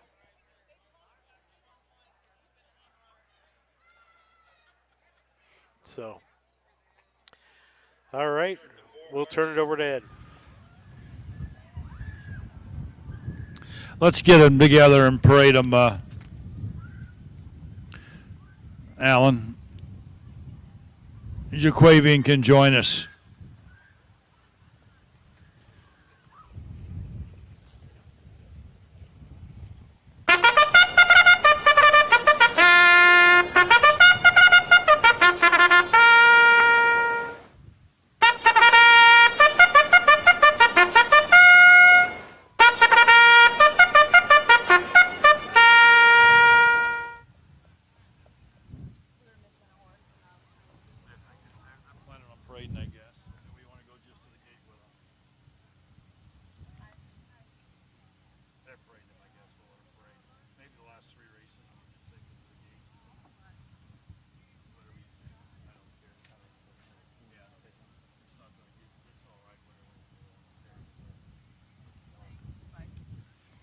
Race 13, the John and Lois Kaburk Memorial.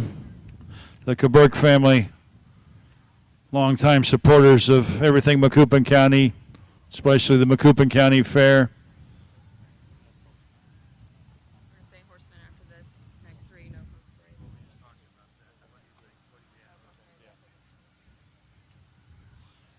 Jim Kaburk, the longtime superintendent of speed here at the Macoupin County Fair. Here's the field. One is Amazon Princess, owned by John Heitman of Indiana. Alan Finn is the trainer driver. 2 is Hunting Lisa, owned by Glenn Brown of Elgin, Texas. David Avenatti, the trainer. Wyatt, the driver. 3 is ATI Beach U2 It, owned by Charles Smith of Jackson, Mississippi. Brandon Lyles is the trainer driver. Number 4, Seaside Streaker, owned by Charles Hunt of Houston. Jaquavian Carter is the driver. Rashawn Trigg, the trainer. Number 5, Miss Grant, 24, owned by Tommy Lee Grant of Jackson, Mississippi. Jamaica Patton, the trainer. Demarius Wakefield drives. Number 6, the Hulkster, owned by Jackson Loy of Beecher City. Jill Brown trains. Chris Brown will drive, and 7 is Scrappy coming up, owned by Leroy Hunt and Milton Greer, both of Tennessee. Leroy Hunt, the trainer, with Matt Avenatti. Open Pacers, Burke Memorial, race number 13.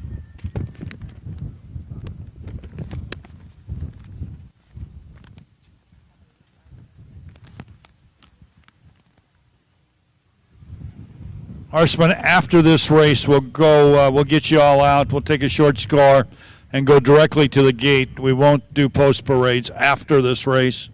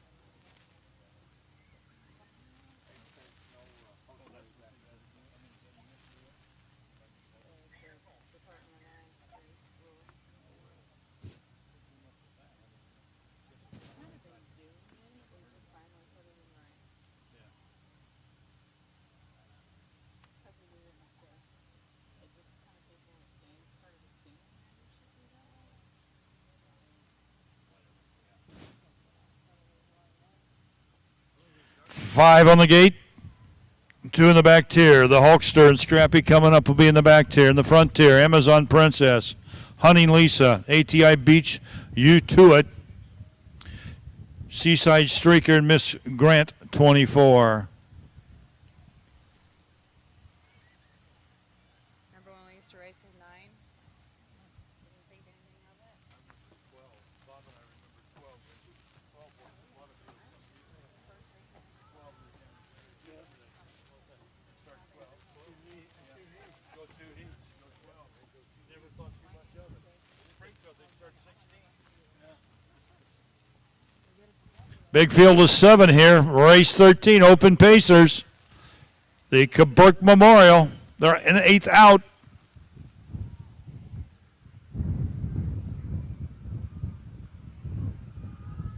Here they come. Good start for the big field. On the inside, Hunting Lisa's away quickly. Then we got Seaside Streaker as they race into the first turn. Rolling up on the outside now with some authority. That's Miss Grant, 24. They race around that first turn. Up front, the leader there in the early going is Seaside Streaker. Right there second, Miss Grant, 24. Rolling up on the outside. Here comes Scrappy coming up. He was 4th, then 3rd, now 2nd. Scrappy coming up is flying up on the outside for Matthew Avenatti, and he'll take over. So it's Scrappy coming up with the lead. Rough gated there second with Seaside Streaker. Rolling up on the outside, Miss Grant, 24. The quarter was in 31-4. Off the quarter in 31-4. Scrappy coming up with the lead as we race towards that half-mile marker. Rolling up on the outside, it's Miss Grant, 24. Then we got Hunting Lisa in the pocket there, 3rd. Racing 4th, Seaside Streaker. Alan Finn is 5th with Amazon Princess. Racing 6th on the outside is the Hulkster. Off the draw gate. Now they go past the 5/8 and head up the backstretch. Scrappy coming up on the inside. Miss Grant, 24, is right there, a second. Late move now on the inside as we race down the backstretch. Seaside Streaker coming back. It's Scrappy coming up with the lead. Miss Grant 24 still there second. Hunting Lisa and a Wyatt Avinetti racing third. Scrappy coming up with a pretty good lead here as they turn for home, but that hasn't always held here tonight. And it's still Scrappy coming up. Late move now by the 4, but it's Scrappy coming up. That was the 2. Hunting Lisa home second. Scrappy coming up, Hunting Lisa home second.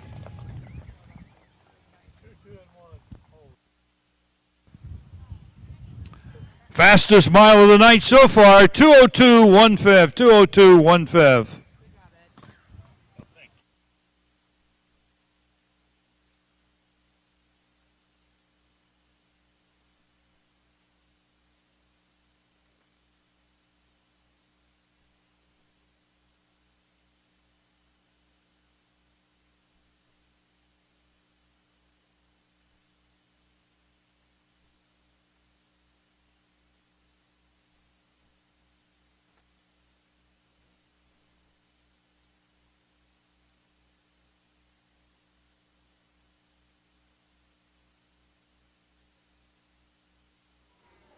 Pretty good race there, David. Pretty good race. A lot of movement going on.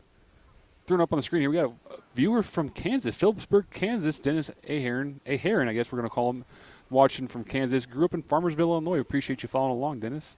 But yeah, a good race there. We had a new driver in that race, Brandon Lyles. Yeah. 18 trainer and driver. 18-year-old. I love to see that. But yeah, good race. I missed some of the fractions. I'm not sure what they went in the last half in, but a lot of movement, open paces. You expect that kind of mile. Well, you did a little better that time. You got 11 points. You did pick the winner.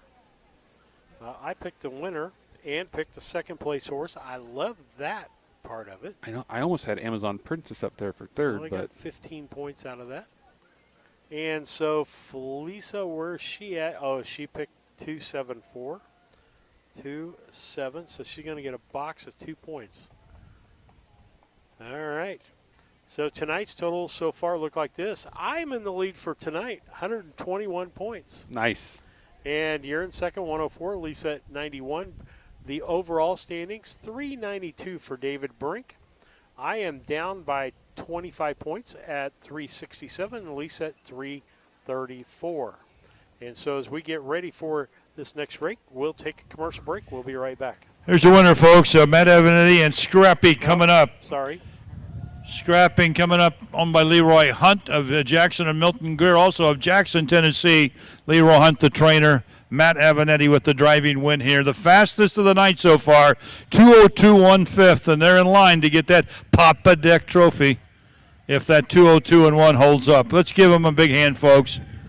Matt Avinetti, Leroy Hunt, Scrappy coming up. Okay, and the 14th, yeah. Cornelius Cabot on the 1. Okay.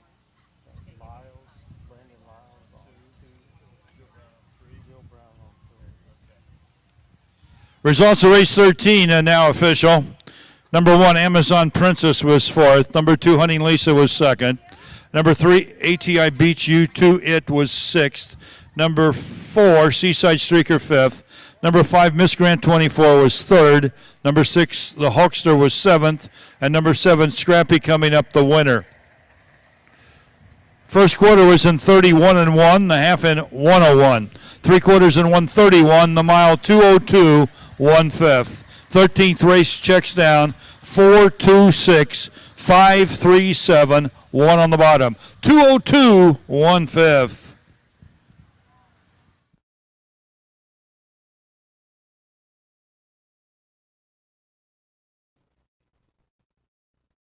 Looking to move your mobile home? Need a roll-off dumpster at a competitive rate? Or maybe it's time to demo that old mobile home. Pine Ridge Mobile Home Transport has you covered. We serve Central Illinois with reliable mobile home transport, offer affordable roll-off dumpsters for the Springfield area, and provide expert demolition services across Illinois and Missouri. For fast, friendly service, call Wayne Decker at 217-313-9744. That's 217-313-9744. Or find Pine Ridge Mobile Home Transport on Facebook, your one-stop solution for mobile home services.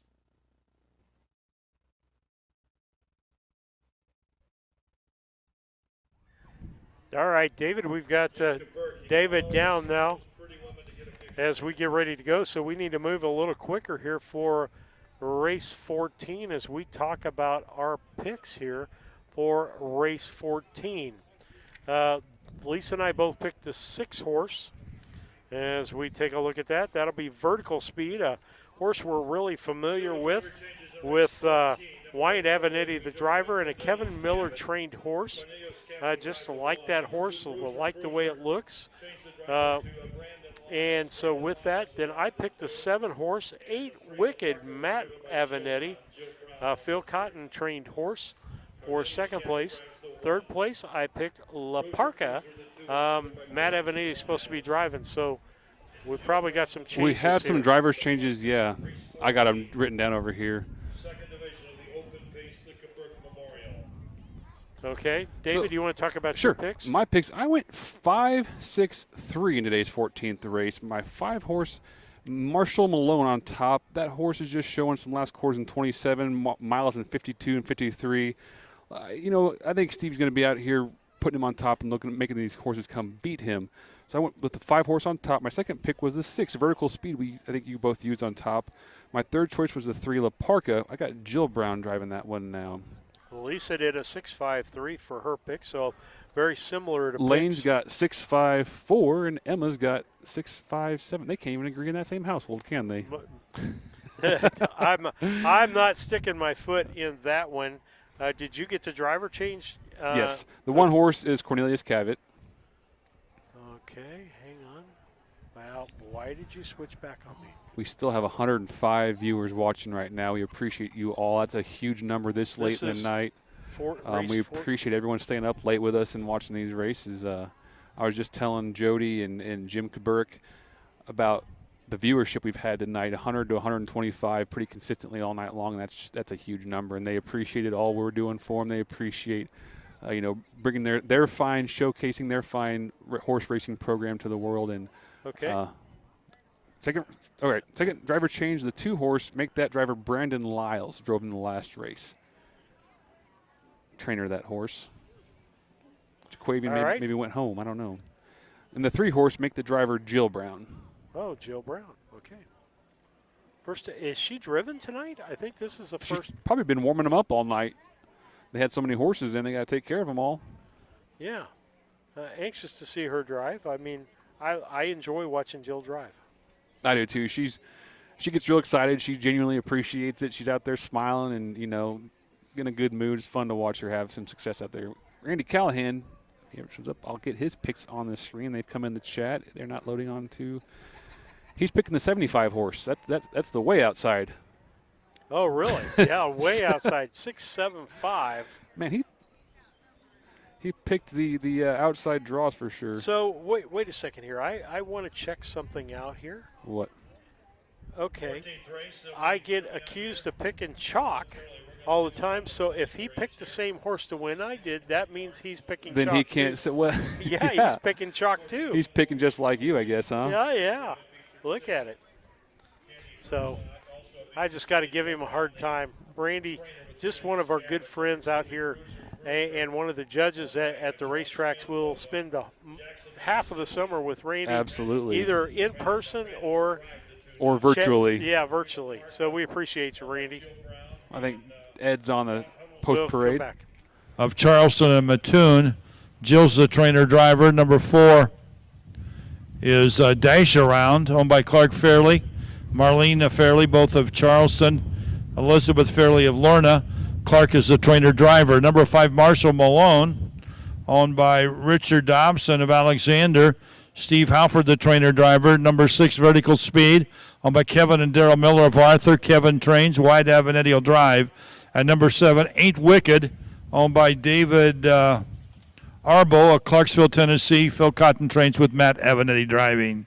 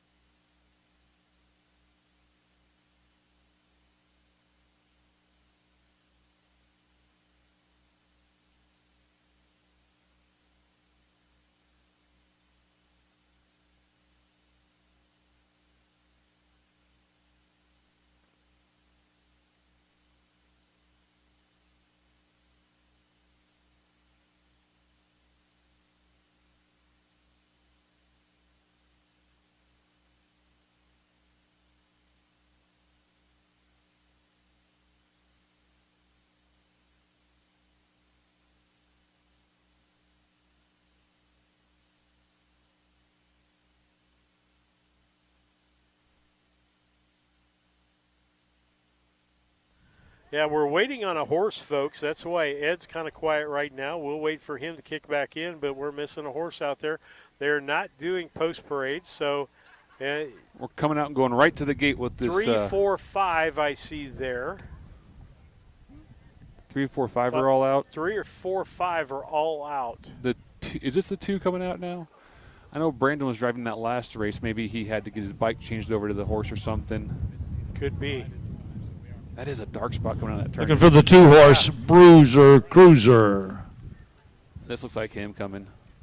Do we have a scratch in this? Maybe out of the shadows, here he comes. Yeah. Don't We we have have him. 7 horses in this? Yeah, we got 7 horses.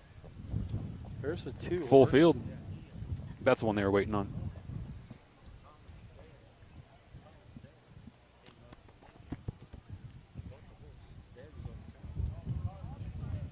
Question. Yes. If we hadn't had the accident, would we have had both gates open and had a wider field than No, the 4 or they have to make the decision whether they want to go with 1 wings or 2 wings. I think, Groder's starting gate used to have both wings out a lot. He could take the wings off, the extensions off the edge. This one they might, depending on the spacing of the wings, they might just leave in 1 and let that 5-horse kind of on their own, just out of a safety concern. And that might be one of the new rules most of from the time we don't need more than All right, one. we got Correct, 7 in this absolutely. race, race 14.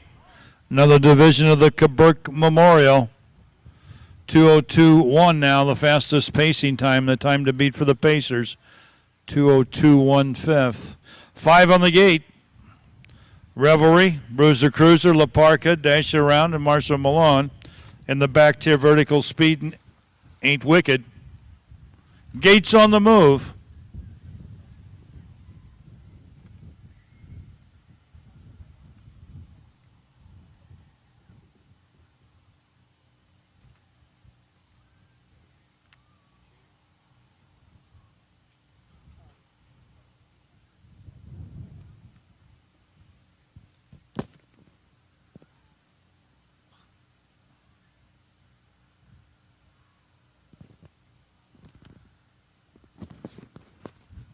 Six-horse Vertical Speed, a sub-2-minute winner at Martinsville last week from the back tier.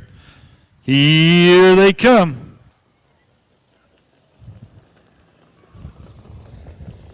They're off and pacing. Dash Around and Clark Fairley get away quickly. On the inside, La Park is also away for Jill Brown as this field of open pacers races around the first turn. On the inside, it's Dash Around. On the outside, I think that's Marshall Malone. Marshall Malone makes the lead. On the inside, it's Dash Around. Marshall Malone, Dash Around. Jill Brown's out there third with La Parca as they race down the backstretch. Then moving up fourth on the outside, that's Vertical Speed. So Vertical Speed from the back tiers worked himself into a second over trip as they move past the quarter in 31 seconds. 31 seconds off the quarter. This good field of pacers is being led on the inside by Dash Around. Dash Around with the lead as they swing out of the turn. Vertical Speed is still right there now with the leaders. As we race towards the half, a little tough to see here, folks, but that's Jill Brown moving up with La Parca. La Parca has a head in front. On the inside, that's Marshall Malone. Then we got Dash Around. Then we got Vertical Speed on the outside there, fourth. Half in a minute and 2/5 of a second. Then Bruiser Cruisers with the leaders there as they swing around there and head up the backstretch. It's 5. Marshall Malone with the lead. Marshall Malone is still there. And on the outside, here comes Vertical Speed. Dropping back a bit now is La Parca. On the inside, Dash Around. He's still with the leaders right there, third.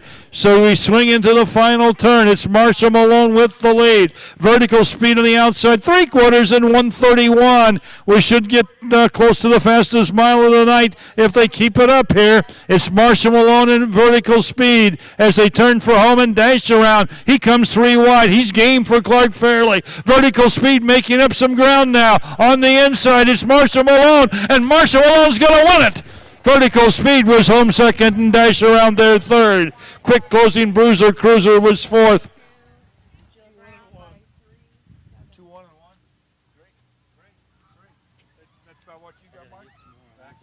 2:01 1/5. We got a new Papa Deck leader on the pace. Marshall Malone.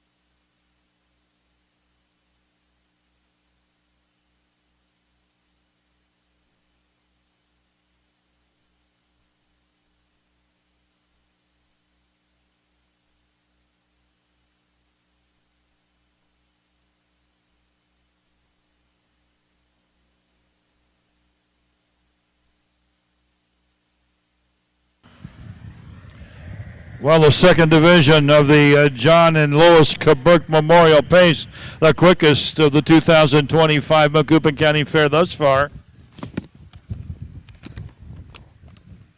Only one pace to go, and they're not likely to beat this, but we'll see. We've had some surprises tonight. This mile, the quickest of the night, 2:01 1/5. Marshall Malone, owned by Richard Dobson of Alexander, trained and driven by Steve Halford II, folks. 2:01 1/5. Marshall Malone, a winner of over $65,000 in his career, has a record of 53 and change over a mile track. This is his first win of 2025. Jim Kaburk is out there with the families and the connections of Marshall Malone. Wins the second division of the Kaburk Memorial.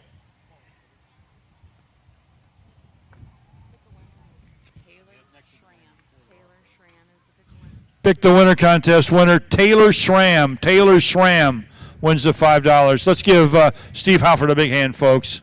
Fastest mile of the night thus far, 2:01.1. Results of race 14 are now official. Number 1, Revelry was 4th. Number 2, Bruiser Cruiser was 5th. Number 3, La Parker was 6th. Number 4, Dash Around was 3rd. Number 5, Marshall Malone, the winner. Number 6, Vertical Speed was 2nd. And number 7, Ain't Wicked was 7th. Quarter was in 31. The half in a minute and 2/5. 3/4 in 1:31. The mile 2:01 1/5. Race 14 checks down 4-5.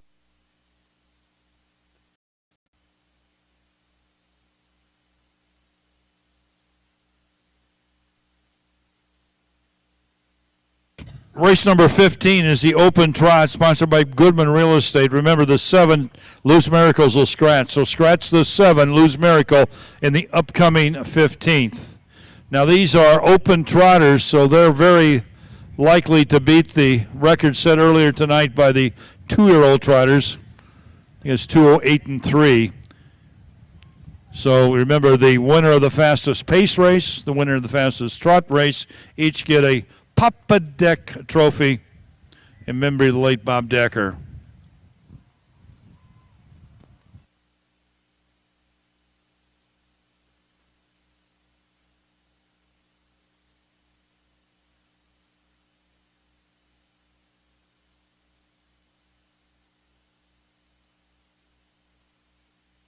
David, we'll bring it back up. We'll get some things taken care of here. Let's Do you not see. have a camera? Yeah, we got a camera. We got to go here and here.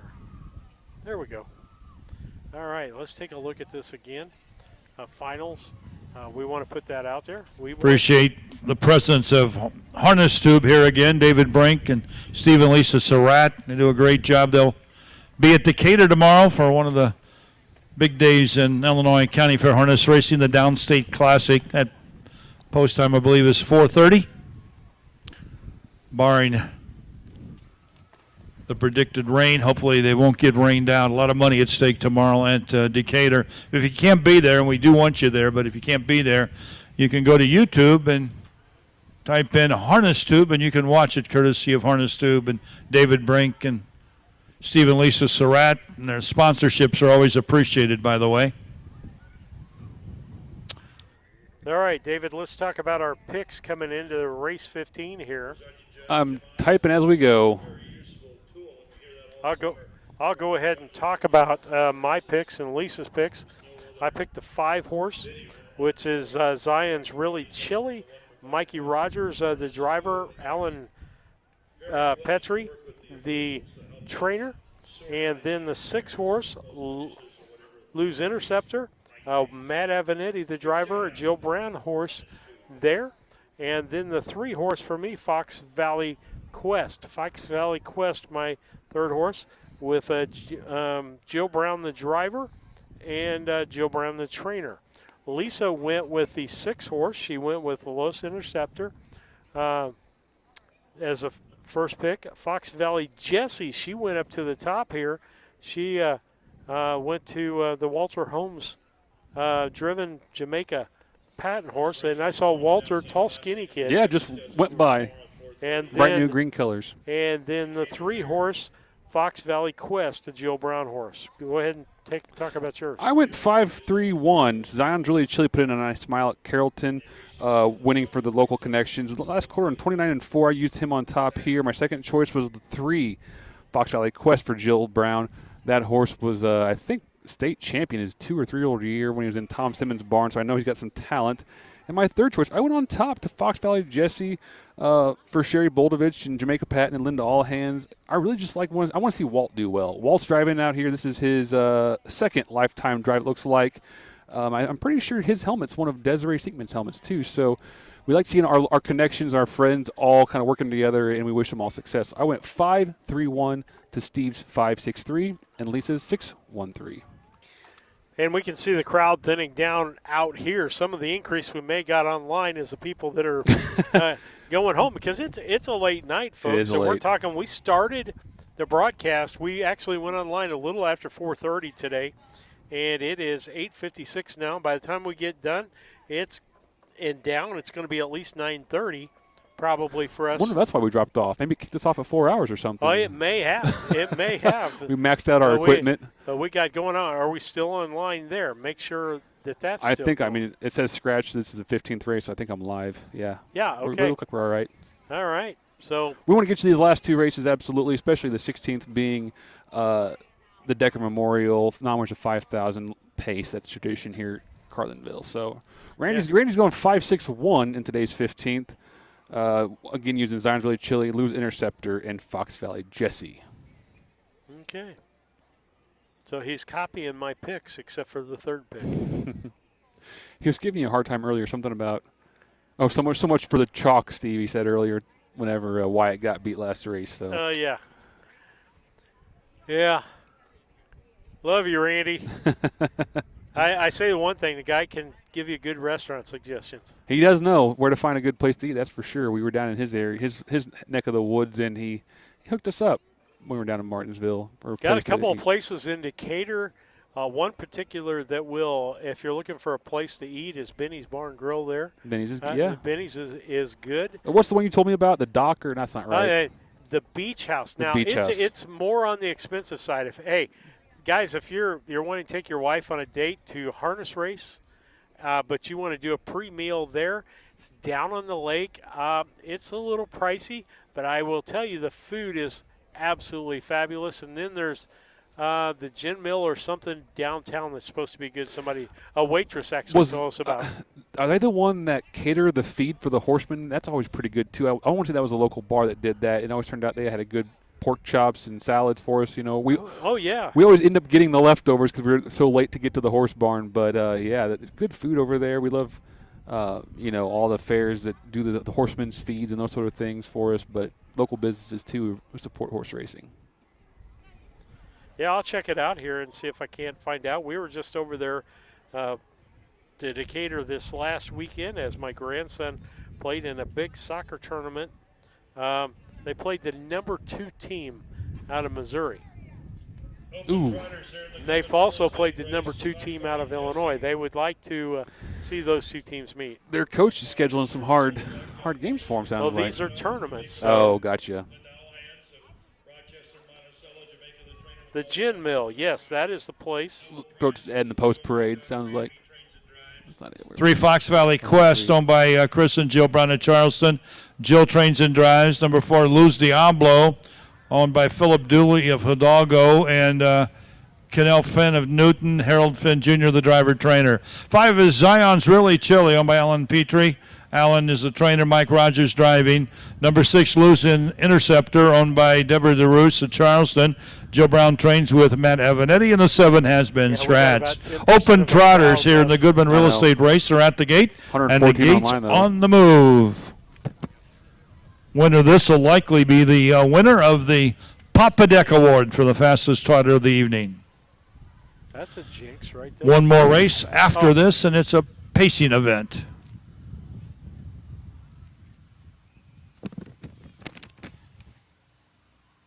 Good group of horses here. A couple big winners, Nobel Prize, $165,000 in each career. Fox Valley Quest, a former Illinois star, winner of over $192,000. Here they come. Thanks. It's Wyatt Avanetti driving the 2. I didn't pick that up. Wyatt Avanetti driving the 2 for Doug Graham. They're off and trotting. Fox Valley Jesse along the inside, firing up now there to take over. That's Jill Brown with Fox Valley Quest, the former champion. Fox Valley Quest with the leader. And now rolling up, we're going to have a new leader here. Maybe Luz Diablo. That's Luz Diablo and Harold Finn rolling up on the outside. They take over by a length and a half. Fox Valley Quest is back there second. As the race past the quarter into the upper turn. 4-3-1. It's Luz Diablo on top. Fox Valley Quest and Jill Brown now there second. Fox Valley Jesse and Walter Holmes is racing third. They swing off the 3/8. They're in the stretch the first time. First quarter was in 32 and 2/5 of a second. We're coming towards the half-mile marker, and it's Luz Diablo. Luz Diablo, Harold Finn by a length and a half. Fox Valley Quest is still there, a second. Racing third is Fox Valley Jesse as we go into that lower turn and past the draw gate. Moving up on the outside, that's Zion's Really Chilly. Joining the leaders, he was 5th, then 4th, now 3rd. Zion's Really Chilly.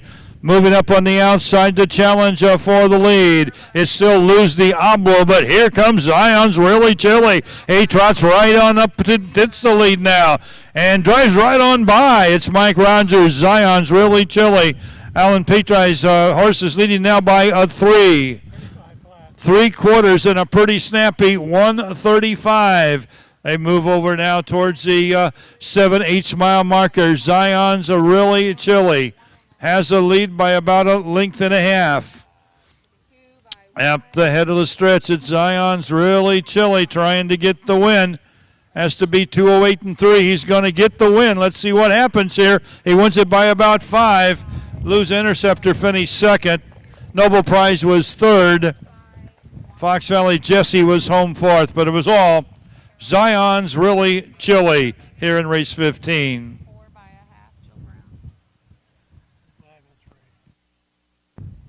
2:05 and 3, so that'll be the fastest trotting mile of the evening. So Jody and family, Zion's Really Chilly will win the Papa Deck Award for trotters.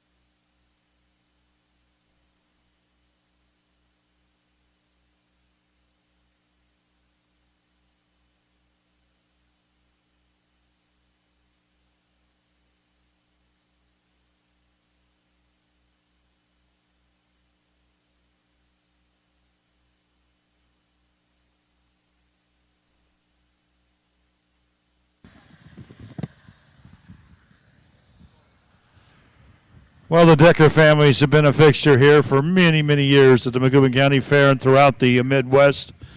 The late Bob Decker was liked by all as he competed through these county fairs and in Chicago and St. Louis and all throughout the Midwest.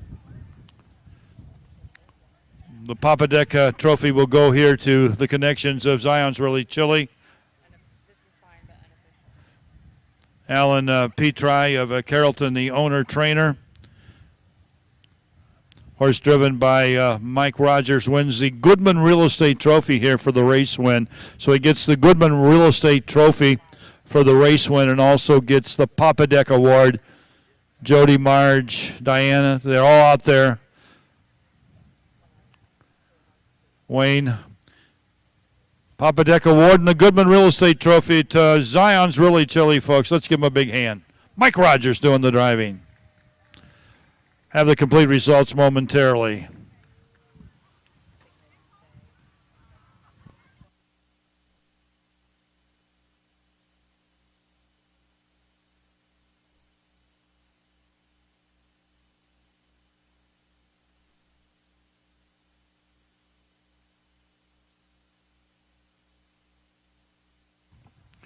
Results of the 15th are now official. Number 1, Fox Valley Jesse was 4th. Number 2, Noble Prize was 3rd. Number 3, Fox Valley Quest was 6th. Number 4, Luz Diablo was 5th. Number 5, Zion's Really Chili, the winner. Number 6, Luz Interceptor was 2nd. And the 7 was scratched. First quarter was in 32 and 3. Half in 102. 3 quarters in 135. That trotting mile was 205 and 3/5. 15th race from the top down, 436, 512, scratch on the bottom.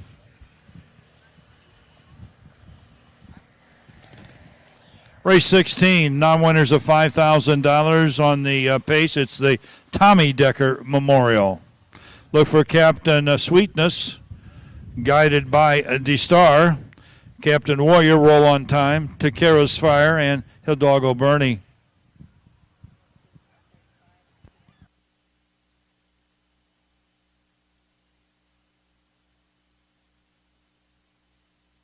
All right, David, our favorite point of the night. The 16th and final. Yeah.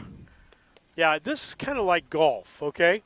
18 holes to me is too much. 12 is about right. 16 races is too much? 16 races is too much. Well, you're not alone in that thought. We have a good number. We have Yoder's Custom Woodwork in the chat saying they agree with you. Too many races for one night. You know, you want to schedule all the conditions to fill up the card, and you don't know who's going to show up. You don't know if you're going to draw 3 horse fields or 7 horse fields. And whenever 92 horses showed up in the box, Macoupin County did their best to put all the races together and put all the horses in stalls, and it's a lot, but we're getting it done. Shout out to Yoder's because Lisa, he sat behind Lisa. Yeah, the second at Martinsville. Day of Bonnie Will, at she's Martinsville. still here. And she and He's fun to talk to. Yeah, and he had a cancellation and said, "Well, I had a cancellation. I can go home," and came down to the racetrack. And it's nice how that worked out for him, isn't it? Yeah, and he got to see some good racing. Beautiful day. But we appreciate all of our sponsors. If you'd like to become one, it's really easy. We can make up a commercial for you. Yeah. We made up several here. We need some pictures and some things, dialogue. We got one ready to go.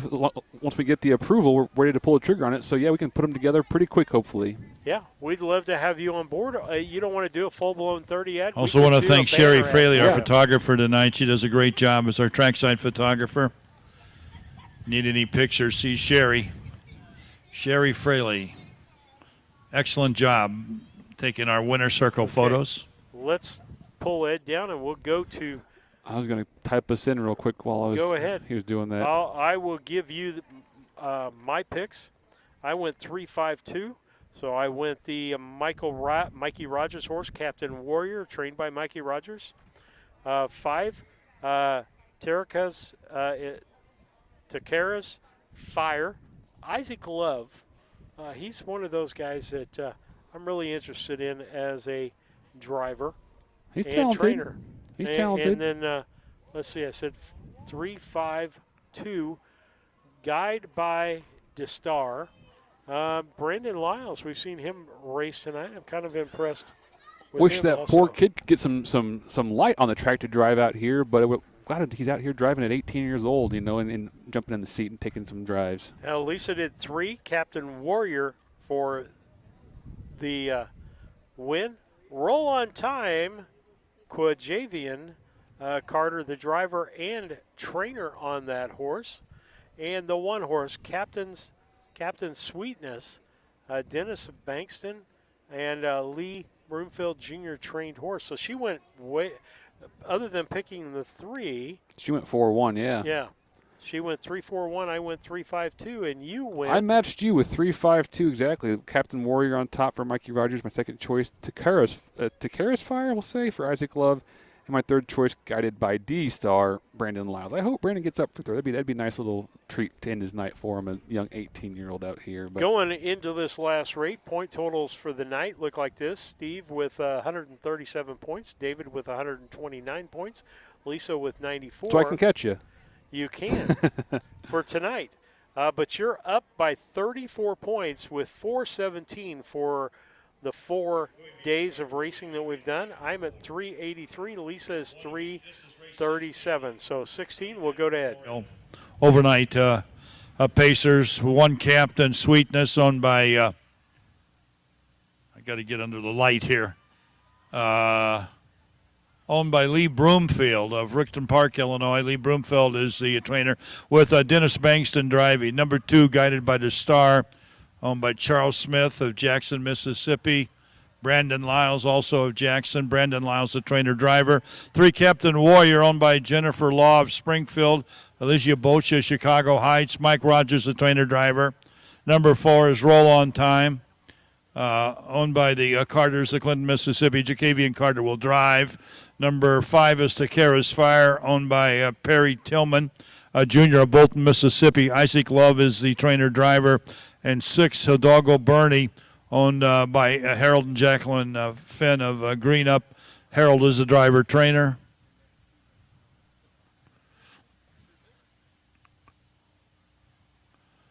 We have 3 Pacers, and we need 3 Pacers here for the nightcap.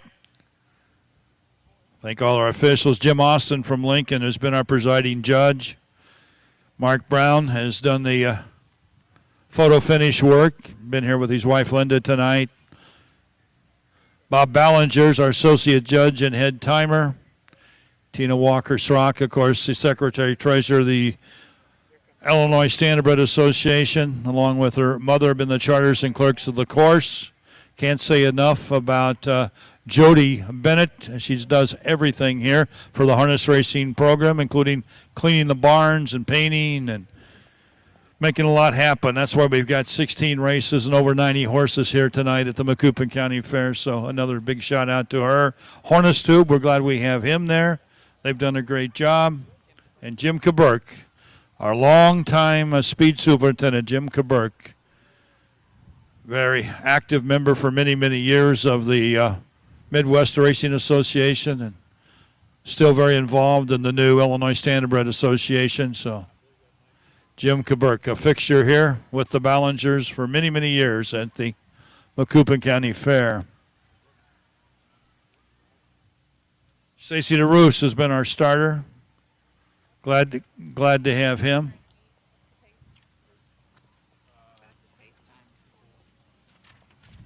We just gave out the award, didn't I? I did for the trot, yeah. Macy's 201 and 1, I think. 201 and 1. Yeah.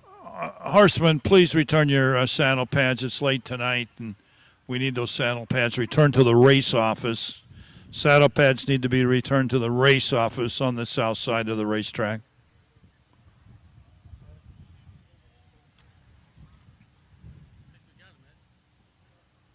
I think we got the field of 6 here for our nightcap.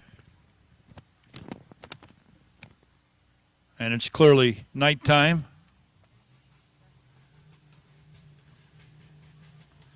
Captain Sweetness, guided by the Star. Captain Warrior, Roll On Time. Takara's Fire on the gate. Hidalgo Bernie in the back tier. This is the Tommy Decker Memorial.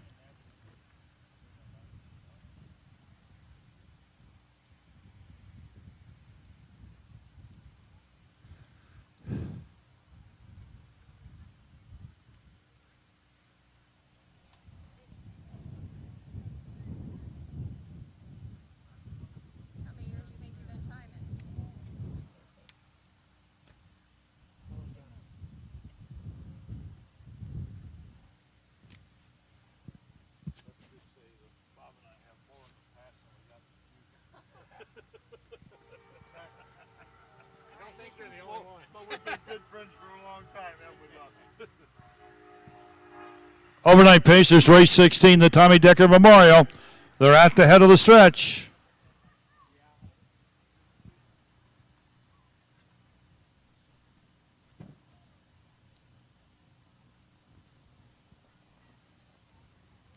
Here they come.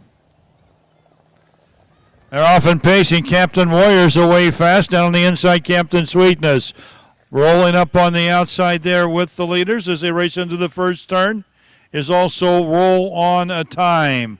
Roll On Time on the outside as they race around the turn. On the inside, it's Captain Warrior, but that's Roll On Time. And Jacavian Carter making the lead now. And they head down the back stretch with Mike Rogers there second with Captain Warrior. Captain Sweetness is racing third. Racing fourth is a Roll On Roll On Time is second. Hard to keep them apart here. It's Captain Warrior now with the lead. Roll On Time and Captain Warrior battling out here in the early time as they go off the quarter mile in 32 2/5 of a second. 32.2 as they move past the 3/8 mile mark. The three Captain Warrior along the inside, Captain Sweetness on the outside. Those two keep battling it out.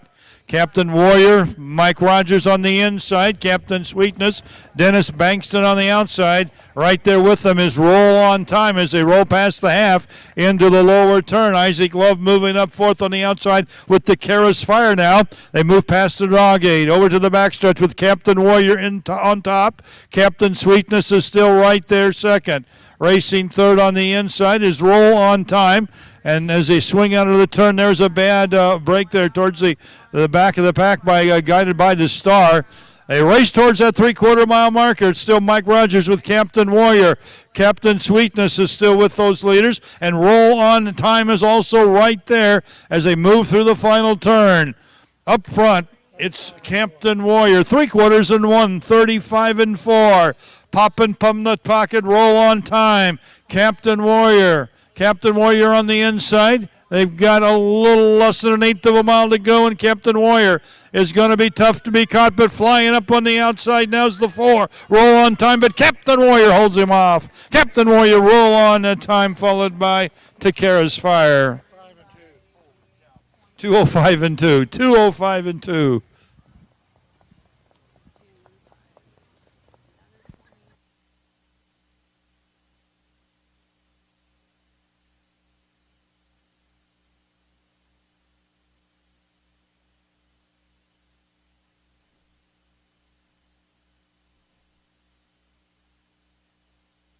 Well, last race, David, everybody will be ready to get out of here. I think so. I think you're right. I hope they don't turn the lights out on us. It was a good race, though. Right down to the end, Captain Warrior and Roll On Time with Jaquavian on the outside. I thought he had a nice move, a nice charge going on, but just not enough. That mile was in 2:05 and 2/5, 2:05 and 2. That last kick of Mikey's was just too much to hold him off. There is a judge inquiry. Does not affect the winner. I got to pull inquiry not affecting the review. winner. Great. The Papa Deck trophy for the fastest pacer then will go to the race 14 winner, Marshall Malone. So somebody from the Steve Hofford stable, if you'd like to come over here, or somebody connected to Marshall Malone, we got a trophy for you. Marshall Malone wins the Papa Deck trophy for the fastest pacer of the evening. His effort was 2:01 1/5.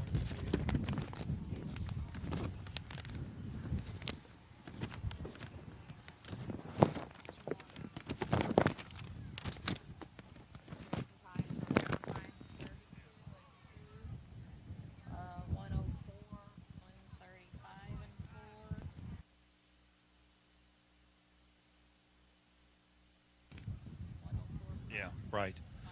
So Captain Warrior is owned by Jennifer Law of Springfield, Alicia Boja of Chicago Heights, Mike Rogers, the trainer driver, 3-year-old gelded son of Captain Crunch from a Western Hanover mare bred in Ohio.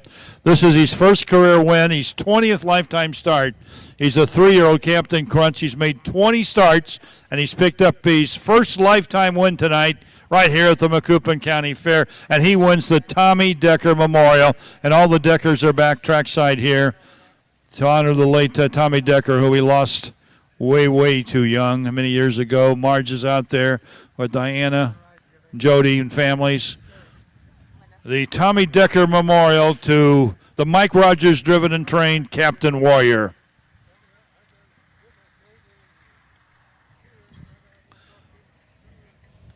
We'll have those results here momentarily.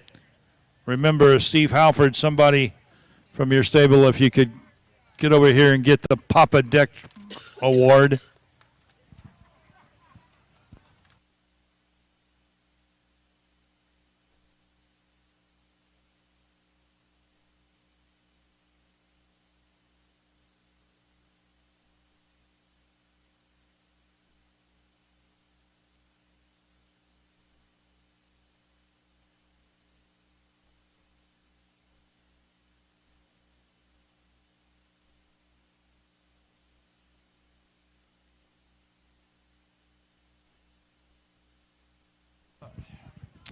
Results of race 16 official.